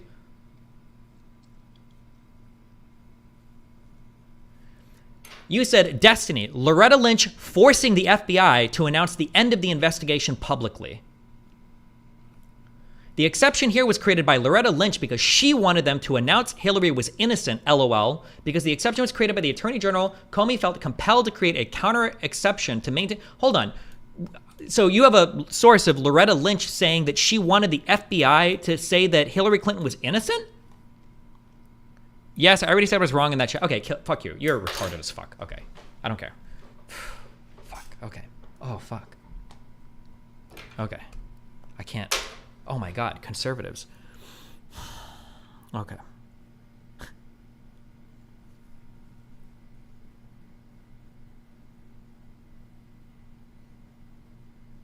Okay.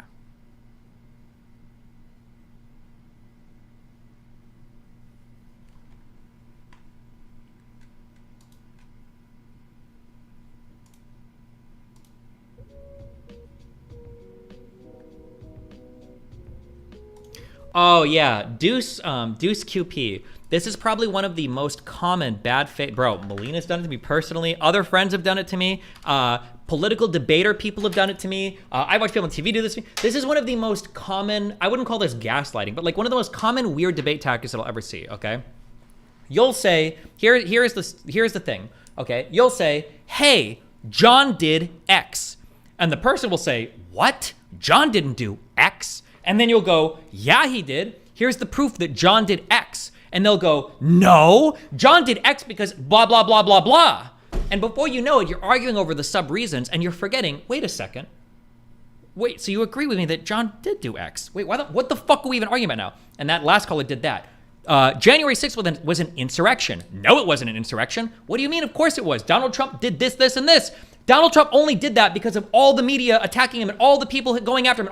Wait, and then now we're arguing about, wait, hold on. So then you agree it was an insurrection, but Donald Trump did it because the media like bullied him into doing it. So it was an insurrection. Yeah, that like turnaround, I don't know if maybe I do this to people and I'm not even aware of it. I need to check for that. But like that turnaround of stuff is so fucking annoying where somebody will make a claim and then you make the counterclaim and then they pretend somehow that they're not agreeing with the counterclaim, but then they're justifying the counterclaim. And oh my God, it was so fucking annoying when people do this. Okay.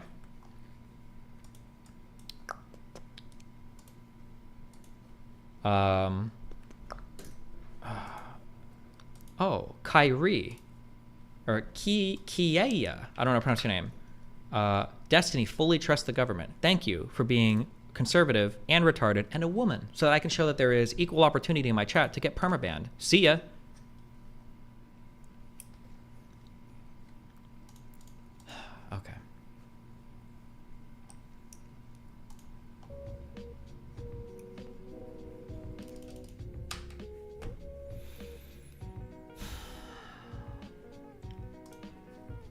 We've got 18 pages in what, 2 hours? Fuck me, dude.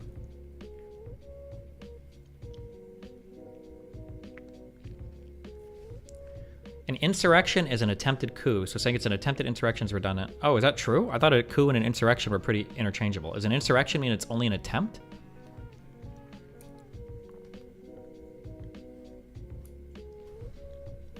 Destiny, I think your strategy with going point by point destroys people like the previous chatter. Yeah, but I think when you do it, people view you as being very aggressive and bad faith. Like Alex Jones will never let anybody do that. But like, there's a reason why in court, when you do cross-examination, it's like question, answer, please answer the question, question, answer. Yeah. Like if we could do like, bro, if we could do like court for a debate where it's like, I call this person to the stand, go up here, we're doing a cross-exam, these are my questions, answer the fucking question or shut the fuck up. And if you talk more, the judge is gonna tell you to shut the fuck up, okay? That would be a dream. Like question, answer, question. And then we can just go down the whole line. And then after that, then you can have your turn, okay?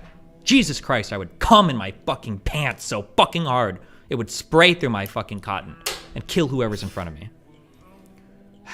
Okay, sorry. Okay.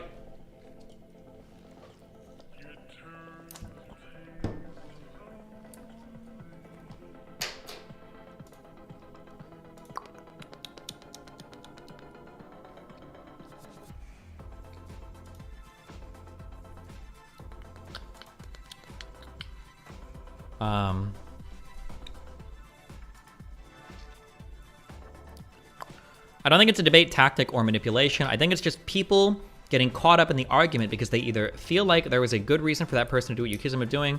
No, I mean, I can tell you what it is, okay? I know what it is. This is how it works, okay? And I know exactly what's going on in your mind, and you won't acknowledge this, but it's because I understand your mind better than you do, and that's fine, okay? I understand that's threatening. Here's how it works, okay? What you normally do, let's say that I want to build, I want to have a box, okay, 10 feet off the ground, okay? Here's what you do, okay?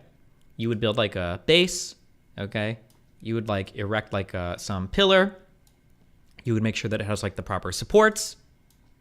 And then you would, and then you'd have like the holding thing or whatever, but I'm just like making it. And then boom, now you have it elevated, okay? If you want to fight on this structure, the way that you fight, assuming this is how you've assembled the structure, the way that you would fight is you would say, okay, well, first I started with the base. Okay, this is my fundamental argument. Okay, Donald Trump lied about the election. Here are like my supports. Okay, everybody around him told him that he was lying. Everybody helped him pass this lie. Here's like this, the Dominion lawsuit, Fox News people were saying they knew it was a lie. Here's this, Donald Trump was making phone calls, stating information he knew was false, asking for help, and then boom, that's how I build my thing, okay? That's, if you've built an argument logically, you can go syllogistically almost. It's not really syllogistic, but like step by step by step by step by step. Super easy. But the problem is for people that believe in the big lie, that's not how they've built it. Instead, what they have is this gravity-defying mishmash of these like interconnected beliefs that are all connected at chain and through like some sort of like magnetic force, okay, are in air supporting their claim. That's why if I ask a simple fucking question, like, can you give me one piece of evidence that Donald Trump believes, why does he really believe the election is fake? Can you give me one piece of evidence that? The answer is never like, oh, well, I know that he thinks it's fake because Barr was actually telling him with a high degree of confidence it was fake. But this didn't happen. Like, Barr didn't say this. Barr said the opposite. Barr even made a statement that the FBI investigated, for instance, Dominion voting machines and said there was no evidence whatsoever that these were possessed by the ghost of Hugo Chavez. None whatsoever, okay? The reason why they can't answer on a particular point is because they haven't built their arguments rationally. They have a chain link connected, gravity defying, magnetic, bullshit levitating piece of trash argument that is reliant on every part of the narrative being true. That's why when I ask, why do you think Donald Trump is like acting in good faith? Well, the reason why is because 4 years ago when Russiagate started and then Fauci was already investing in pharmaceutical companies to make the fake vaccine to control the will of the United States public, and then and then Hillary Clinton and the emails worked together because you saw when they deprived Bernie Sanders like everything is like self-reinforcing and connecting, and none of it is actually built on any fucking logic whatsoever. That's why I get frustrated when I argue with some of these people. It's like, okay, if you've constructed an argument to have a reasonable conclusion, let's just go through the premises. But they can't go through the premises because they never even thought about a premise. Instead, it's just this huge bullshit collection, this thought cloud of ambiguous, nebulous bullshit where none of it is actually justified. And all of it is just headlines and clips and podcasts they've heard from all the retarded alternative media people. I say alternative media people, but mainstream media people like Tucker Carlson or other Republican lawmakers you listen to. Okay, I'm done. I'm sorry. But anyway, if you're ever curious when I'm arguing with somebody why they won't just go point by point, why won't they just like sit there and break down point by point? It's because they've never gone point by point. All of their arguments are supported by all of the other random things they've heard. That's why, okay?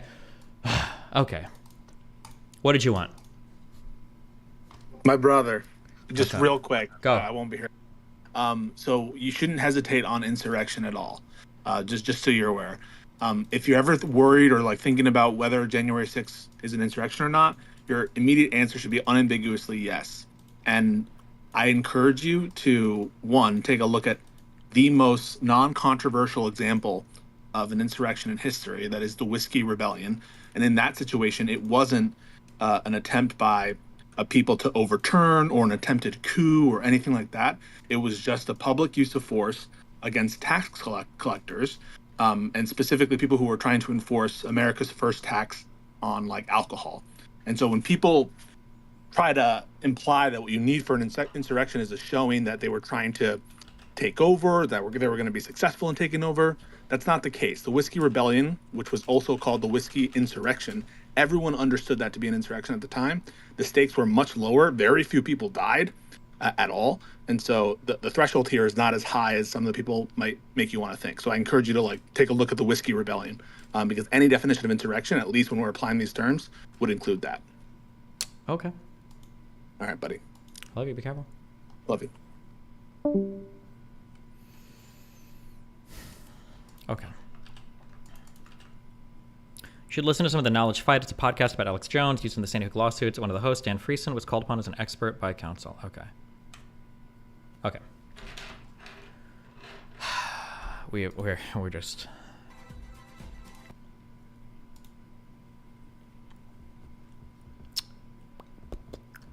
Okay. In presenting all of the information in our hearings, we decided that the vast majority of our witnesses needed to be Republicans. They were. We presented evidence from 2 former Trump administration attorneys, attorneys general, a former White House counsel, many former Trump-appointed White House Justice Department, and Trump campaign staff. This is actually a note that's probably worth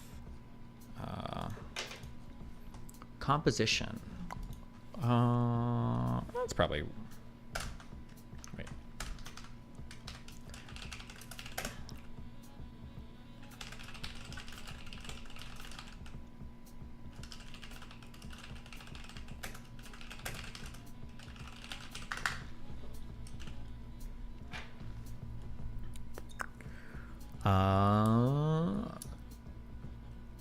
Two former Trump administration attorneys general, a former White House counsel, many former Trump-appointed White House, Justice Department, and Trump campaign staff, a respected former conservative judge, the former Secretary of Labor, and many others. Like our hearings, this report is designed to deliver our findings in detail in a format that is accessible for all Americans. We do so in an executive summary while also providing immense detail for historians and others. We're also releasing transcripts and evidence for the public to review, consistent with a small number of security and privacy concerns. A section of this report also explains the legal conclusions we draw from the evidence and our concerns about efforts to obstruct our investigation. The committee recognizes that this investigation is just a beginning. It is only an initial step in addressing President Trump's effort to remain in office illegally. Split VOD? Oh shit, hold on.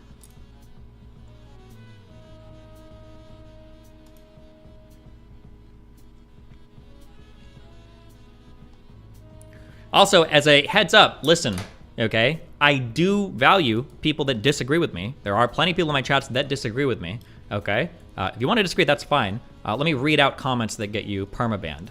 Destiny is playing dumb, permabanned. Destiny is compromised, permabanned, okay? If you think I'm wrong or ignoring some piece of evidence or some fact, type it out and say it. It's like, oh, Destiny's not considering this particular thing. Oh, or, but if you're just saying things like Destiny's bad faith or whatever, bro, I've read more of this shit than probably any other, like, fucking dick suck up fucking alt media loser that you've ever engaged with your entire life. And I show you all of my fucking research on stream. Like, I'm literally showing you me going through the documents, okay? None of the people that you listen to have read any of this material. 100%. Guaranteed, okay? None of them have. So if you think I'm just like playing stupid or hiding from the facts, then illustrate it, point it out. But like, unless you're talking about like a more esoteric podcast and not one of the big stream ones, whatever, like most of these guys don't even read any of this fucking shit. So yeah, if you have a problem, then say it more specifically, okay? The committee recognizes that this investigation is just beginning. It is only an initial step. It's just beginning. It is only an initial step in addressing President Trump's effort to remain in office illegally. Prosecutors are considering the implications of the conduct we describe in this report, as are voters. John Adams wrote in 1761, "The very ground of our liberties is the freedom of elections. Faith in our elections and the rule of law are paramount to our republic. Election deniers, those who refuse to accept lawful election results, purposely attack the rule of law, the foundation of our country." As you read this report, please consider this. Vice President Pence, along with many of the appointed officials who surrounded Donald Trump, worked to defeat many of the worst parts of Trump's plan to overturn the election. Wait, hold on, quick question. Would you consider the vice president an appointed person? Like, you vote on the president, and then they get a vice president, but like the vice president is appointed kind of by the president, but you like vote on both. Is the vice president considered an appointee, or is it considered an elected official? Is the vice president considered appointee or elected? In this capacity, the vice president has the power to preside over the Senate. The vice president is elected along with the president by the Electoral College. Okay. But like the cabinet picks and everything would be appointees, maybe because they're announced after, I guess. How often well, but you kind of announce appointees beforehand too, but you wouldn't consider them elected? Oh, I don't know. Or maybe it's different because you can fire appointees or like whatever. Destiny, isn't it a bit hypocritical to say you want debate to work like court where you force formal debate mechanics, premise by premise reasoning, but you won't have anyone from AY on stream because they're debate bros, defined by you as linear and rigid? I'm just not usually interested in the topics or you don't have to be like a weirdo going point by point. Yeah, I'm just not a big fan of that community. I don't know why I'm not allowed. Hold on, actually, wait. What was that guy's name? Hold on, I'm banning you. I'm allowed to not want to talk to certain people, right? I don't even think they're bad people. I don't think they're horrible. I just don't like their style of conversation. I don't think I have an obligation to have to talk to every single debater on the internet if I just don't want to. Like, I'm not even saying that he's wrong or stupid or misinformed or that I disagree with him. I haven't said any of that, right? Now, if I was sitting here saying like, oh, he's a horrible debater, he sucks at like, this argument is so bad, blah, blah, and then I was like, well, but I don't ever want to talk to him or debate. Then I could understand people being like, oh, why would you? But I'm not understanding that. I just don't like that community. I don't want to talk to people generally in that community. If you can't accept that, then just go somewhere else. I don't have an obligation to talk to all of your favorite fucking, debaters or streamers or whatever.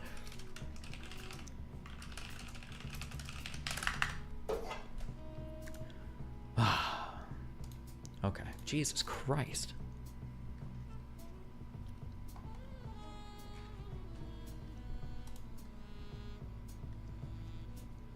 Is that really worth a ban? Yeah, because I think a lot of these people are like not even fans of mine. They're like, they come from that community. They just try to like get me to debate their like favorite debater. I just don't care. Okay, all right. As you read this report, please consider this. Vice President Pence, along with many of the appointed officials who surrounded Donald Trump, worked to defeat many of the worst parts of Trump's plan to overturn the election. This was not a certainty. It is comforting to assume that the institutions of our republic will always withstand those who try to defeat our Constitution from within. But our institutions are only strong when those who hold office are faithful to our Constitution. We do not know what would have happened if the leadership of the Department of Justice declared, as Donald Trump requested, that the election was corrupt. If Jeff Clark's letters to state legislatures had been sent, if Pat Cipollone, or it's Cipollone, was that his name? I don't remember what it was.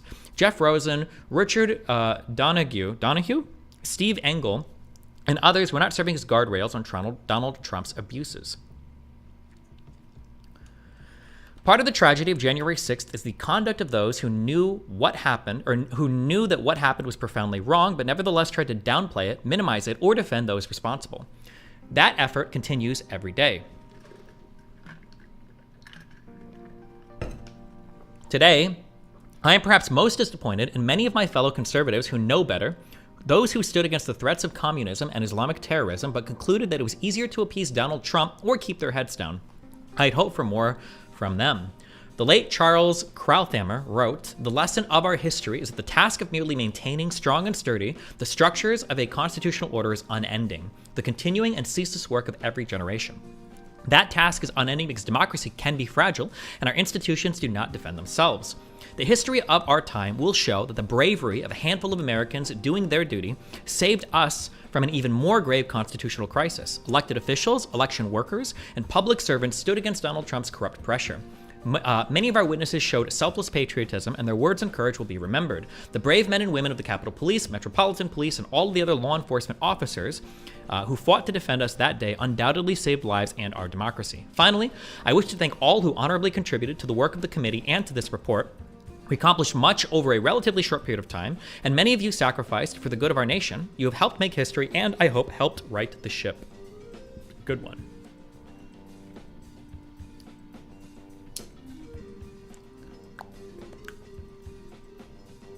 Table of contents.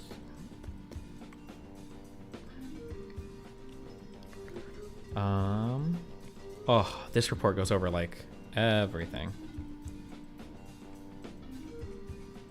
Okay, this is a big report, but it might be that, like, I think if we read this entire report and then I do debates based off this and then I collect peripheral information I need, it might be literally everything we need.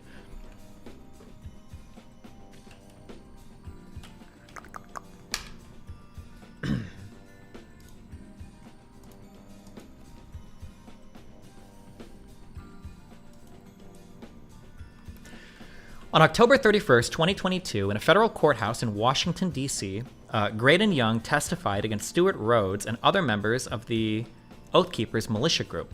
The defendants had been charged with seditious conspiracy against the United States and other crimes related to the January 6, 2021 attack on Congress. In his testimony that day,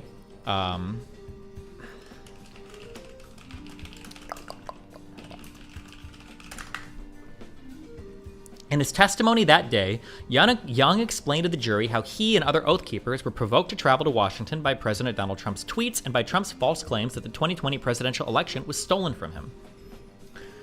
And in emotional testimony, Young acknowledged what he and others believed they were doing on January 6th, attacking Congress in the manner that French had attacked the Bastille, right? At the outset of the French Revolution. Reflecting on that day more than a year and a half later, Young testified, prosecutor, and so how do you feel about the fact that you were pushing towards a line of the police officers? Today, I feel extremely ashamed and embarrassed. How did you feel at the time? I felt like, again, that we were continuing in some kind of historical event to achieve a goal.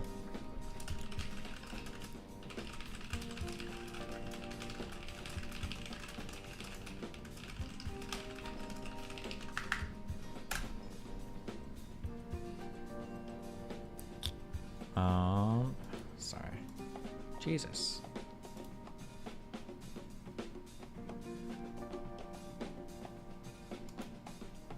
What is this? Why am I okay, don't go. All right.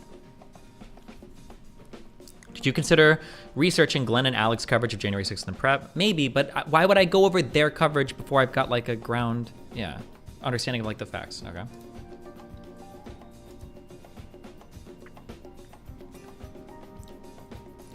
Looking back now, almost 2 years later, what would that make you as someone who is coming to DC to fight against the government? I guess I was acting like a traitor, somebody against my own government. Young's testimony was dramatic, but not unique. Many participants in the attack on the Capitol acknowledged that they'd betrayed their own country. Reamler. And I'm sorry to the people of this country for threatening the democracy that makes this country so great. My participation in the events that day were part of an attack on the rule of law. Pert. I know that the peaceful transition of power is to ensure the common good for our nation and that it is critical in protecting our country's security needs. I'm truly sorry for my part and accept full responsibility for my actions. And then Markovsky. My actions put me on the other side of the line for my brothers in the army, the wrong side. Had I lived in the area, I would have been called up to defend the Capitol and restore order. My actions brought dishonor to my beloved U.S. Army National Guard. Witcher. Every male member of my family has served in the military and the Marine Corps, and most saw combat. I cast a shadow and cast embarrassment upon my family name and that legacy. And then Edwards. I'm ashamed to be, for the first time in my 68 years, standing before a judge having pleaded guilty to committing a crime, ashamed to be associated with an attack on the United States Capitol, a symbol of American democracy and greatness. It means a great deal to me. I mean, like, they could genuinely feel these things, but also I'd take these statements with a grain of salt because obviously these are probably statements made, What's the name of the victim statement made before the judge was sentencing? There's a name for these statements.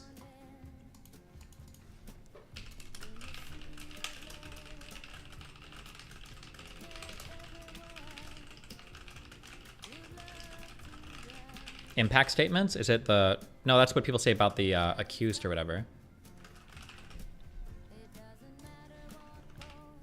Is whatever is it victim impact? I don't think it is.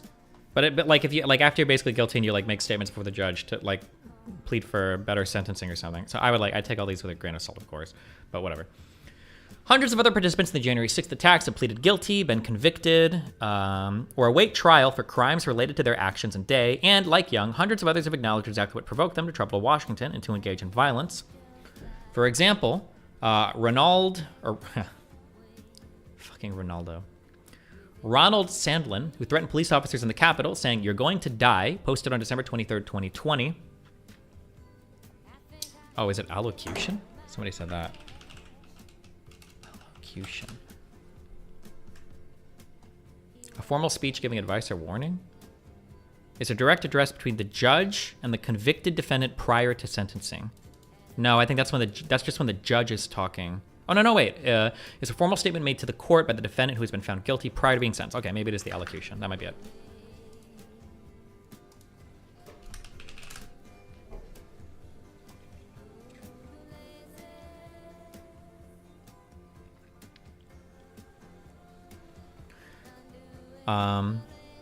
I'm going to be there to show support for our president and to do my part to stop the steal and stand behind Trump when he decides to cross the Rubicon. If you are a patriot, I believe it's your duty to be there. I see it as my civic responsibility. Garrett Miller, who brought a gun to the Capitol on January 6th, explained, "I was in Washington, D.C. on hold on. These are killer quotes. January 6th insurrection.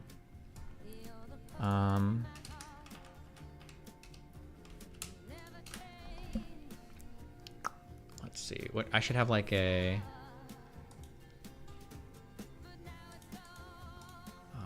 what am I looking for? A new note.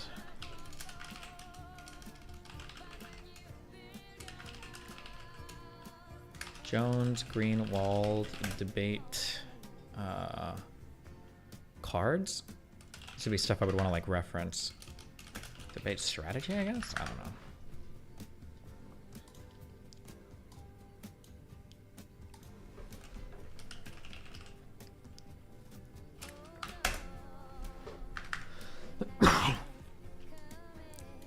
Please just let this paste cleanly. God damn it. Are you really gonna be fucking cucked on this? Palestine supporters illegally had an insurrection at the Capitol earlier this year. It got less than 1 week of airtime. Both were insurrections, or were both insurrections. Are Christian nationalists more of a threat than jihadists? What Palestine supporters illegally had an insurrection? Did they get arrested for it? I don't even know. My guess is when I go to actually look into whatever you're talking about, it's probably way fucking...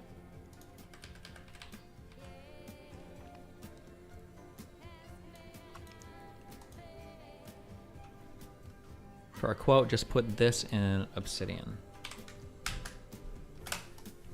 Wow, thanks. Or do I need to put this too? Oh wait, hold on.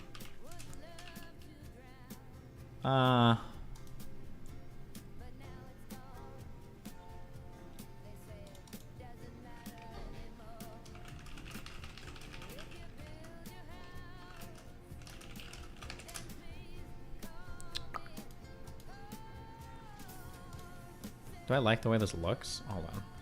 Also, wait, is this like fucked or?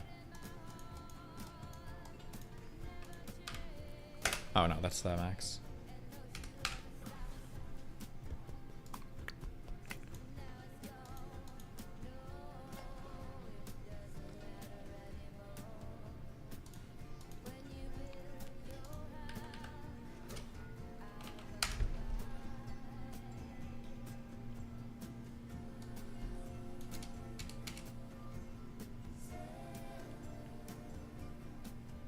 Gathered at the Capitol. Wait. Show my support to our president and To do my part to stop steal. Wait, and to do my part to stop the protesters gathered at the Capitol. Wait, what the fuck? There it is. Okay, to stop the steal and stand behind Trump. Decides to cross the Rubicon.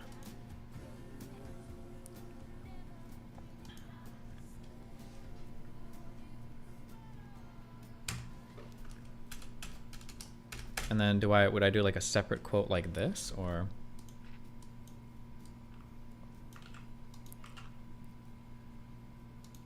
I don't think I like the way that looks. Could I do this?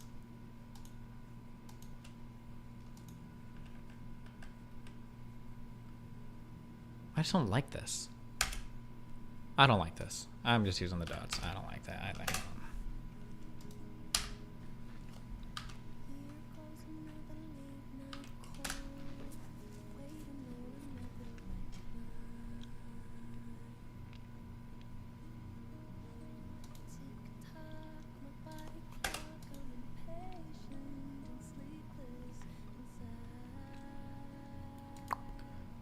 Can you state the definition you're using for insurrection? I think an insurrection is literally just like an attempt to do like a rebellion or anything like that.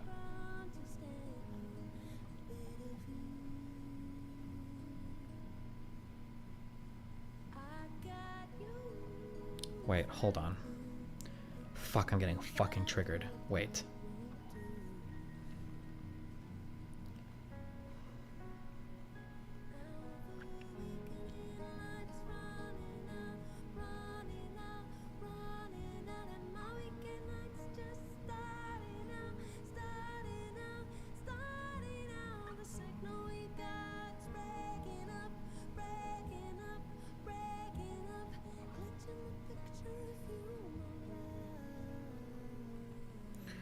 Okay. Garrett Miller, who brought a gun to the Capitol on January 6, explained, I was in Washington, D.C. on January 6, 2021, because I believed I was following the instructions of former President Trump, and he was my president, the commander-in-chief. His statements also had me believing the election was stolen from him.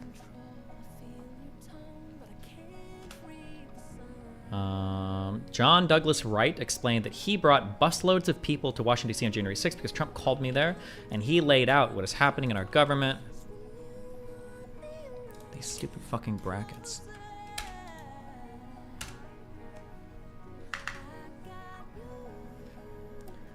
Louis Cantwell testified, the President of the United States is out on TV telling the world that it was stolen. What else would I believe as a patriotic American who voted for him and wants to continue to see the country thrive as I thought it was?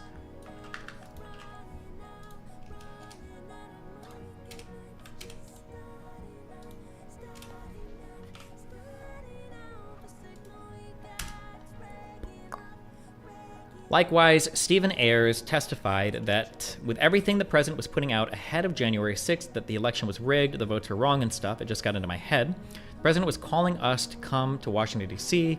Ayers was hanging on every word President Donald Trump said. Ayers posted that the civil war will ensue if President Trump does not stay in power after January 6th. I wonder what that... I'm curious what that footnote is. What was the full context of that quote? Jesus. Footnote 16. This is on page 29.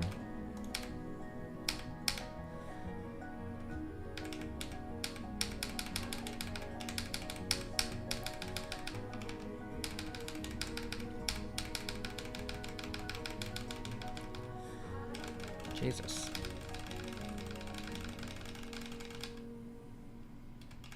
Oh my God. Wait, no. Okay. Affidavit at 8, United States vs. Ayers. U.S. vs. Ayers. Should all these court filings be publicly accessible? Does anybody know? Like, can I find like affidavits and shit here or no? Search this case. Or do I need like a fucking Westlaw login or some bullshit? Are Drakengard games worth playing? I'm sure the stories are cool and funny, but the gameplay is stupid as hell. Kind of play. I don't know, bro.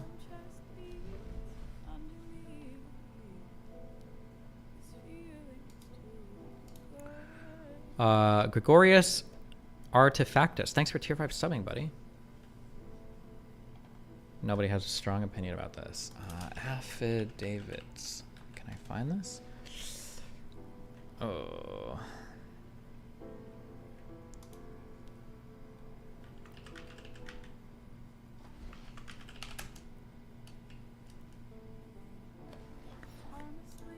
Do these link to anything?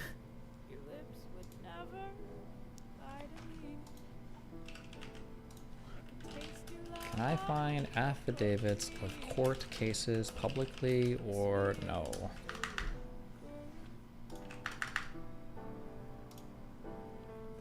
Oh my god. These are just fact things. Whatever. Trust that nothing was miscited in here, but Sci-Hub has cases.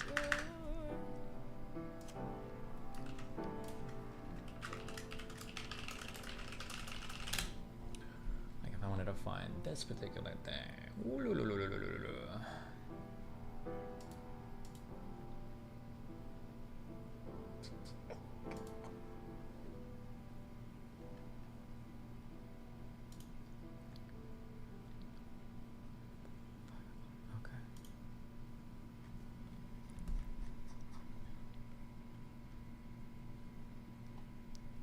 Okay, never mind. This is a copyright song. Don't do this. Okay.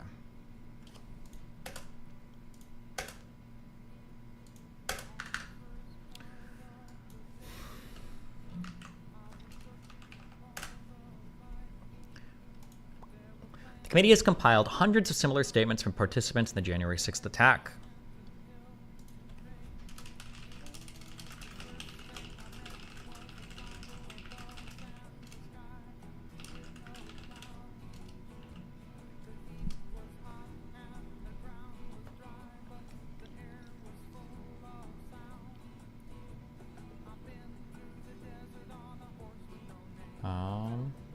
Okay. House Resolution 503 instructed the Select Committee to investigate and report upon the facts, circumstances, and causes relating to the January 6, 2021 domestic attack, terrorist attack upon the United States Capitol complex, and to issue a final report containing findings, conclusions, and recommendations for corrective measures. The Select Committee has conducted 9 public hearings, presenting testimony from more than 70 witnesses. In structuring our investigations and hearings, we began with President Trump's contentions that the election was stolen and took testimony from nearly all the president's principal advisors on the topic. We focused on the rulings of more than 60 federal and state courts rejecting President Trump's and his supporters' efforts to reverse the electoral outcome. Despite the rulings, oh my God, these things.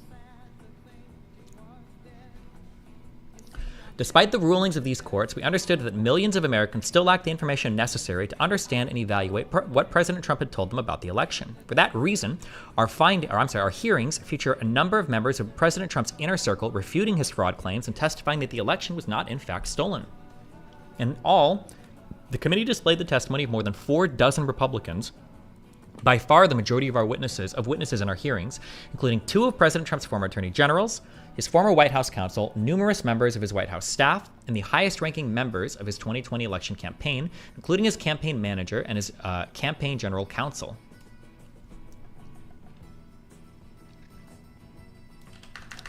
Let's throw this under our committee thing here.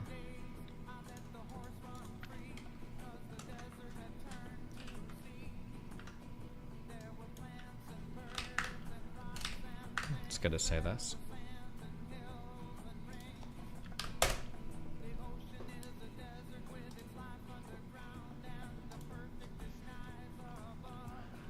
Even key individuals who worked closely with President Trump to try to overturn the 2020 election on January 6th ultimately admitted that they lacked actual evidence sufficient to change the election result, and they admitted that what they were attempting was unlawful. This report supplies an immense volume of information and testimony assembled through the Select Committee's investigation, including information obtained following litigation in federal district and appellate courts, as well as in the U.S. Supreme Court. Based upon this assembled evidence, the committee has reached a series of specific findings, including the following. Beginning election night and continuing through January 6th and thereafter, wait, how many of these specific findings are there? Okay, 16? 17.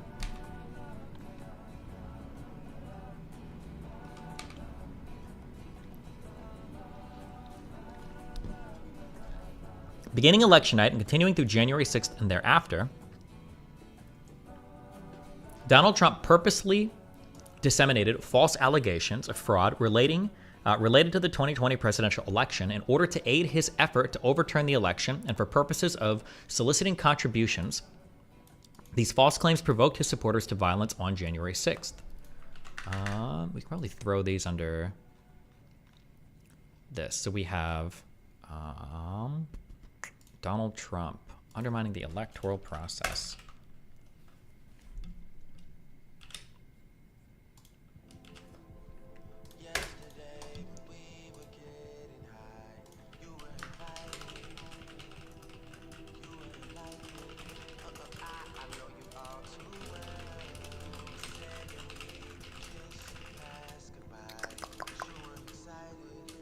Hold on.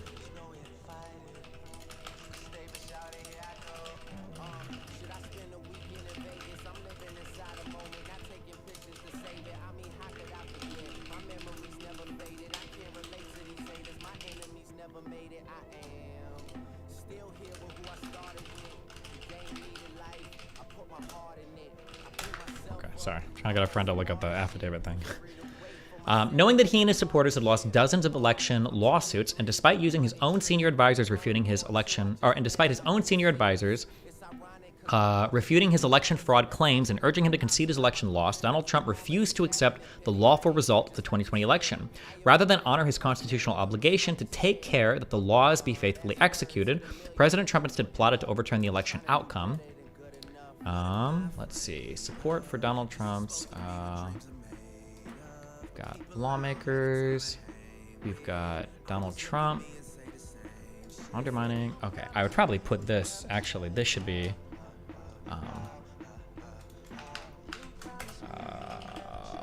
Plan to overturn election results.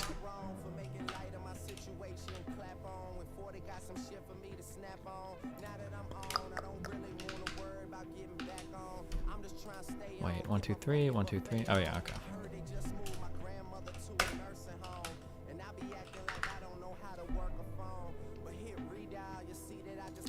Despite knowing that such an action would be illegal and that no state had or would submit an altered electoral slate, Donald Trump corruptly pressured Vice President Mike Pence to refuse to count electoral votes during Congress's joint session on January 6th.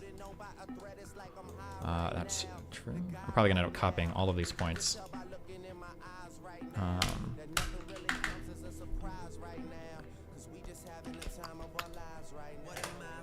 Boom, boom.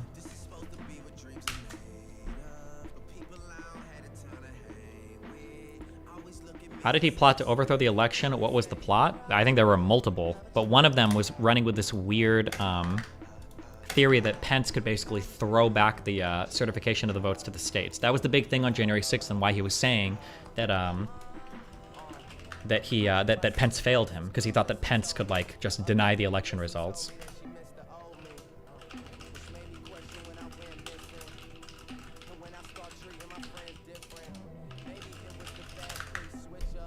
It was a procedural theory. That is a very, very, very generous way of framing that. Too generous.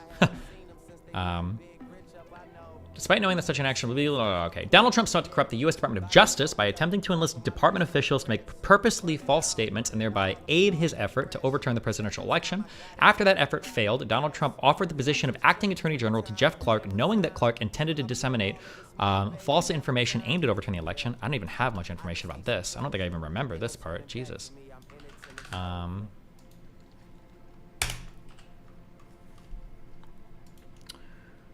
We'll go over this.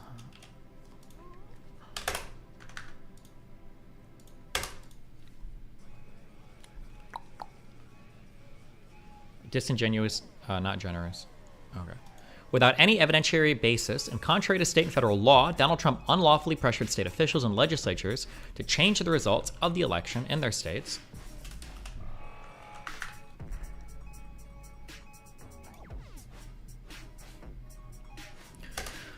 Destiny, the conservative response to this is to say, if it was so crazy to have Pence refuse the electors, why did Congress pass a law saying that the vice president couldn't afterwards? I mean, it's possible that it was just like a norm that was such a strong norm that like nobody would ever do it. And maybe they passed a law like just in case, I guess. I don't know, like technically, I don't remember how many debates were had about this on the other side, but like technically some people argued that like a lot of the Bill of Rights is not technically necessary because like why do we need to enshrine that Congress shall make no laws abridging free speech when we have a government that has delegated power? Why would we need a First Amendment to protect our speech when the government doesn't have the power to regulate our speech explicitly delegated to it in the Constitution? I thought that was one of the arguments against like parts of the Bill of Rights, that we shouldn't need a Bill of Rights because that should automatically be there. And that if you have a Bill of Rights, now you've basically changed people to thinking that the government has all powers delegated to it unless it's specifically protected in an amendment saying they don't have a power delegated to it. But I don't know like the historical arguments if that was like a real argument or not, but yeah. Donald Trump oversaw an effort to obtain and transmit false electoral certifications or certificates to Congress and the National Archives to transmit. Donald Trump oversaw an effort to obtain and transmit false electoral certificates to Congress. I don't know about this either.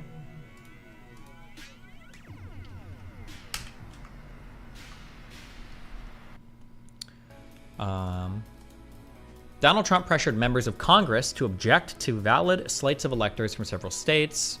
Okay, I kind of know about this. This is the whole certification process bullshit, right?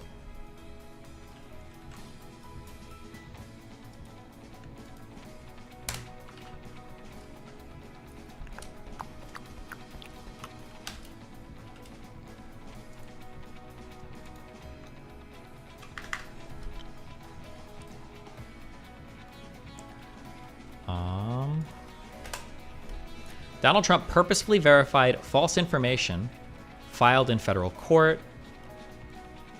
Do I need all of these? Based on false allegations that the election was stolen, Donald Trump summoned tens of thousands of supporters to Washington on January 6th. Although these supporters were angry and some were armed, Donald Trump instructed them to march to the Capitol on January 6th to take back their country. This is like the speech or whatever.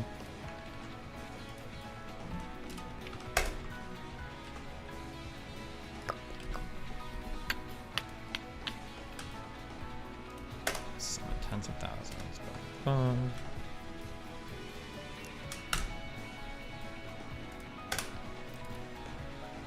Knowing that a violent attack on the Capitol was underway and knowing that his words would incite further violence, Donald Trump purposefully sent a social media message publicly condemning Vice President Pence at 2:24 p.m. on January 6th.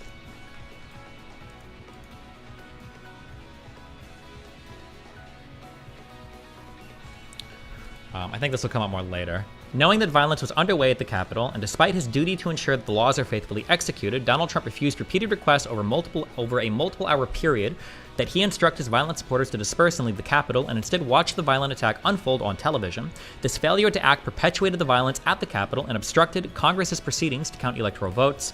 Each of these actions by Donald Trump was taken in support of a multi-part conspiracy to overturn the lawful results of the 2020 presidential election. The intelligence community and law enforcement agencies did successfully detect the planning for potential violence on January 6th, including planning specifically by the Proud Boys and the Oath Keeper militia groups who ultimately led the attack on the Capitol. As January 6th approached, the intelligence specifically identified the potential for violence at the U.S. Capitol. This intelligence was shared within the executive branch, including with the Secret Service and the President's National Security Council. Intelligence gathered in advance of January 6th did not support a conclusion that Antifa or other left-wing groups would likely engage in a violent counter-demonstration or attack Trump supporters on January 6th. Indeed, intelligence from January 5th indicated that some left-wing groups were instructing their members to stay at home and not attend on January 6th. Ultimately, none of these groups were involved to any material extent with the attack on the Capitol on January 6th. Neither the intelligence community nor law enforcement obtained intelligence in advance of January 6th on the full extent of the ongoing planning by President Trump, John Eastman, Rudolph Giuliani, and their associates to overturn the certified election results. Such agencies apparently did not and potentially could not anticipate the provocation President Trump would offer the crowd in his ellipse speech, that President Trump would spontaneously instruct the crowd to march to the Capitol, that President Trump would exacerbate the violent riot by sending his 2:24 p.m. tweet condemning Vice President Pence, or the full scale of the violence and lawlessness that would ensue nor did law enforcement anticipate that President Trump would refuse to direct his supporters to leave the Capitol once violence began. No intelligence community advanced analysis predicted exactly how President Trump would behave. No such analysis recognized the full scale and the extent of the threat to the Capitol on January 6th. Hundreds of Capitol and D.C. Metropolitan Police officers performed their duties bravely on January 6th, and America owes those individuals immense gratitude for their courage in the defense of Congress and our Constitution. Without their bravery, January 6th would have been far worse. Although certain members of the Capitol Police leadership regarded their approach to January 6th as all hands on deck, the Capitol Police leadership did not have sufficient assets in place to address the violent and lawless crowd. Capitol Police leadership did not anticipate the scale of the violence that would ensue after President Trump instructed tens of thousands of supporters in the Ellipse crowd to march to the Capitol and then tweeted at 2:24 p.m. Although Chief Stephen Sund raised the idea of National Guard support, the Capitol Police Board did not request Guard assistance prior to January 6th. The Metropolitan Police took an even more proactive approach to January 6th and deployed roughly 800 officers, including responding to the emergency calls for help at the Capitol. Rioters still managed to break their line at certain locations, and the crowd surged forward in the immediate aftermath of Donald Trump's 2:24 p.m. tweet. The Department of Justice readied a group of federal agents at Quantico and in the District of Columbia, anticipating that January 6th could become violent, and they deployed those agents once it became clear that police at the Capitol were overwhelmed. Agents from the Department of Homeland Security were also deployed to assist. President Donald Trump had authority and responsibility to direct deployment of the National Guard in the District of Columbia, but never gave any order to deploy the National Guard on January 6th or on any other day. Nor did he instruct any federal law enforcement agency to assist, because the authority to deploy the National Guard had been delegated to the Department of Defense. The Secretary of Defense could and ultimately did deploy the Guard. Although evidence identifies a likely miscommunication between members of the civilian leadership in the Department of Defense impacting the timing of deployment, the committee has found no evidence the Department of Defense intentionally delayed deployment of the National Guard. The Select Committee recognizes that some of the department had genuine concerns, counseling caution that President Trump might give an illegal order to use the military in support of his efforts to overturn the election. This report, hold on. Okay, Travis Lamb, you're the next victim, okay? Do you want to hop into Discord? Travis Lamb from YouTube chat.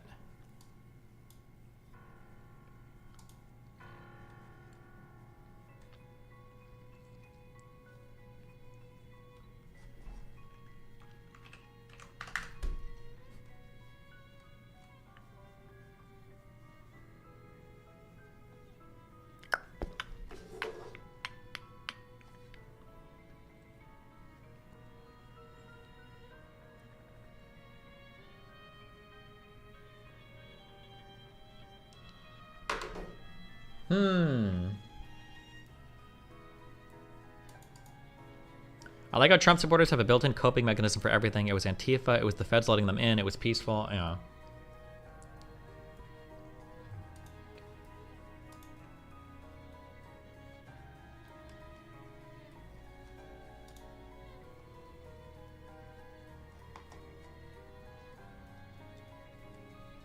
Destiny debating random chatters now like Hassan. Okay, never mind.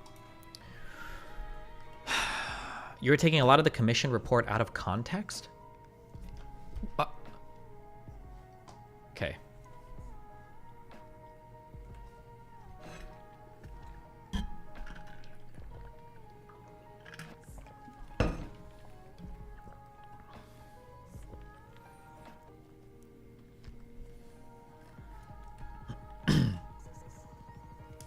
This report begins with a factual overview framing each of these conclusions and summarizing what our investigation found. That overview is in turn supported by 8 chapters identifying the very specific evidence of each of the principal elements of President Trump's multi-part plan to overturn the election, along with evidence regarding intelligence gathered before January 6th and security shortfalls that day.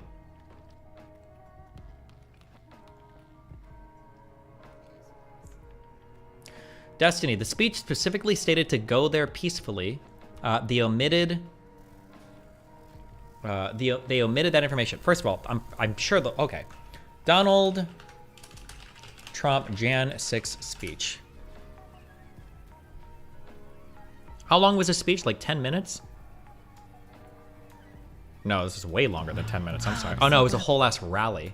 What were the important parts? Was it the 10 minutes at the end? I feel like I've seen timestamps for this, and they're always like talking around. Let's partner for all of it. Edward Jones. Or maybe he wasn't speaking for the full. Media will not show. That's a great one. Is it just the last 10 minutes people talk about? Hold on, let me. Go on and on about this fraud that took place in every state, and all of these legislatures want this back. I don't want to do it to you because I love you and it's freezing out here. But I could just go on forever. I can tell you this. Is there a way to speed this up on this side or no?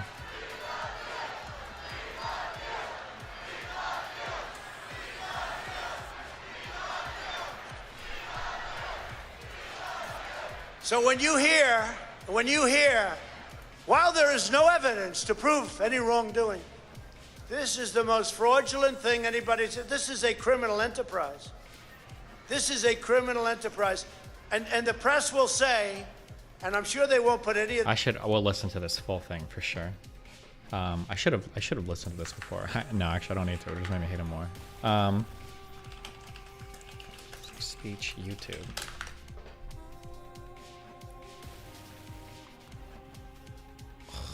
Is there not a YouTube video of this?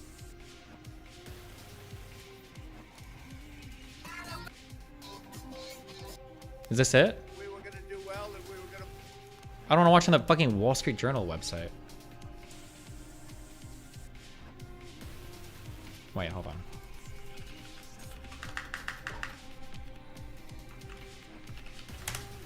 35th President of the United States of America.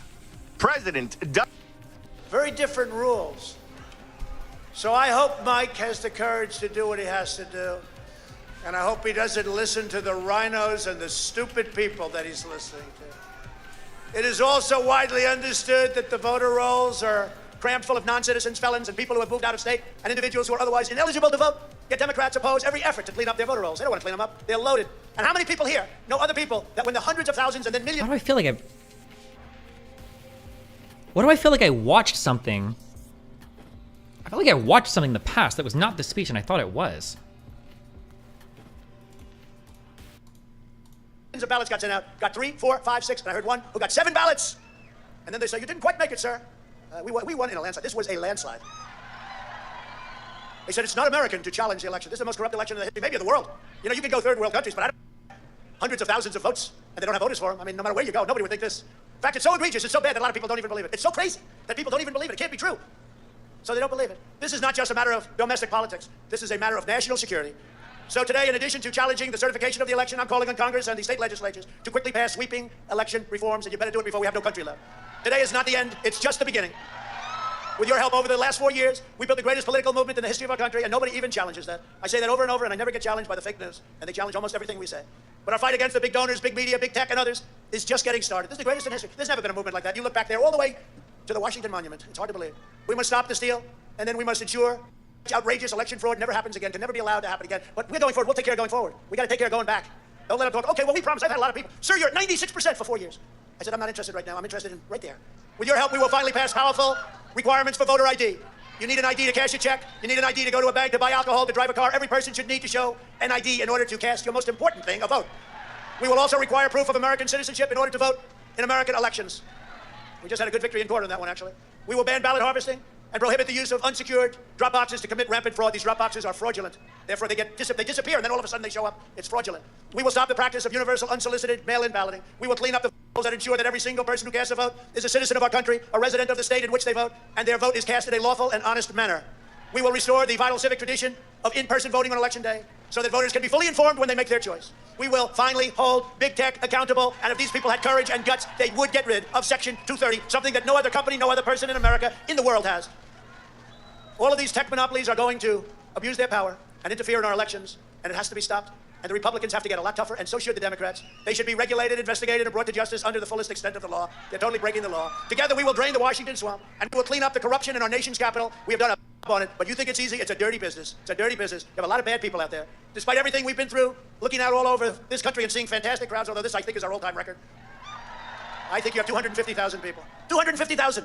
Looking out at all the amazing patriots here today, I've never been more... Wait, how many people were at this rally?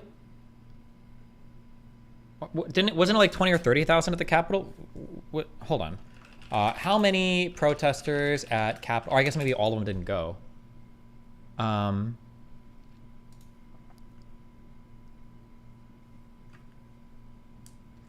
Protesters. Oh my god. Just this mouse scrolling.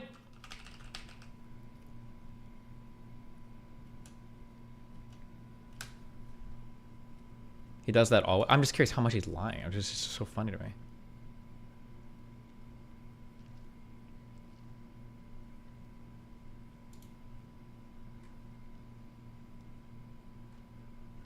Whatever. Okay. Confident in our nation's future? Well, I have to say we have to be a little bit careful. That's a nice statement, but we have to be a little careful with that statement. If we allow this group of people to illegally take over our country, because it's illegal when the votes are illegal, when the way they got there is illegal, when the states that vote are given false and fraudulent information, we are the greatest country on earth, and we are headed, and we're headed in the right direction. You know, the wall is built. We're doing record numbers at the wall. Now they want to take down the wall. Let's let everyone flow in. Let's let everybody flow in. Around 120K. We did a great job in the wall. Remember the wall? They said it could never be done. One of the largest infrastructure projects we've ever had in this country. And it's had a tremendous impact. And we got rid of catch and release. We got rid of all of the stuff that we had to live with. But now the caravans, they think Biden's getting in. The caravans are forming again. They want to come in again and rip off our country. Can't let it happen. As this enormous crowd shows, we have truth and justice on our side. We have a deep and enduring love for America in our hearts. We love our country. We have overwhelming pride in this great country, and we have it deep in our souls. Together we are determined to defend and preserve government of the people, by the people, and for the people. Our brightest days are before us. Our greatest achievements still wait. I think one of our great achievements will be election security, because nobody until I came along had any idea how corrupt our elections were. And again, most people would stand there at 9 o'clock in the evening and say, I want to thank you very much. And they go off to some other life. But I said, something's wrong here. Something's really wrong. Can't have happened. And we fight. We fight like hell. And if you don't fight like hell, you're not going to have a country anymore. Our exciting adventures and boldest endeavors have not yet begun. My fellow Americans, for our movement, for our children, and for our beloved country. And I say this, despite all that's happened, the best is yet to come. So we're going to walk down Pennsylvania Avenue. I love Pennsylvania Avenue. And we're going to the Capitol, and we're going to try and give, the Democrats are hopeless. They're never voting for anything. Not even one vote. But we're going to try and give our Republicans, the weak ones, because the strong ones don't need any of our help, we're going to try and give them the kind of pride, boldness that they need to take back our country. So let's walk down Pennsylvania Avenue. I want to thank you all. God bless you, and God bless America. Thank you all for being here. This is incredible. Thank you very much. What is the point of sending your protesters? What is the point of sending your protesters to the Capitol building if not to try to halt the certification of the votes? Like,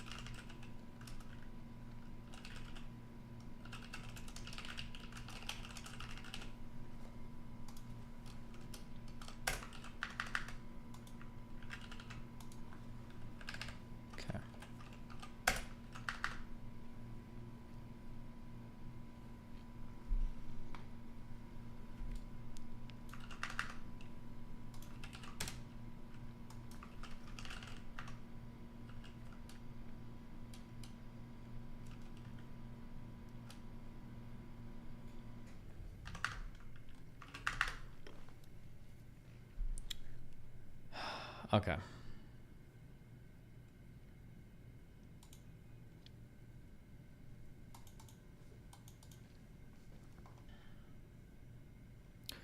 Destiny, isn't there a fairly logical argument that the closer you are to the thing you're protesting, the more powerful / pressuring the message is? Like protesting some government action would make the most sense outside the government building responsible for that action, no? Yes, I agree with you. The protest is of the election, and the action is to overthrow the election results.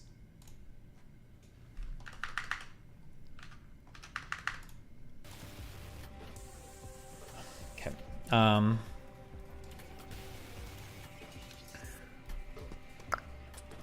Although the committee's hearings were viewed live by tens of millions of Americans, and widely publicized in nearly every major news source, the committee also recognizes that other news outlets and commentators have actively discouraged viewers from watching, that millions of other Americans have not yet seen the actual evidence addressed by this report. Accordingly, the committee is also releasing video summaries of relevant evidence on each major topic investigated.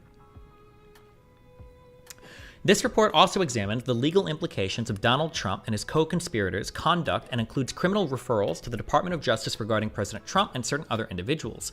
The criminal referrals build upon 3 relevant rulings issued by a federal district court and explain in detail how the facts found support how the facts found support further evaluation by the Department of Justice of specific criminal charges.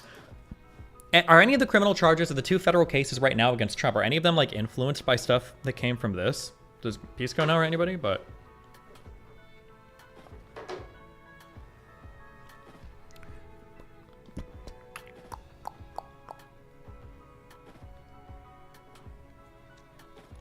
can you upload your notes to GitHub? Okay, wait, hold on. If somebody can tell me right now in chat really quickly how to make your notes publicly accessible, there's a way to do it. There's an attachment. I'll do it.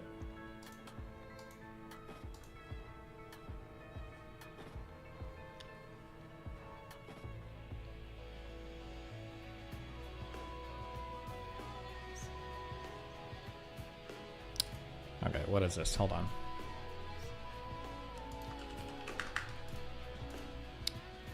Okay, let me create your site. Bro, is this like a whole fucking ordeal or?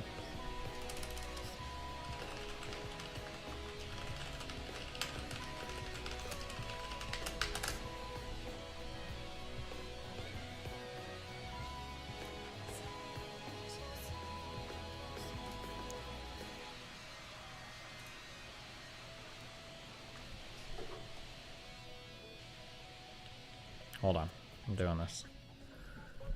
Ooh.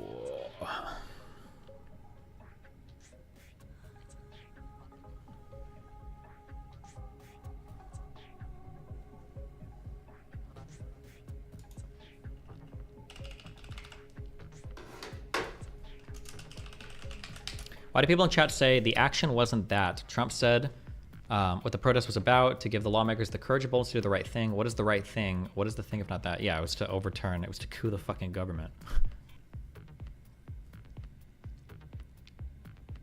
Obviously. Okay.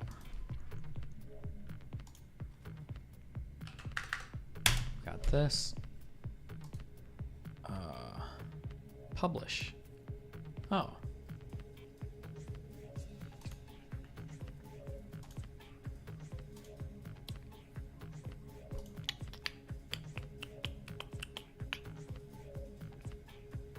Number of sites, 1. I just need like a...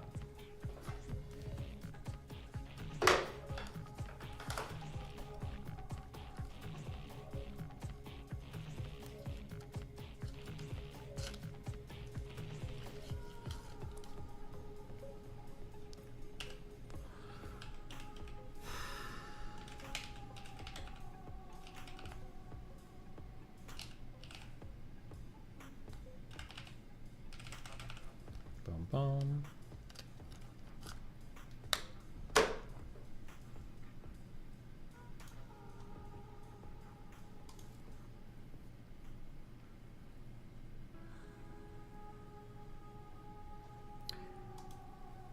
Okay, close. Boom. Okay, we do this. Do I have to like? Do I need to download like a thing on my my Obsidian program?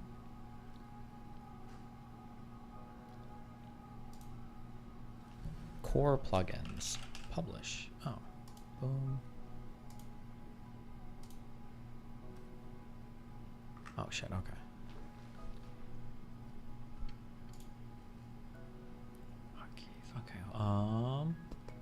Editor. No, fuck. What am I looking for? Core. No, wait. Core plugins. Just share the .md file. No, I'm not gonna do anything. Listen, I need this shit to be automated. Okay.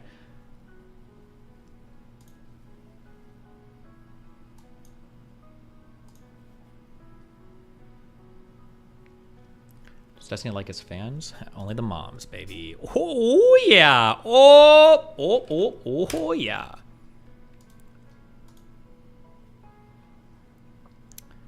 Okay, publish. Your sites, 1 site. How do I see like where my site is? Or is there a way to see where, oh, see user guide. Oh, that would probably help. Okay, log in with your bullshit, enable bullshit, create a new site. In a ribbon to the left of the application window, select Publish changes. Wait, in a ribbon to the left of the application window. Oh, boom. Create. Site ID. Oh. If you have Google Docs, you can just set it to view only and post a link for everybody. Yeah, but like if you link too many Google Docs to like outside people, it doesn't work because it you hit like there's like a cap for how much data that'll allow you to transfer because you're not supposed to use it like a file sharing website for like public people basically.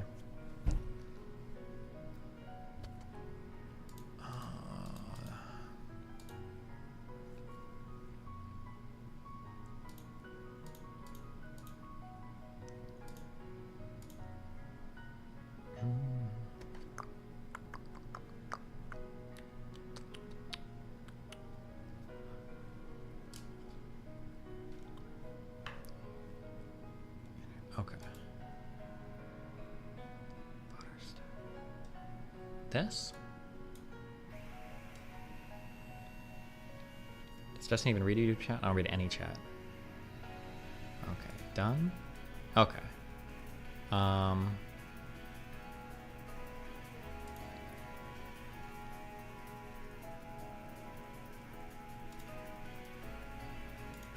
Wait.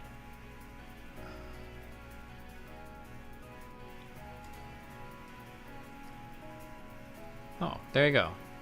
Boom, boom.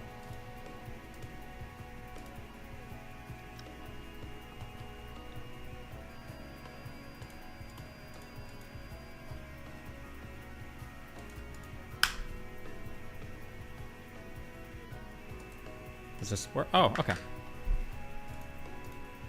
Boom, boom. Let me close all the account windows. Hold on. Okay, there. If you want notes, there you go. I did it. I think. Hopefully this works.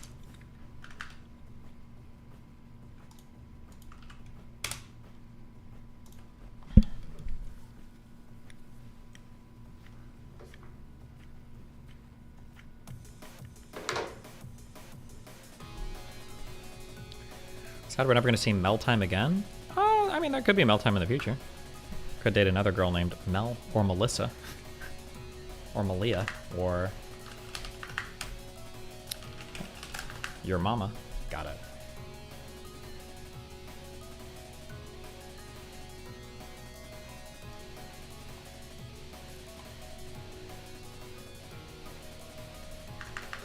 Okay.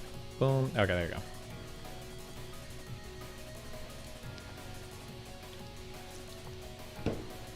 No, do it with the Israel-Palestine nodes. They're there.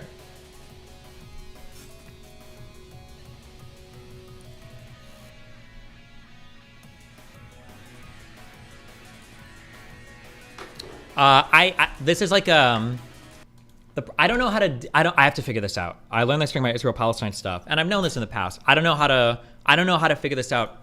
I have to think. I will. I'm gonna set aside some time to think at night about this. Okay. I can do this. I can figure this out. Someone in chat said, at Destiny, Trump quote from Jan 6th, I know that everyone here will soon be marching over to the Capitol building to peacefully and patriotically make your voices heard. I don't know how to argue with people that give me a single quote and pretend that that single quote can stand in contrast to the billion things or actions around it. It's happened a lot with the Israel-Palestine stuff, where it's like, what about this one quote? I need to develop like a quick rhetorical, because we all know that this is a stupid way to try to assert anything, that you would never try to explain this thing. Well, here's a quote. Yeah, I don't know how to. I'll figure. I just have to think about why people do that, and I have to figure out like a decent counter to it. I can probably think of something. Glenn Greenwald debate strategy.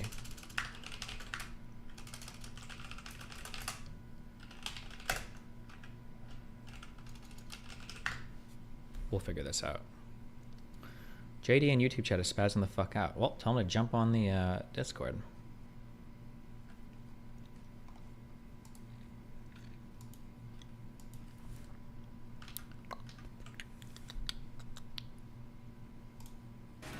Okay.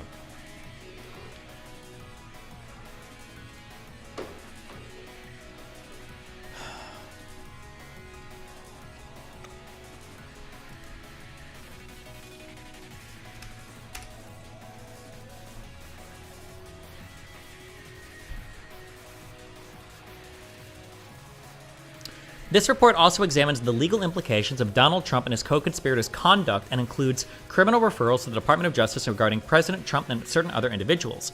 The criminal referrals build upon 3 relevant rulings issued. Oh, we read this.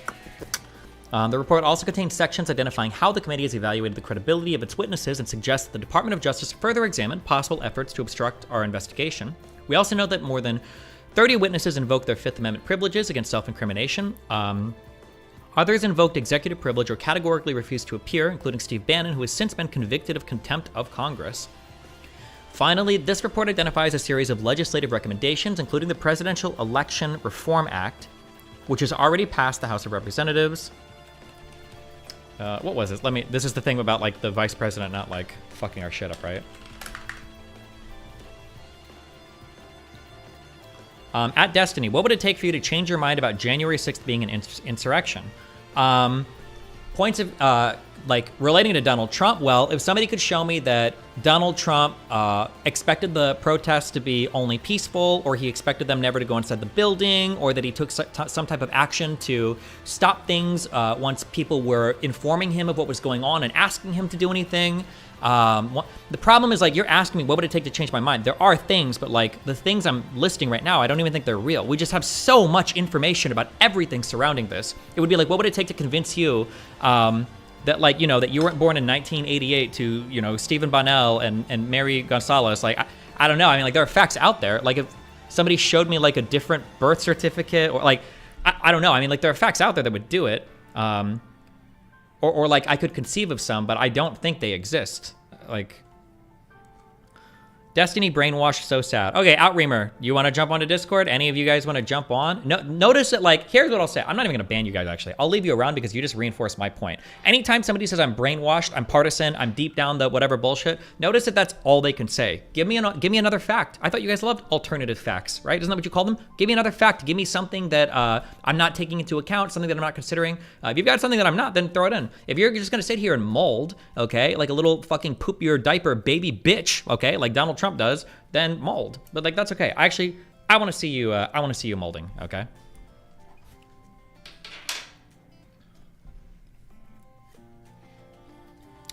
Capitol Police literally led people into the Capitol. Why do you still make that rumor up? That's not true. Firstly, so if you're, I mean, like, we've watched all these videos.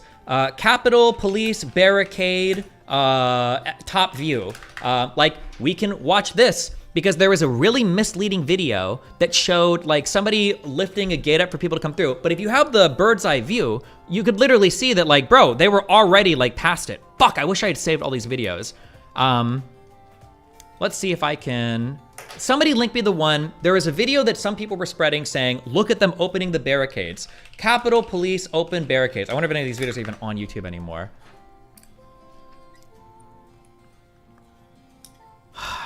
Fuck me, bro.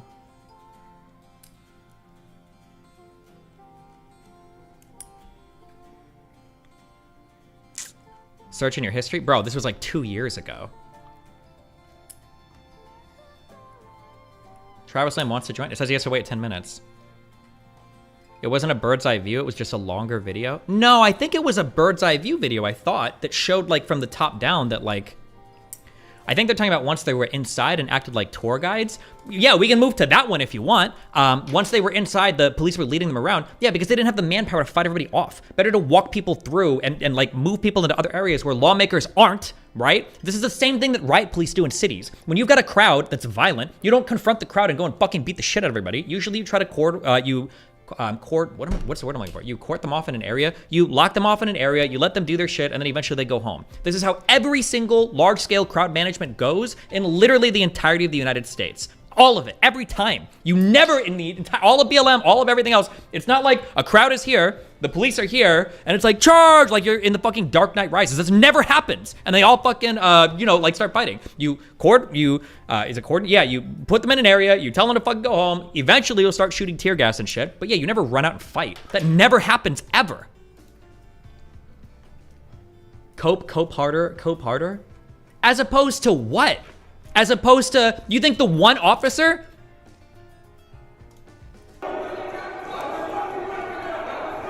Hold on. So your statement here Where are you? I want you in Discord right now, okay? What should he have done? Should he have taken out his gun and started shooting? Should he have just closed the door? Should he have just stood there and blocked them? Tell me, where are the copers in YouTube chat? Tell me how you would have dealt with the situation.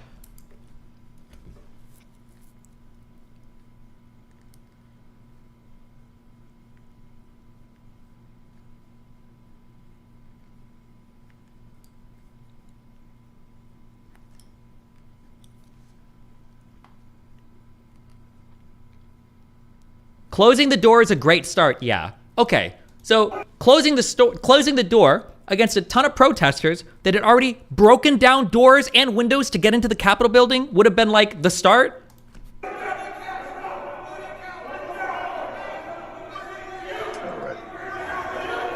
Okay, so right before he picks up his collapsible baton or drops it, he's standing at a doorway, and you have the mob entering the doorway, and he is retreating. He's backing up. So he picks up his... Does he not have pepper spray? Bro, how effective is it like an AoE, like mass stun that you can pepper spray infinitely like a paint can, like a whole, what are you talking about? Baton, and he's going up the steps. And, you know, it's very interesting that, which I did not pick up on when I first watched it. And it is quite reasonable to assume that he is leading them up the steps, kind of like, follow me, follow me, follow me. And I just froze it where he glances over at at the top of the steps, and he glances over at I guess that's the Senate chamber, which is really interesting. So he pushes there's the one man who's wearing the black t-shirt and the hat and the sleeves, and he pushes him to get him to kind of follow him along. Incredible situational awareness, and I guess, you know, perhaps that's from being in the military and just being a cop. It's like, it's so stupid that, like, it's so fucking obvious what's happening. But then, like, you guys will look at it like, oh no, I need, like, it's like, for so long, but clearly in pushing him, the lead rioter, he is attempting to get him to follow along with him. So it's very interesting. And when he's backing away, you know, when someone's retreating because they don't want to get hurt, the best way to do so is to turn your back and run. And that's not what he does, right? So he's facing them and he's walking backwards. So clearly, like, he's just really trying to distract them and to get them to come along. It's rather incredible whenever you watch it, you know, slowly, frame by frame. I'm not gonna be able to find all the stupid Twitter videos that were running around that day because I don't know if they've been all deleted.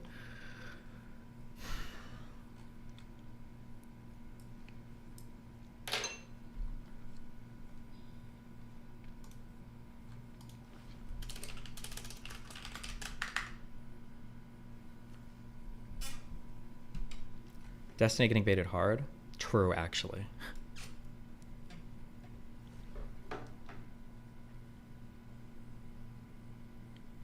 Actually true.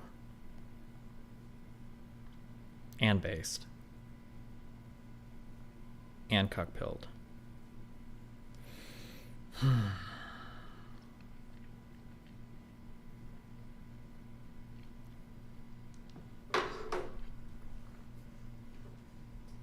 This is the clip / claims you were talking about, I think. No, if you would either know it instantly or you wouldn't. It's not.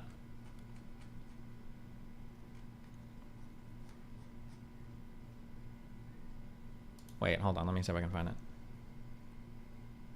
Wait, is this here?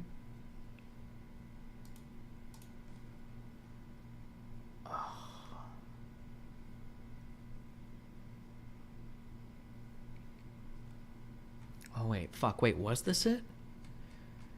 There was a really popular angle of this video, I feel like, that got shown on...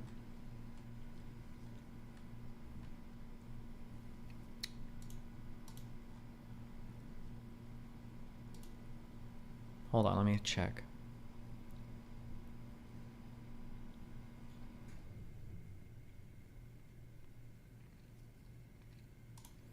dude, this is. I hate that people like obsess so much about like AI, like showing us fake videos and shit when you don't need AI for any of this shit at all. I remember this one was a big one. Capitol Hill police officer encourages Trump terrorists to go in.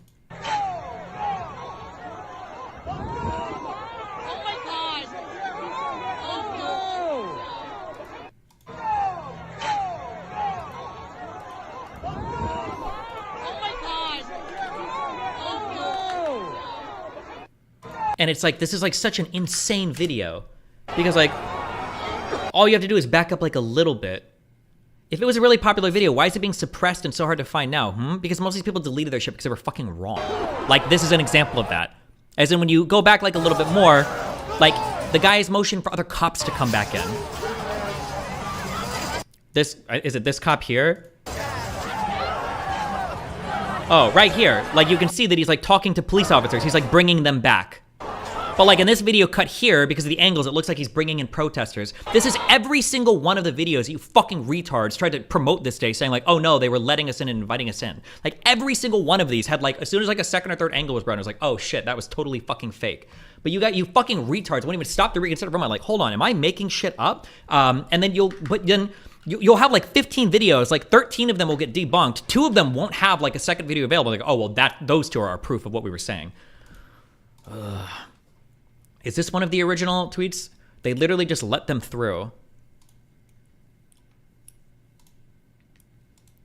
Oh, this was the one. This was a big one I think that I was talking about. Oh, there we go. Yeah. Police are squabbling with protesters. Oh, there we go. This was a huge one that you fucking retards spread around as well. We're like, oh, look, they let him in, they let him in. But there is a bird's eye view video of this. There's a bird's eye view video of this where you can see that they'd already gotten all the way around. They were just bringing the officers back. And it's so obvious too because it's like, how did this guy even get the fucking footage?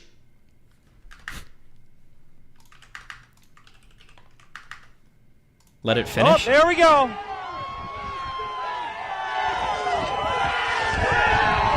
And they just breached the Capitol again.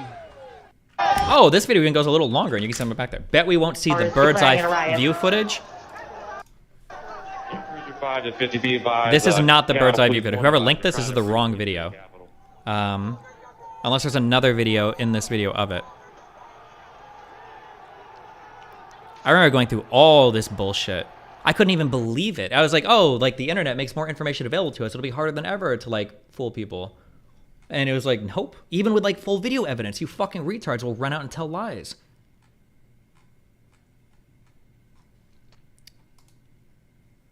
They were already behind the barricade in the first video. Yeah, I know, but there's a really, really, really good bird's eye video of like this particular exchange happening.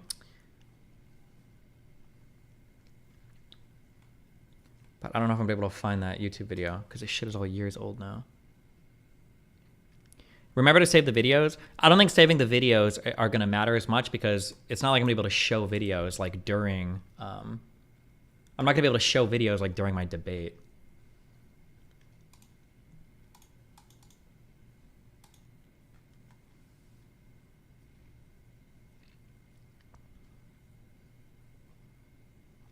What were the evidential requirements that you needed for believing Donald Trump did an insurrection?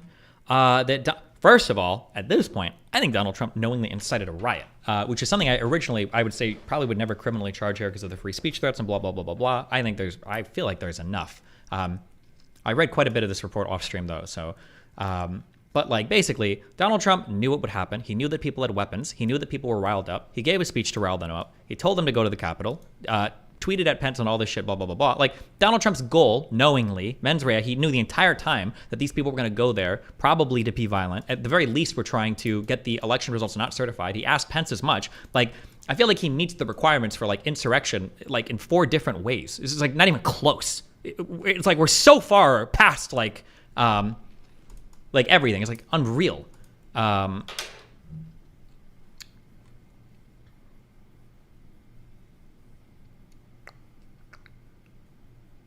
The waiting room is still locked. There's somebody. Oh, Travis Lamb. Oh, fuck. This is like I only have time for one more of these today. Fuck me. Wait, join General Lobby or General Lobby 2. Go for it, and I'll drag you in, buddy. How do people mental gymnastics their way out of Trump stealing a bunch of classified documents on the way out of the White House? Well, they do it with they compare it to other politicians sometimes having classified material.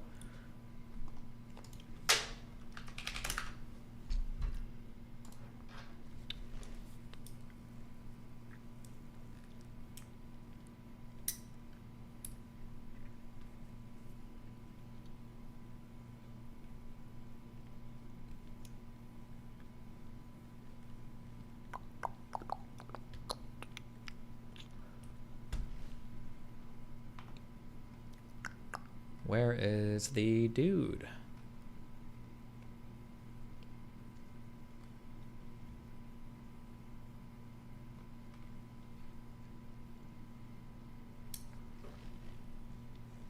How doors and windows were breached? Isn't there footage of them breaking the doors and windows? What?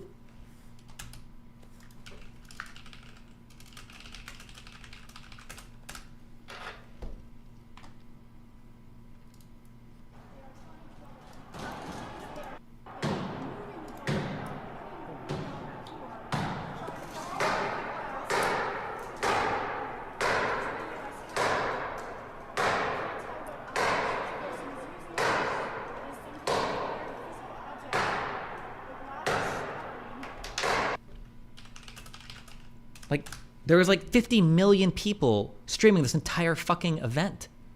Where's the, I think the New York Times has like a huge compilation of, I don't remember the big compilation video that we watched.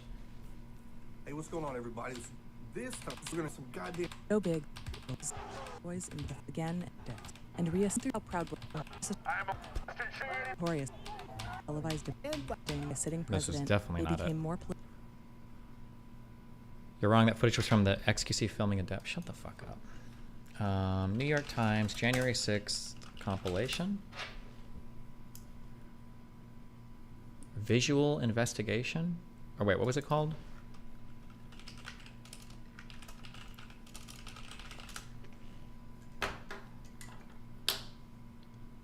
Oh, was it this one?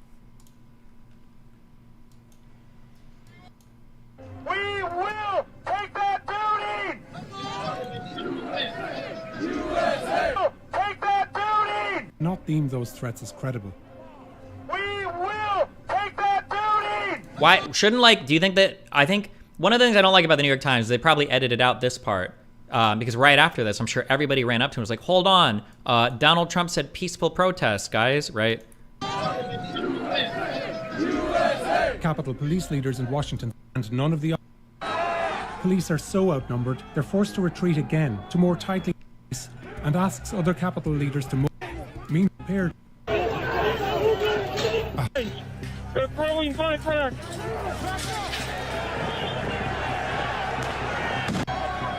Chemical spray. 30 minutes, the police already have casualties. Grounds I think we watched this whole video on stream when it came out, right? Like a couple years ago. The 20th of the bill. Best is what that is. Now forward. Oh, this was the footage where they said that the one guy was like waving them in, I think. Was it around here? South. West now surrounded. Rioters haven't made it inside yet, but around the time that the mob on the east pushed forward, rioters on the west were making a pivotal move. This scaffolding was erected for the upcoming inauguration of. They pushed through the line.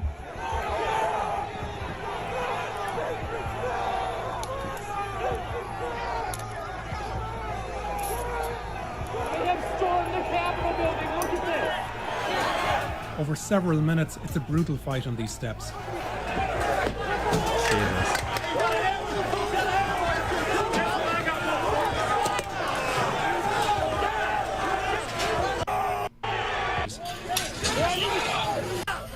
Direct access to Capitol entrances. The scene from countless angles, allowing us to piece together moment by moment what comes next. Proud Boy Dominic Pezzola uses a police shield he stole to bash in a window.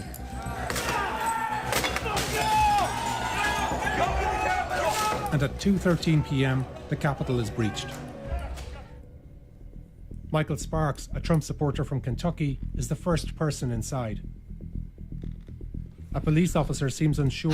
Fuck, I can't cover this shit. Like, the guided tour people, bro, I'm gonna go, like, worse than Hassan on you people. Oh my God.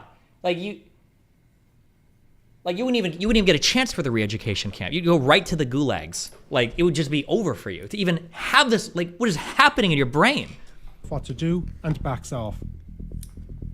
Sparks is followed by Proud Boys and other far-right extremists, one carrying a Confederate flag, another armed with a baseball bat. When rioters break open the locked doors, hundreds more rush in.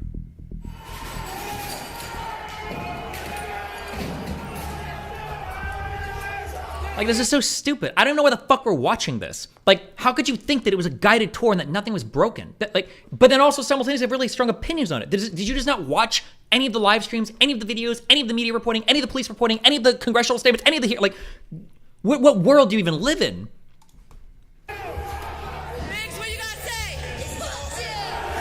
This is awesome, he says in front of the judge. 17 years. This is a critical moment. Officers must now defend the outside and inside of the building, stretching them even further. Simultaneous events now happen that are critical to lawmakers' safety.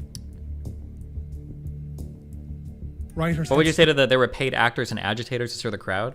I don't know. We'll. I think Ray Epps is like the biggest conspiracy meme on that, so I'll probably do research into him specifically. Wait for the Senate and will be at its doors in 2 minutes.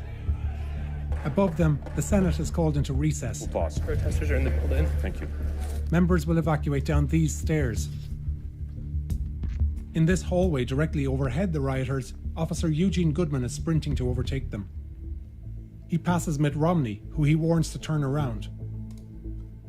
Reinforcements are following behind. Goodman overtakes them all. One thing we also need to look at, and I admit I didn't watch it because the J6 triggers the fuck out of me. So I'm only repeating what I've heard, so I could be wrong, okay, as a heads up. But my understanding is Tucker Carlson literally put together like a highlight video of everything to show that absolutely none of this shit happened on January 6th as well. And you retarded, feces-eating fucking like Downies actually ate it the fuck up. And like that video like spread like crazy through conservative spheres. Goes downstairs and intercepts them. He holds them off while backup arrives upstairs.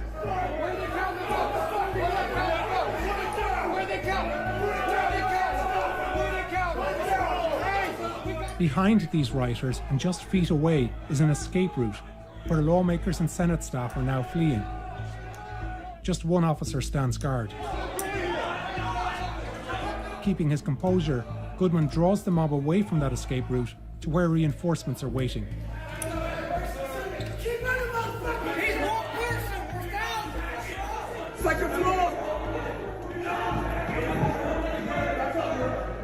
He glances toward the Senate and realizes a door is unguarded. Goodman shoves the protester again, lures the mob away, and brings them into that line of fellow officers.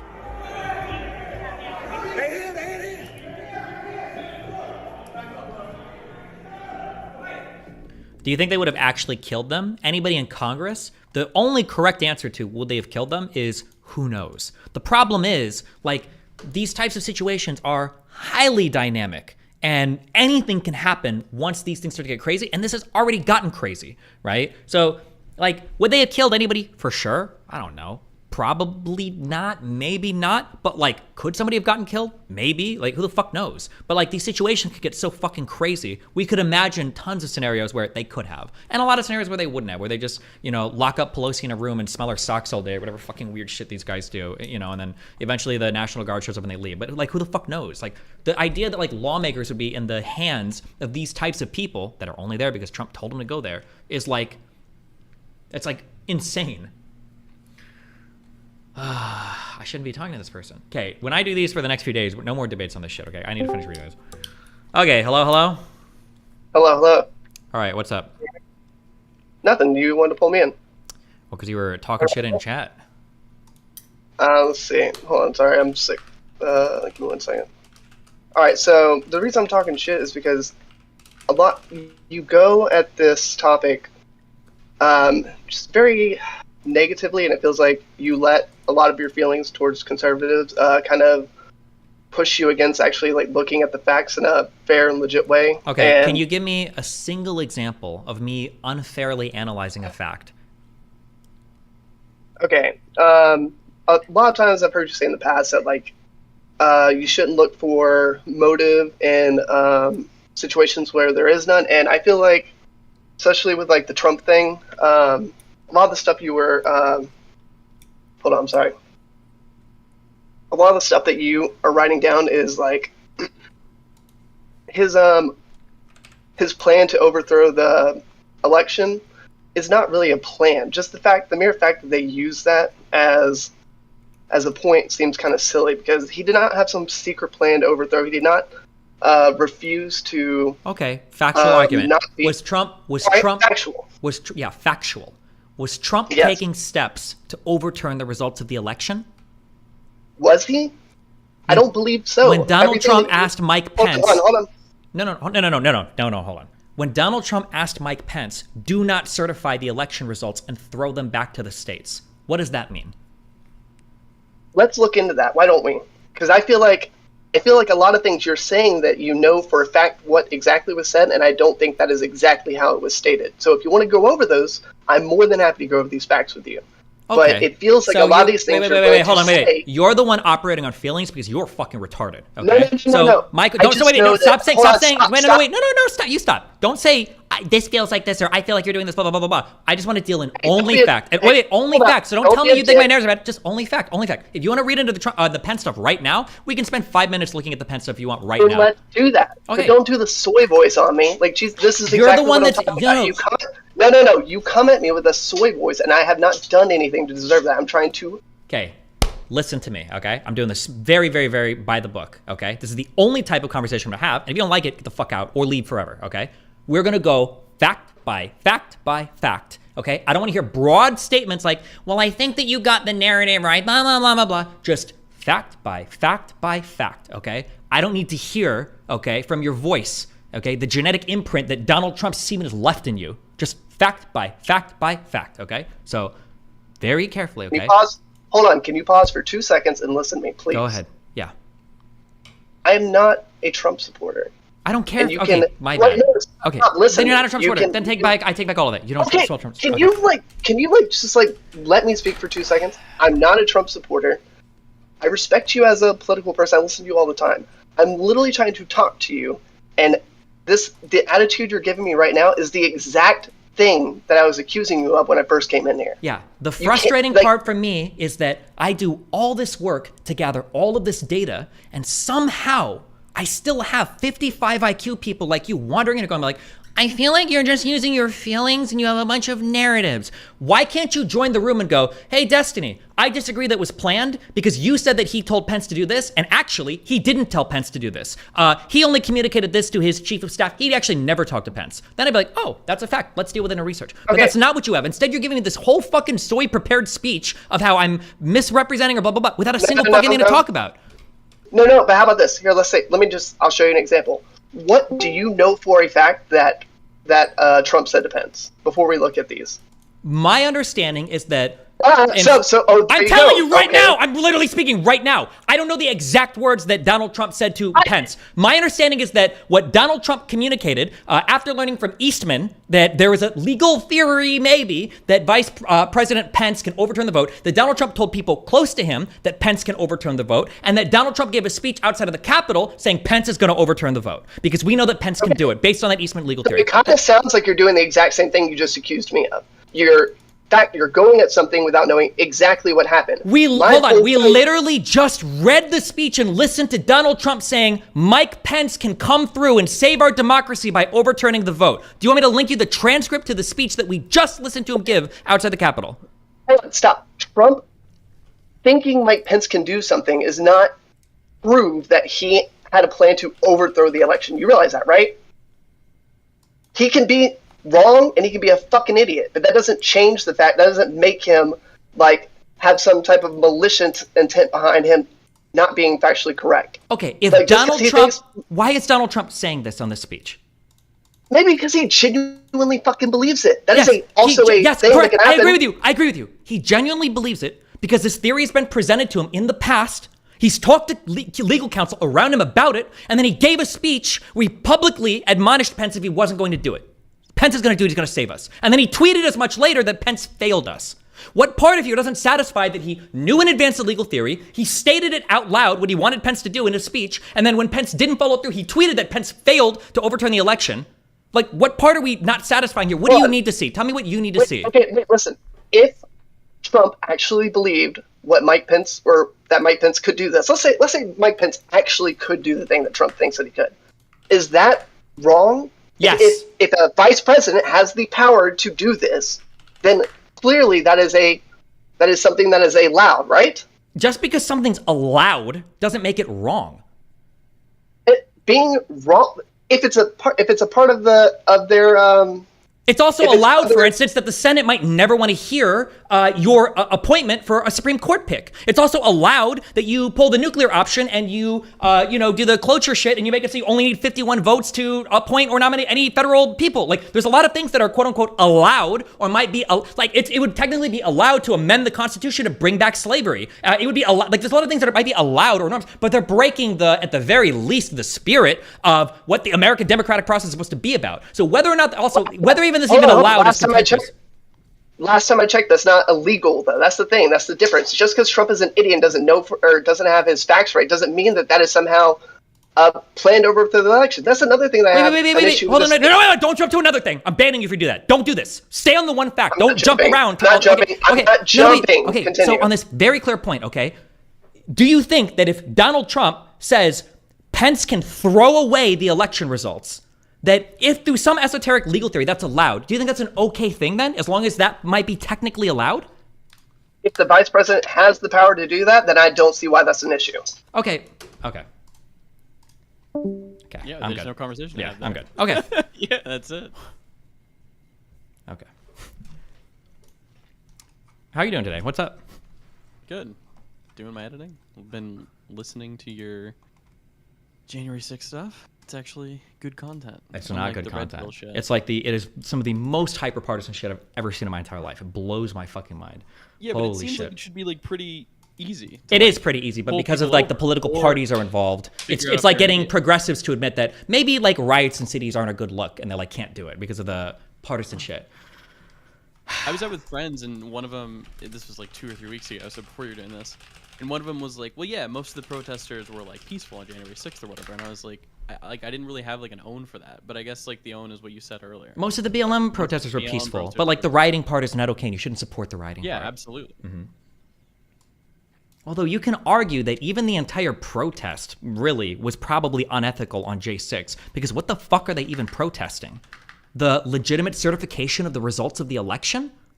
What if people genuinely believed that the election was like quote unquote rigged and there was like billions of votes? Do you not think that they have the right to go and protest at the bare minimum? I think that there is an argument there, but then the problem is, one, Donald Trump, who knowingly lied to everybody, which I think is like a foregone conclusion at this point. The conservative media that knowingly propagated a lie. They knew it was a lie and they propagated it.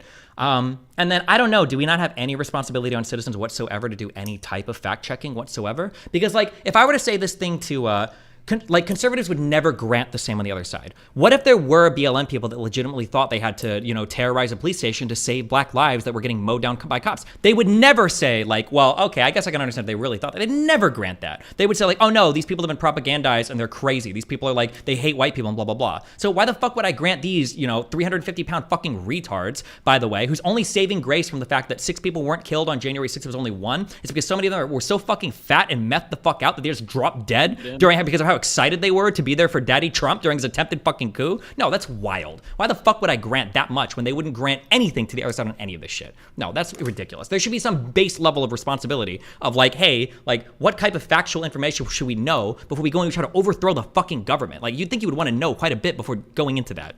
It would be my assumption. Yeah, I get that. Do you feel like there should be something done about like, I mean, for example, Tucker Carlson just like throwing out obvious fake shit, like is there anything that can be done around that, or is that just like free speech protection? It's in a way? absolutely free speech and protection, but like other people need to be more aggressive, I think, in combating it. For too long, like the far left basically said, like you can't talk to these people, you can't communicate with them, it's not worth doing any factual shit, just like ban them and censor them from everything, which I think has been like a huge mistake. Although social media platforms at least are turning around on that, or have turned around on that, but. Yeah, I'm sure there were some good people out there on the 6th, but I would say like 99% of them were fucking grade A retards. Yeah, but I mean, like, fuck me, fuck, I hate this. I hate everything around this. Donald Trump literally tweeted out the day before, the vice president has the power to reject fraudulently chosen electors. Like, do we have a consensus on that? Is there like there hasn't been anything legal that's like came forward to like the Supreme Court if this is like true or not, right? Wait, that what's true? That like there is a legal that the Pence actually could? Yeah. I know Pence didn't because he probably thinks he can't. I think or it's he still chose not to. Yeah, I think it was like a debated thing. Like I don't know if legal experts know if he could have or couldn't have. It's like there's a lot of apparently there's a lot of untested legal ground with the way that the United States government is structured, where people might be able to do crazy shit, but like generally you just never do that. You don't know. But I guess like just to make sure, like after the election, Congress passed a law to clarify and make sure that there's no way a vice president could do that. But yeah. Okay, so now it's like 100% clarified. Yeah, because Congress actually passed a law to like patch that 1,000,000%. Yeah. Got it. Cool.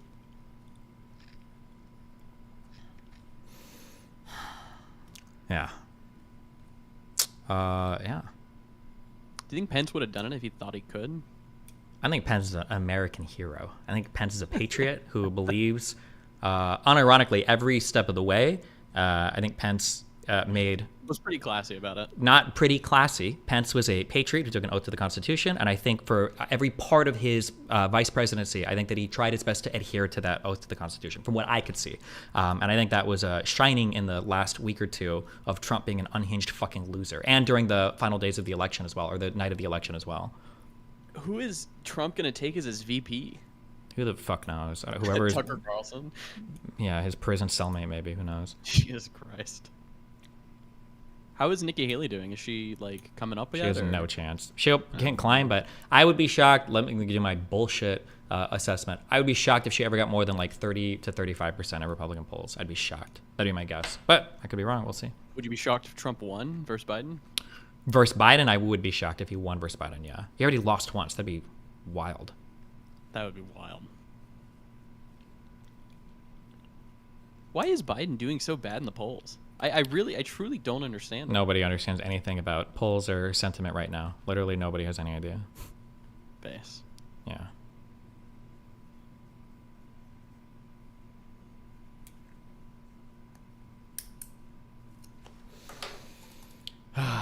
Fuck.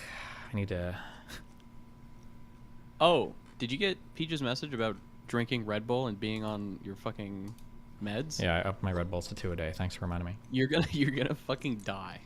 I don't think so. Why not just drink something else? What is so bad about it? It's if you have pre-existing heart conditions, things like stacking like amphetamines and caffeine and shit like could theoretically be bad, but these things are all like highly incremental. The worst thing I'm doing for my health right now is that I'm not going to the gym. But like drinking caffeine and being on stimulant medication, like if you were doing like 5-hour energies, like slamming those, you might have trouble. But I don't think like people on ADHD meds like stop drinking coffee, for instance. Yeah, but is a coffee and a Red Bull comparable? I think a Red Bull has 2.5 times as much caffeine as a cup of coffee on average, as a small cup of coffee, right? Red Bulls can have 80 milligrams of caffeine. It also has taurine. I don't know what the fuck that is.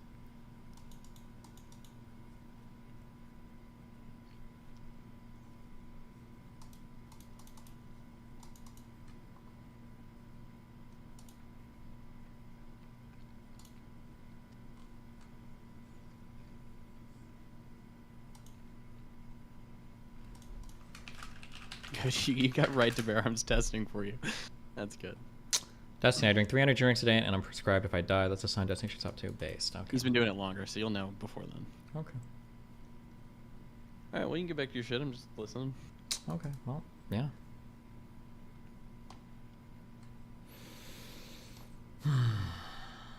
Okay.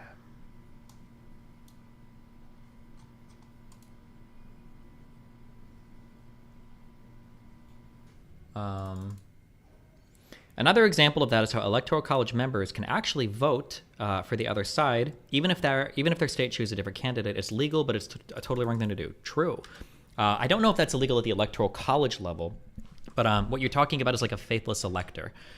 There are several stages, I think, in the U.S. government where electors can be faithless, where even though they're supposed to go and vote one way, they vote the other way.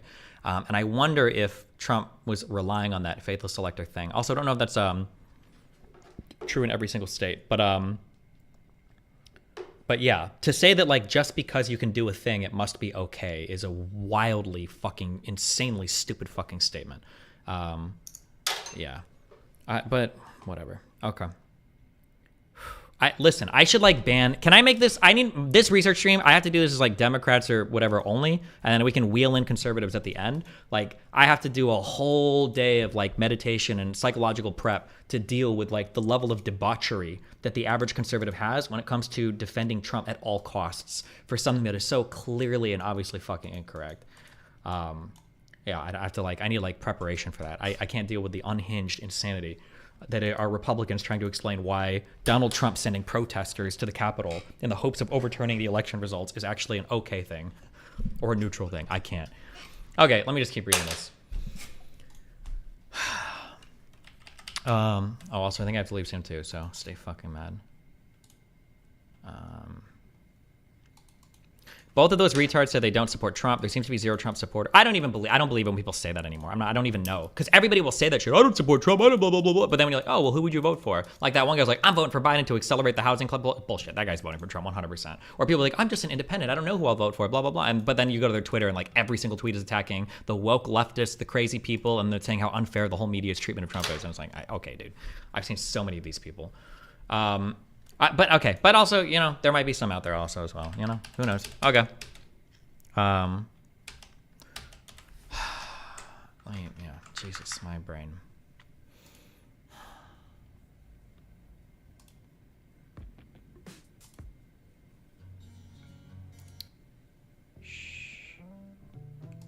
I need to. If the VP can toss out votes, then why didn't Al Gore toss out electoral votes and take office when he lost the election? Paste and true. Wait,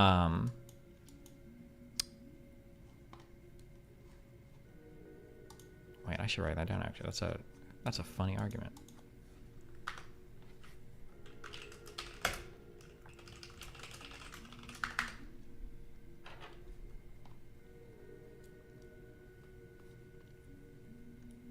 Pence's former attorney asked Eastman that very question. Oh.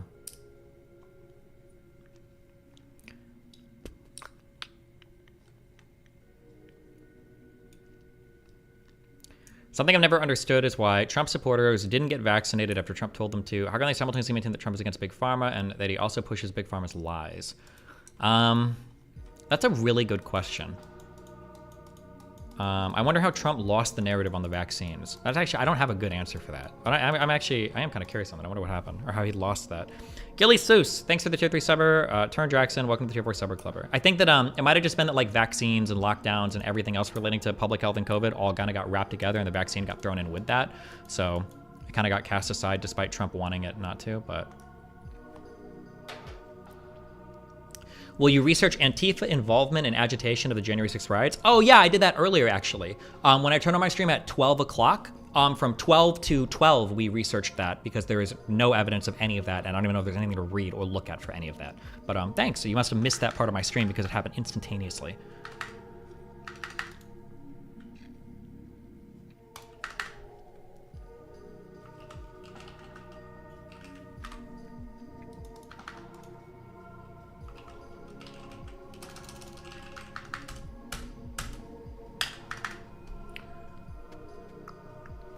Is there any reason you need to end stream early every single day? Because it's the holidays, I'm visiting family, I've got like a lot of friends coming through town that I want to hang out and chat with and everything, so that's what I already told you, the whole end of this like month is going to be pretty wacky in terms of scheduling.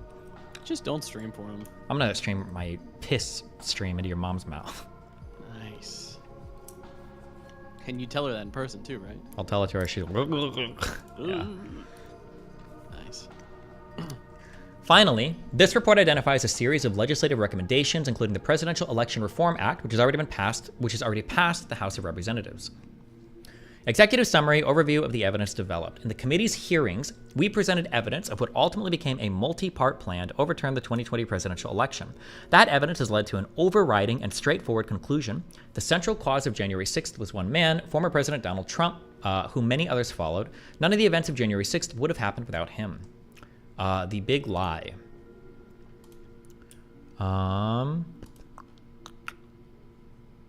Let's see. This is under Donald Trump. Is this all still the executive summary?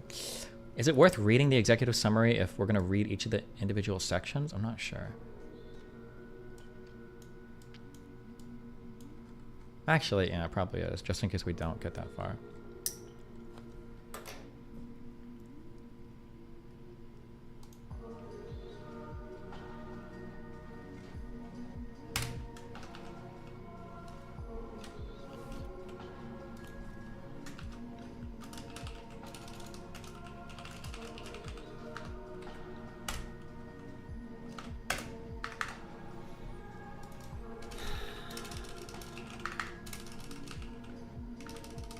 If you show the bird's eye video you mentioned, I will change my opinion on Jan 6th.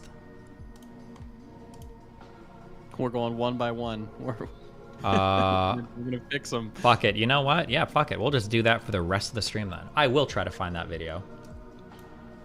Fucking based. One pebble can start an avalanche.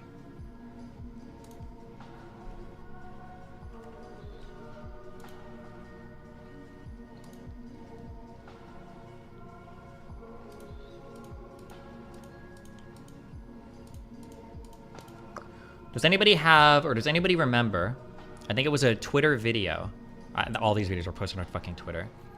It was a bird's eye view of the of that gate being opened, where other people had already basically been like streaming onto the lawn and everything. Oh, so like the gate opening didn't like even matter? No, it didn't. It was that people were already behind it, but you could tell because the guy filming already had one friend in front of him, and he was with the protesters.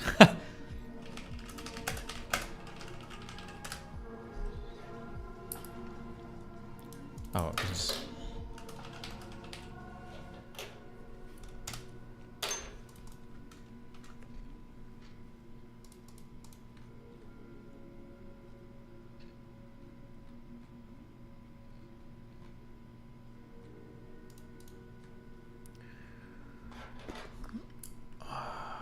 Oh shit, my stock price is going up right now.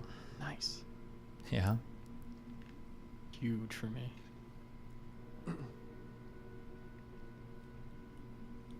PBS video. Control F. PBS. Oh, wait, this thing? The 12-minute video?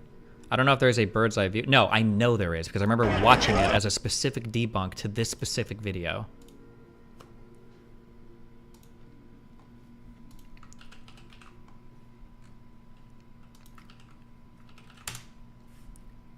If you want to go and watch somebody talk about how... I'm not listening to my fucking soy-ass fucking voice.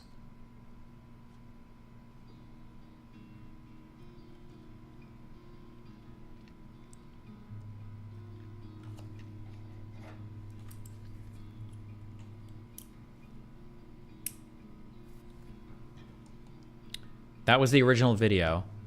Where's the bird's eye video?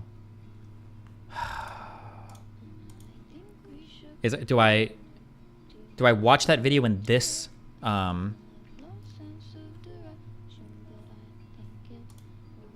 I watch that video in this video? Oh god, I was doing the Artesian build stream. Oh my god. Biggest bag fumble of all time. 1,000 comments on Reddit. The police opened the gates for Capitol rioters.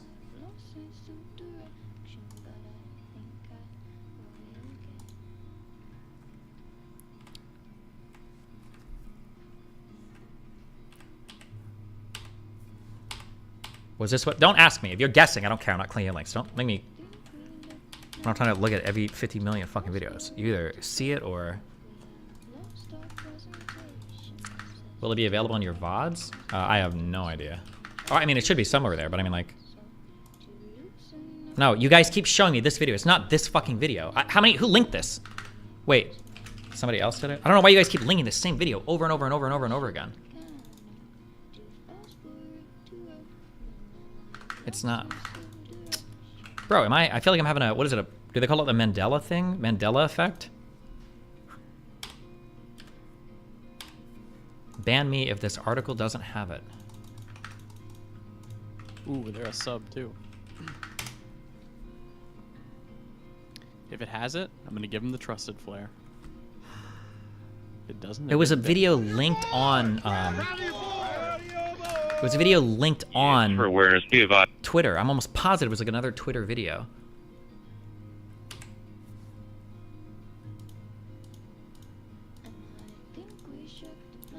It's not gonna be here.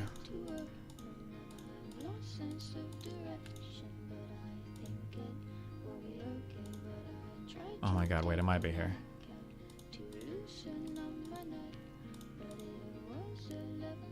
It was from a drone? I thought it was. Or maybe it was like on top of the building. It's not this fucking thing. I'm surprised they can fly a fucking drone there.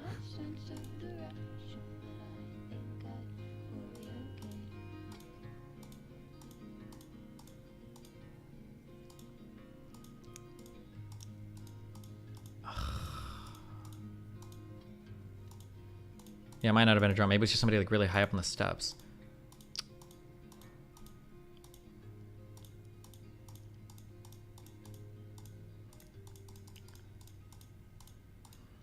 There's no way by this point. We're like way past. Is Scooby Main got it? No shot. This survives copyright.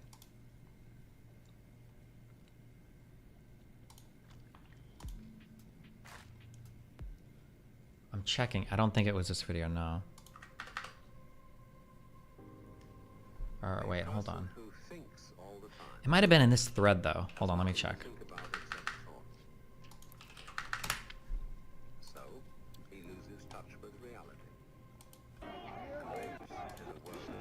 No.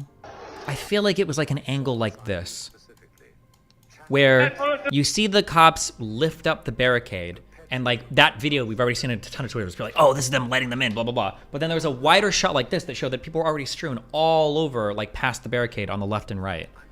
I'm just trying to find that video. I see you winding, grinding. It's not this fucking thing. Check the whole thread. Okay, take it in.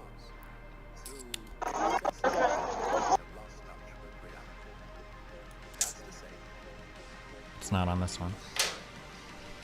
If something is not illegal, it can't be an insurrection. If something's not illegal, it can't be an insurrection. That's not true. We could think of like theoretically legal ways to like coup the government.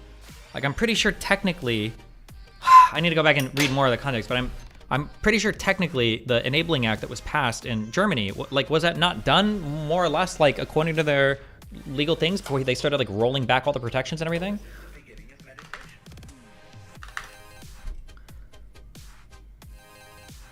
This is not Germany. It doesn't matter. We could easily imagine, let's say, for instance, let's say Congress passed a law saying all the power now to make any decision you want is going to be vested in the President of the United States. He can be leader as long as he wants. He can pass whatever law he wants. He can do whatever he wants. Like, if Congress passed that law, then you would say, like, what the fuck? We just got, like, our shit just got, like, legally cooed, right? That's, you could, it would be hard to imagine that, because why would Congress vote for that? But, like, you can imagine, you can envision ways of, like, using the process to theoretically coup the government. It's possible.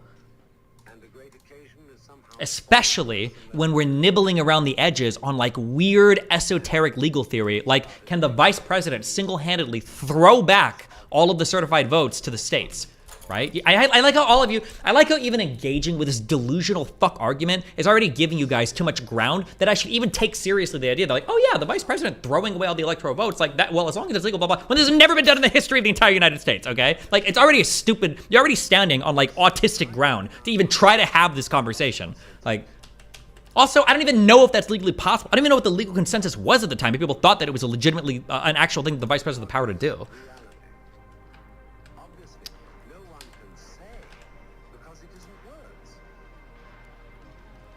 Doesn't have to be violent to count as an insurrection by definition? I don't know. I don't think it has to be violent to be a coup. You can have a bloodless coup. I feel like I've heard this before. You're giving me a 40-minute video to go through without...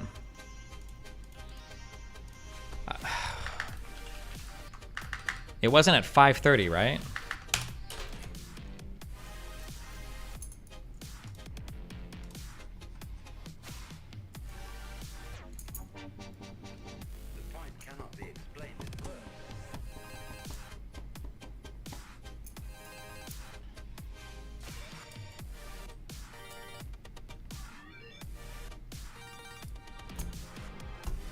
That's the same New York Times. Well, this guy said 5:30 in the video. Bro, not this same clip that I've been linked. And I think, haven't I watched this on stream, or am I only watched this on the side? Maybe I haven't shown this on stream? I'm not trying to put you down. It's an expression of you as you are. Maybe this one? Live. We need to survive. To go on. We must go on. Then what would be your solution if there are major issues with voting? There was no evidence that there were major issues with voting. Do you understand that? That is a brainworm that exists between you and Trump voters. No real human being thought there were issues with voting. If you thought there were issues with voting, there are ways to seek remedy, and that was through the court system. And they tried, and almost every single one of those videos that you slurped up was proven false in federal court. I brought up earlier that ballot box under the thing, and I saw some people memeing here. That ballot box under the table was reviewed by a federal judge, and there's another fucking video of them bringing in that box like 6 fucking hours earlier. Every single weird conspiracy shit that you thought never happened. It wasn't true. You were being misled by YouTube videos like a fucking 6-year-old. Just like all the things you said about the vaccine aren't true. People aren't dropping dead suddenly every single day. Everybody isn't walking around with vaccine-related injuries. Everybody didn't like develop super fucking COVID because they said that ADE or whatever the fuck, attenuated virus adaptation or whatever bullshit. Like nothing, none of what you guys don't live in reality. You just don't. I'm getting too triggered. I wasn't ready to deal with fucking conservative brain rot today. I just didn't come ready for it. I'm not emotionally ready. Canada didn't close every single person's bank accounts. The United States didn't do fucking vaccine requirements to go to restaurants forever. The entire world didn't do vaccine passports for every single person. A whole new list of upgraded vaccines required for every American never happened. Every single prediction that conservatives have made about what Democrats or progressives or the system would do after everything, all of it was wrong. But like you still come up here with like the 2 or 3 things that haven't been like 100% refuted. And you're like, well, what about that thing? Like, it's so desperate and pathetic. Okay. Let's see what we can find here. I'm losing it. I can't handle it. I'm not here for conservatives today. Holy shit. Not bird's eye view. 610. Okay.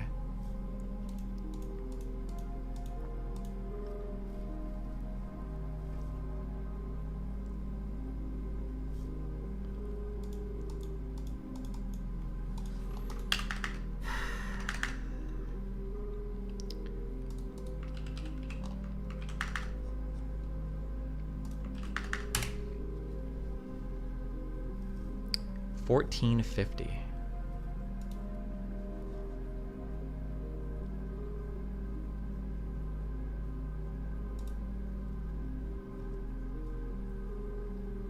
don't think it was a bird's eye view. It's a different. It might not have been a bird's eye view. It might have been a different angle, but the angle was from one above. It's on Rumble only, but it's at 1525 of this.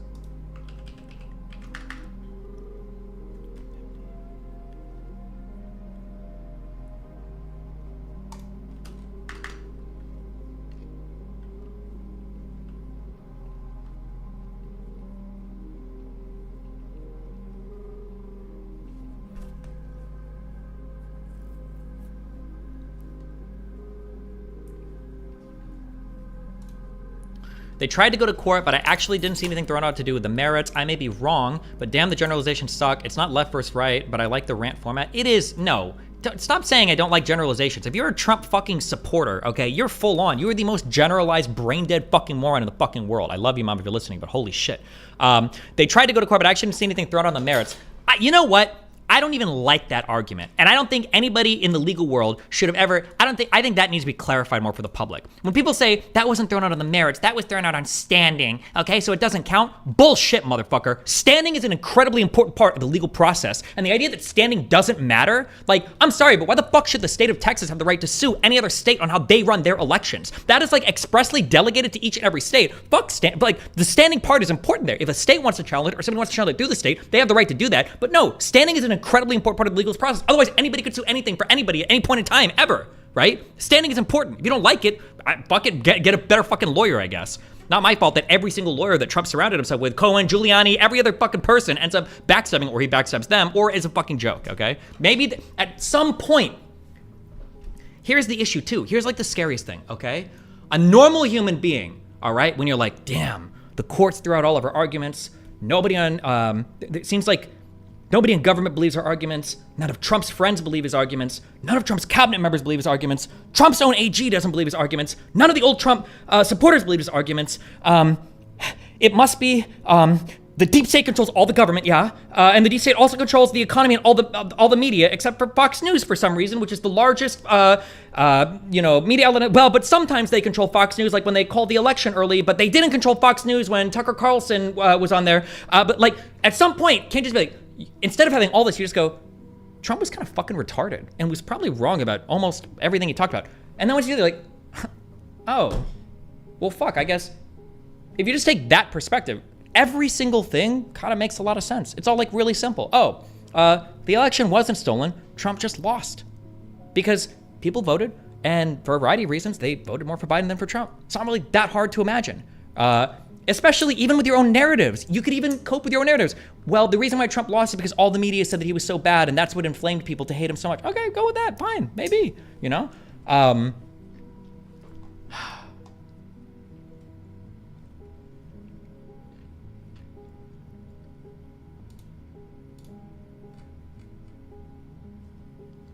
Get Rikita to steelman the standing arguments? Maybe, if I want to go and like actually read in depth of them. But you know what? At the end of the day, just like I'll say to Pisco when it comes to Paulson's paper, about the sweeping power of self-executing amendment, blah, blah, blah. At the end of the day, what matters is what a judge says. So I don't know why I would give a fuck what a lawyer says. The judges have already overruled him. Like, I'm sure he has his perspective, his opinion, but listen, it was challenged, it was peeled, it was shut down at multiple levels. Like, what do you want me to do? Like, you can have your legal perspective or opinion on it. That's fine. But like, at the end of the day, the judges rule, federal appointed judges, and not federal appointed judges, I'm sorry, Trump federally appointed judges ruled and they disagreed. So yeah, you want me to like spend like 3 days like digging into all of the legal standing arguments? I could, but why the fuck would I waste my time?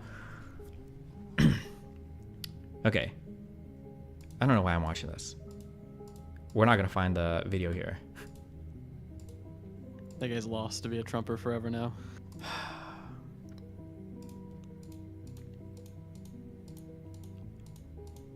It's not gonna be here.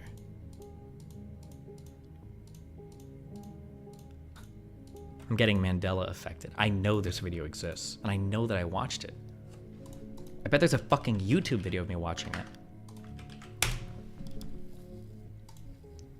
Yeah, we've seen this. Is this the same video I was watching before? I don't think I have the reaction video to this.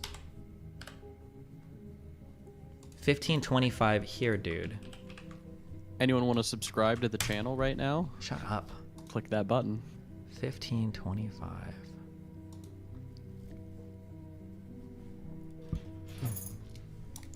I'm sure you'll find it, but in the meantime, fair to say the police gave them a tour, no? No, it's not. And if you think that, you legitimately don't belong in this fucking country. You should be deported forcefully, okay? Go to Poland, all right?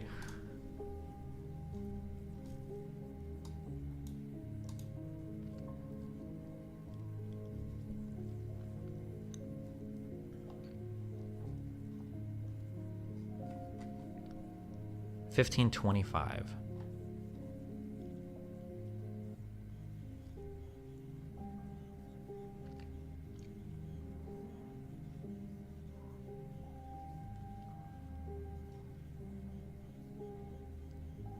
Is this it? This feels close. I think it was around here. Look at the video title 228. It shows the line breaking. I feel like it was around here where they opened the gate and people are like, oh, they let him in, but you could see there are like tons of people on both sides.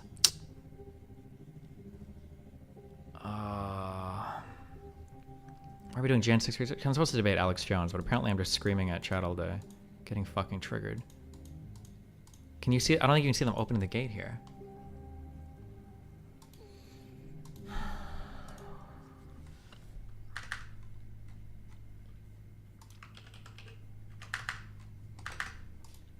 I can't believe I'm I have to. Okay, starting tomorrow, I'm just not gonna. We're not gonna talk to chat.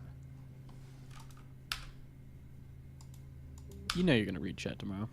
No, I have to stop engaging on this. It's such a waste of time. Because like, it's can't not like stop it's not even worth what I'm doing right now. Because no conservative watching this is gonna change their mind on any of this shit anyway. Like they don't even know what they're referencing. Why would they change their mind if I reference something different? It's not like none of their beliefs are rooted in like any of the factual matters of what happened this day. So why would it even matter to like argue with them individually? I should just be preparing to put up a good. Also, I have to flesh out like my rhetoric and everything too. So I'm not like unhinged.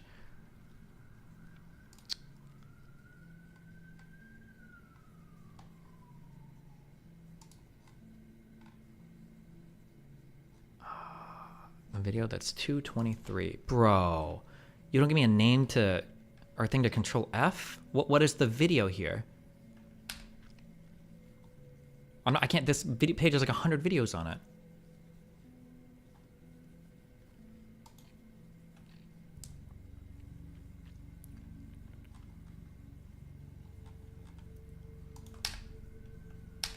Harvard near the top. No, he said it was a video that was 2 minutes and 23 seconds in length.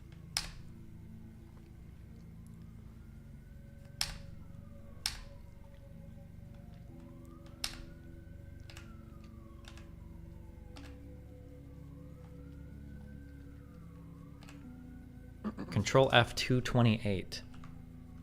Wait, is that, are you saying that it's a video at the time? Oh, like here?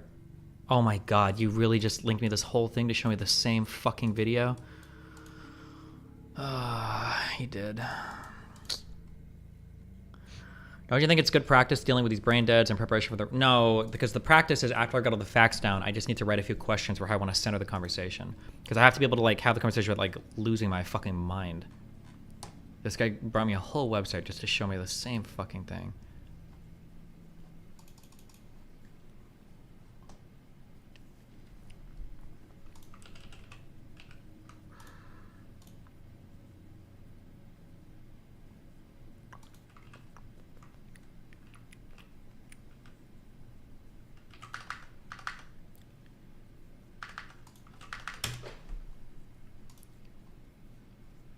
I feel like we've watched this video already. It's this one again. Oh my god.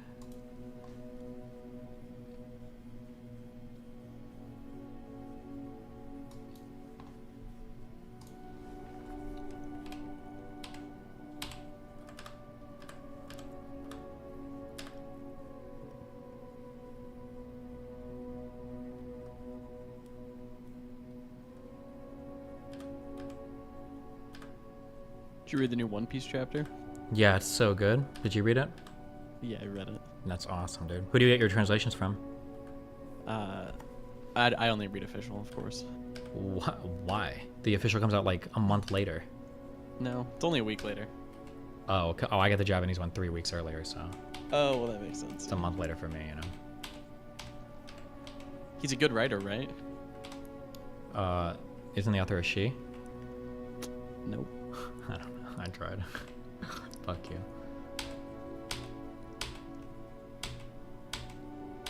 Okay, some brave warrior on the subreddit is gonna find this fucking video that I'm referring to, okay? This video doesn't exist. It does exist, and we watched it. You're just using it as fake news. We watched it. I remember watching it. You just had at least 1,000 elite Taliban soldiers. No, somebody in here will remember it, and they will watch couldn't it, find it. and they'll show it. I'm with the conservative now. Now you've swapped now you're me a pro over. J6er. Yeah, yep.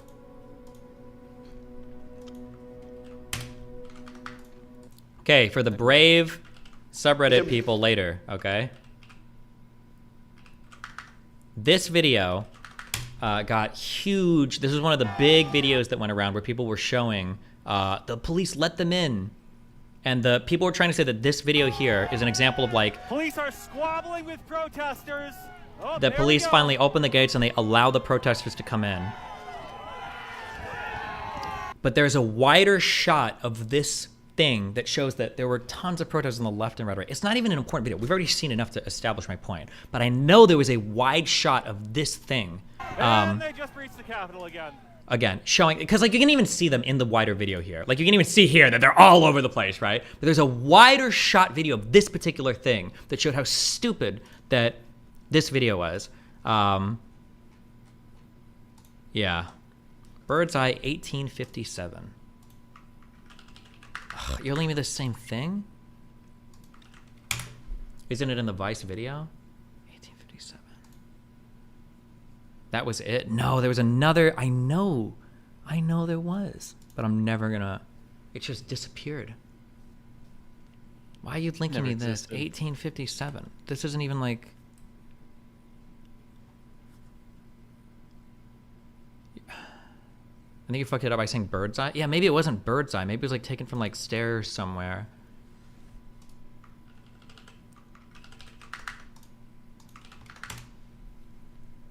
I don't think it was an overhead video. Maybe it wasn't Bird's Eye. Maybe it wasn't even. No, why are you linking this? Should I start banning people for bad links? Why you? I feel like we've watched the same video like 30 times. This kind of looks familiar, but I don't think it was this one. Offer a You should bounty be able to, for instead him? of banning someone, you just like take their link privileges from them. Like True. permanently. That would be sweet, man. True.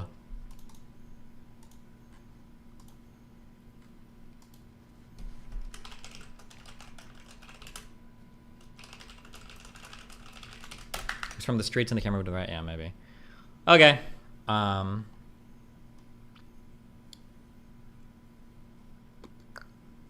Yeah, it might not have been a Bird's Eye thing. It might have just been a person holding a camera above.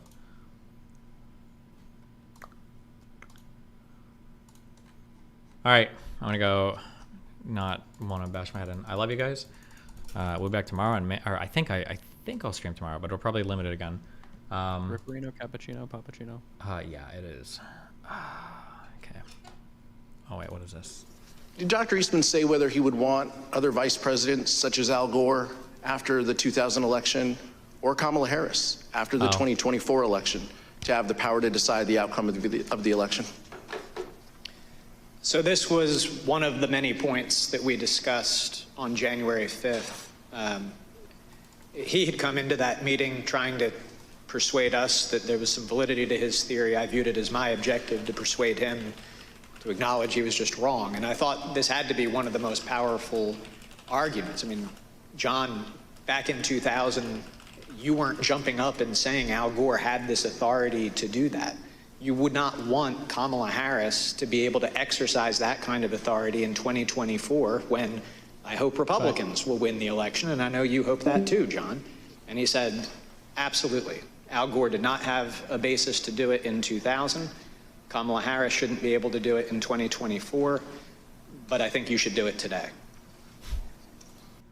Jesus. Okay. Okay. Okay.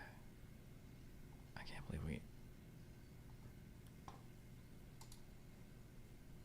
believe we wasted so much time on this.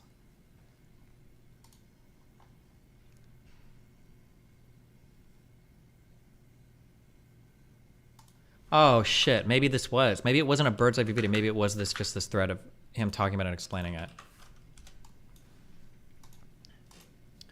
And then the extra pictures that he had, actually, that might have been it. I thought there was a video, but maybe I'm hallucinating.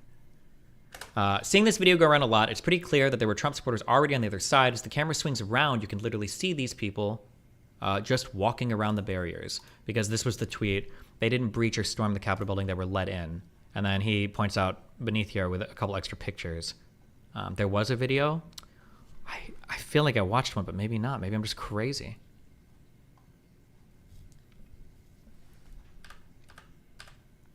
But then he points out, like, right below, to make it extra clear, the perimeter was not doing anything, and there were already Trump supporters simply walking around it. Yeah.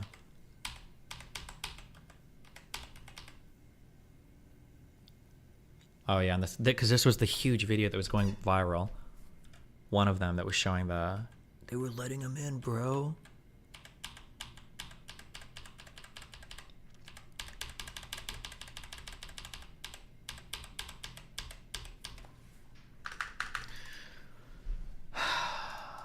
All right.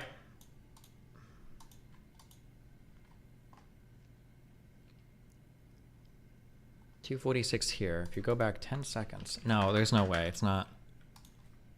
I already know you're not linking the right thing because everything you guys are linking is fucking retarded. It's at 246 here.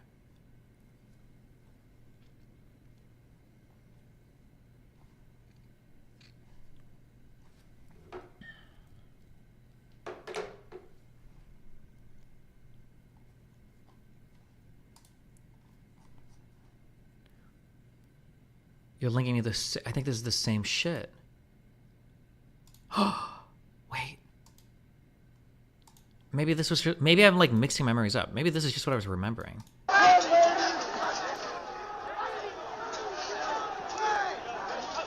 Maybe. Can you see them removing a barricade somewhere? Because I thought it was a video from like this angle. Priority, we just had protest. D-circle, breach the line. We need backup.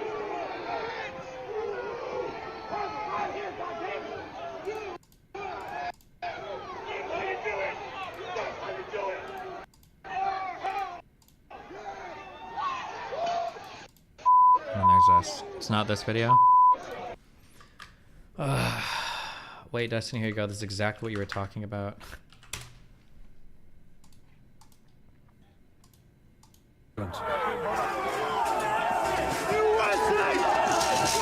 No, this isn't even the same barrier. This isn't even close to what I was talking about. On this day, these are the cops that left. No one cares. Shut the fuck up. It's not even remotely close to what we're talking about. Wait, was it one of these over here though? No.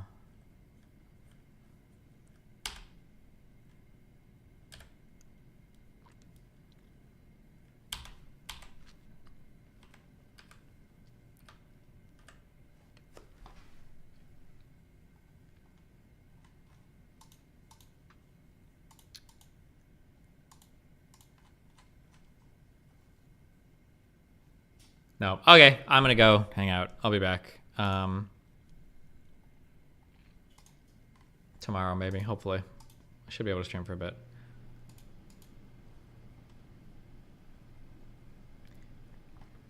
Here you even refer to the 15-second version as with more context in addition with the pictures. I wonder if there was a video that went viral on Twitter that only had like 10 or 11 seconds. And maybe what I'm thinking of is like the full context video. Like that's like 15 seconds, maybe. Perimeter was already reached. Look at this video. Watch. There's already people inside. There's already inside. Why are you acting like the cops are just letting them in? They're already. This perimeter's already reached, and I don't think there's anything important being protected here. Yeah, you can see them all over here. I think this must have been the video. It was this. Oh, the cops are just letting them in. And it was already breached. Posting this video, okay? This perimeter wasn't protecting anything, and it was already breached. People were already on the other side. Look, people acting like this was it. I'm pretty sure it must have been this. I think this was it. The cops are just letting them in, and I think Hassan told Slasher that the cops just let them in. This perimeter was already breached. Look at this. Wait, did Hassan really say that? Was Hassan using that they just let him in too? Watch. There's already people inside.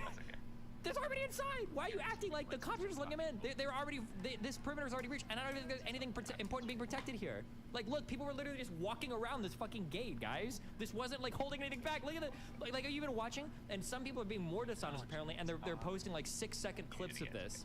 Oh, that's probably what I'm hearing then. Yeah, if people are posting like 6-second clips of this, maybe.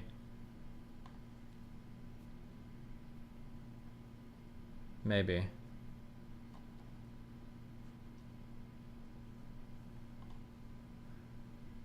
Maybe. This must be it.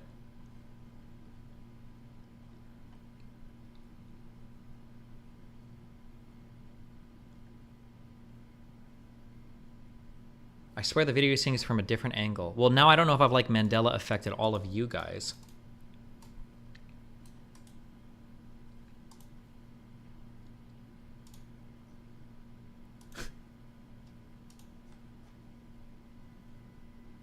Oh, I remember. Yeah. The lefty take this day was that the cops were letting people in and being nice because all the cops were white nationalists. This was the day the cops were hated by everybody because the right now hate the police because they weren't helping them coup the government, and then the left were like, oh, the reason why they're not shooting and killing them all is because they're all white. I remember this. True.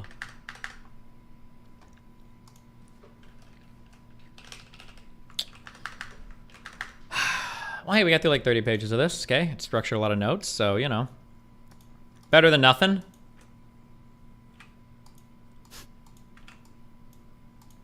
We didn't watch any of her financial audit. Maybe we will later.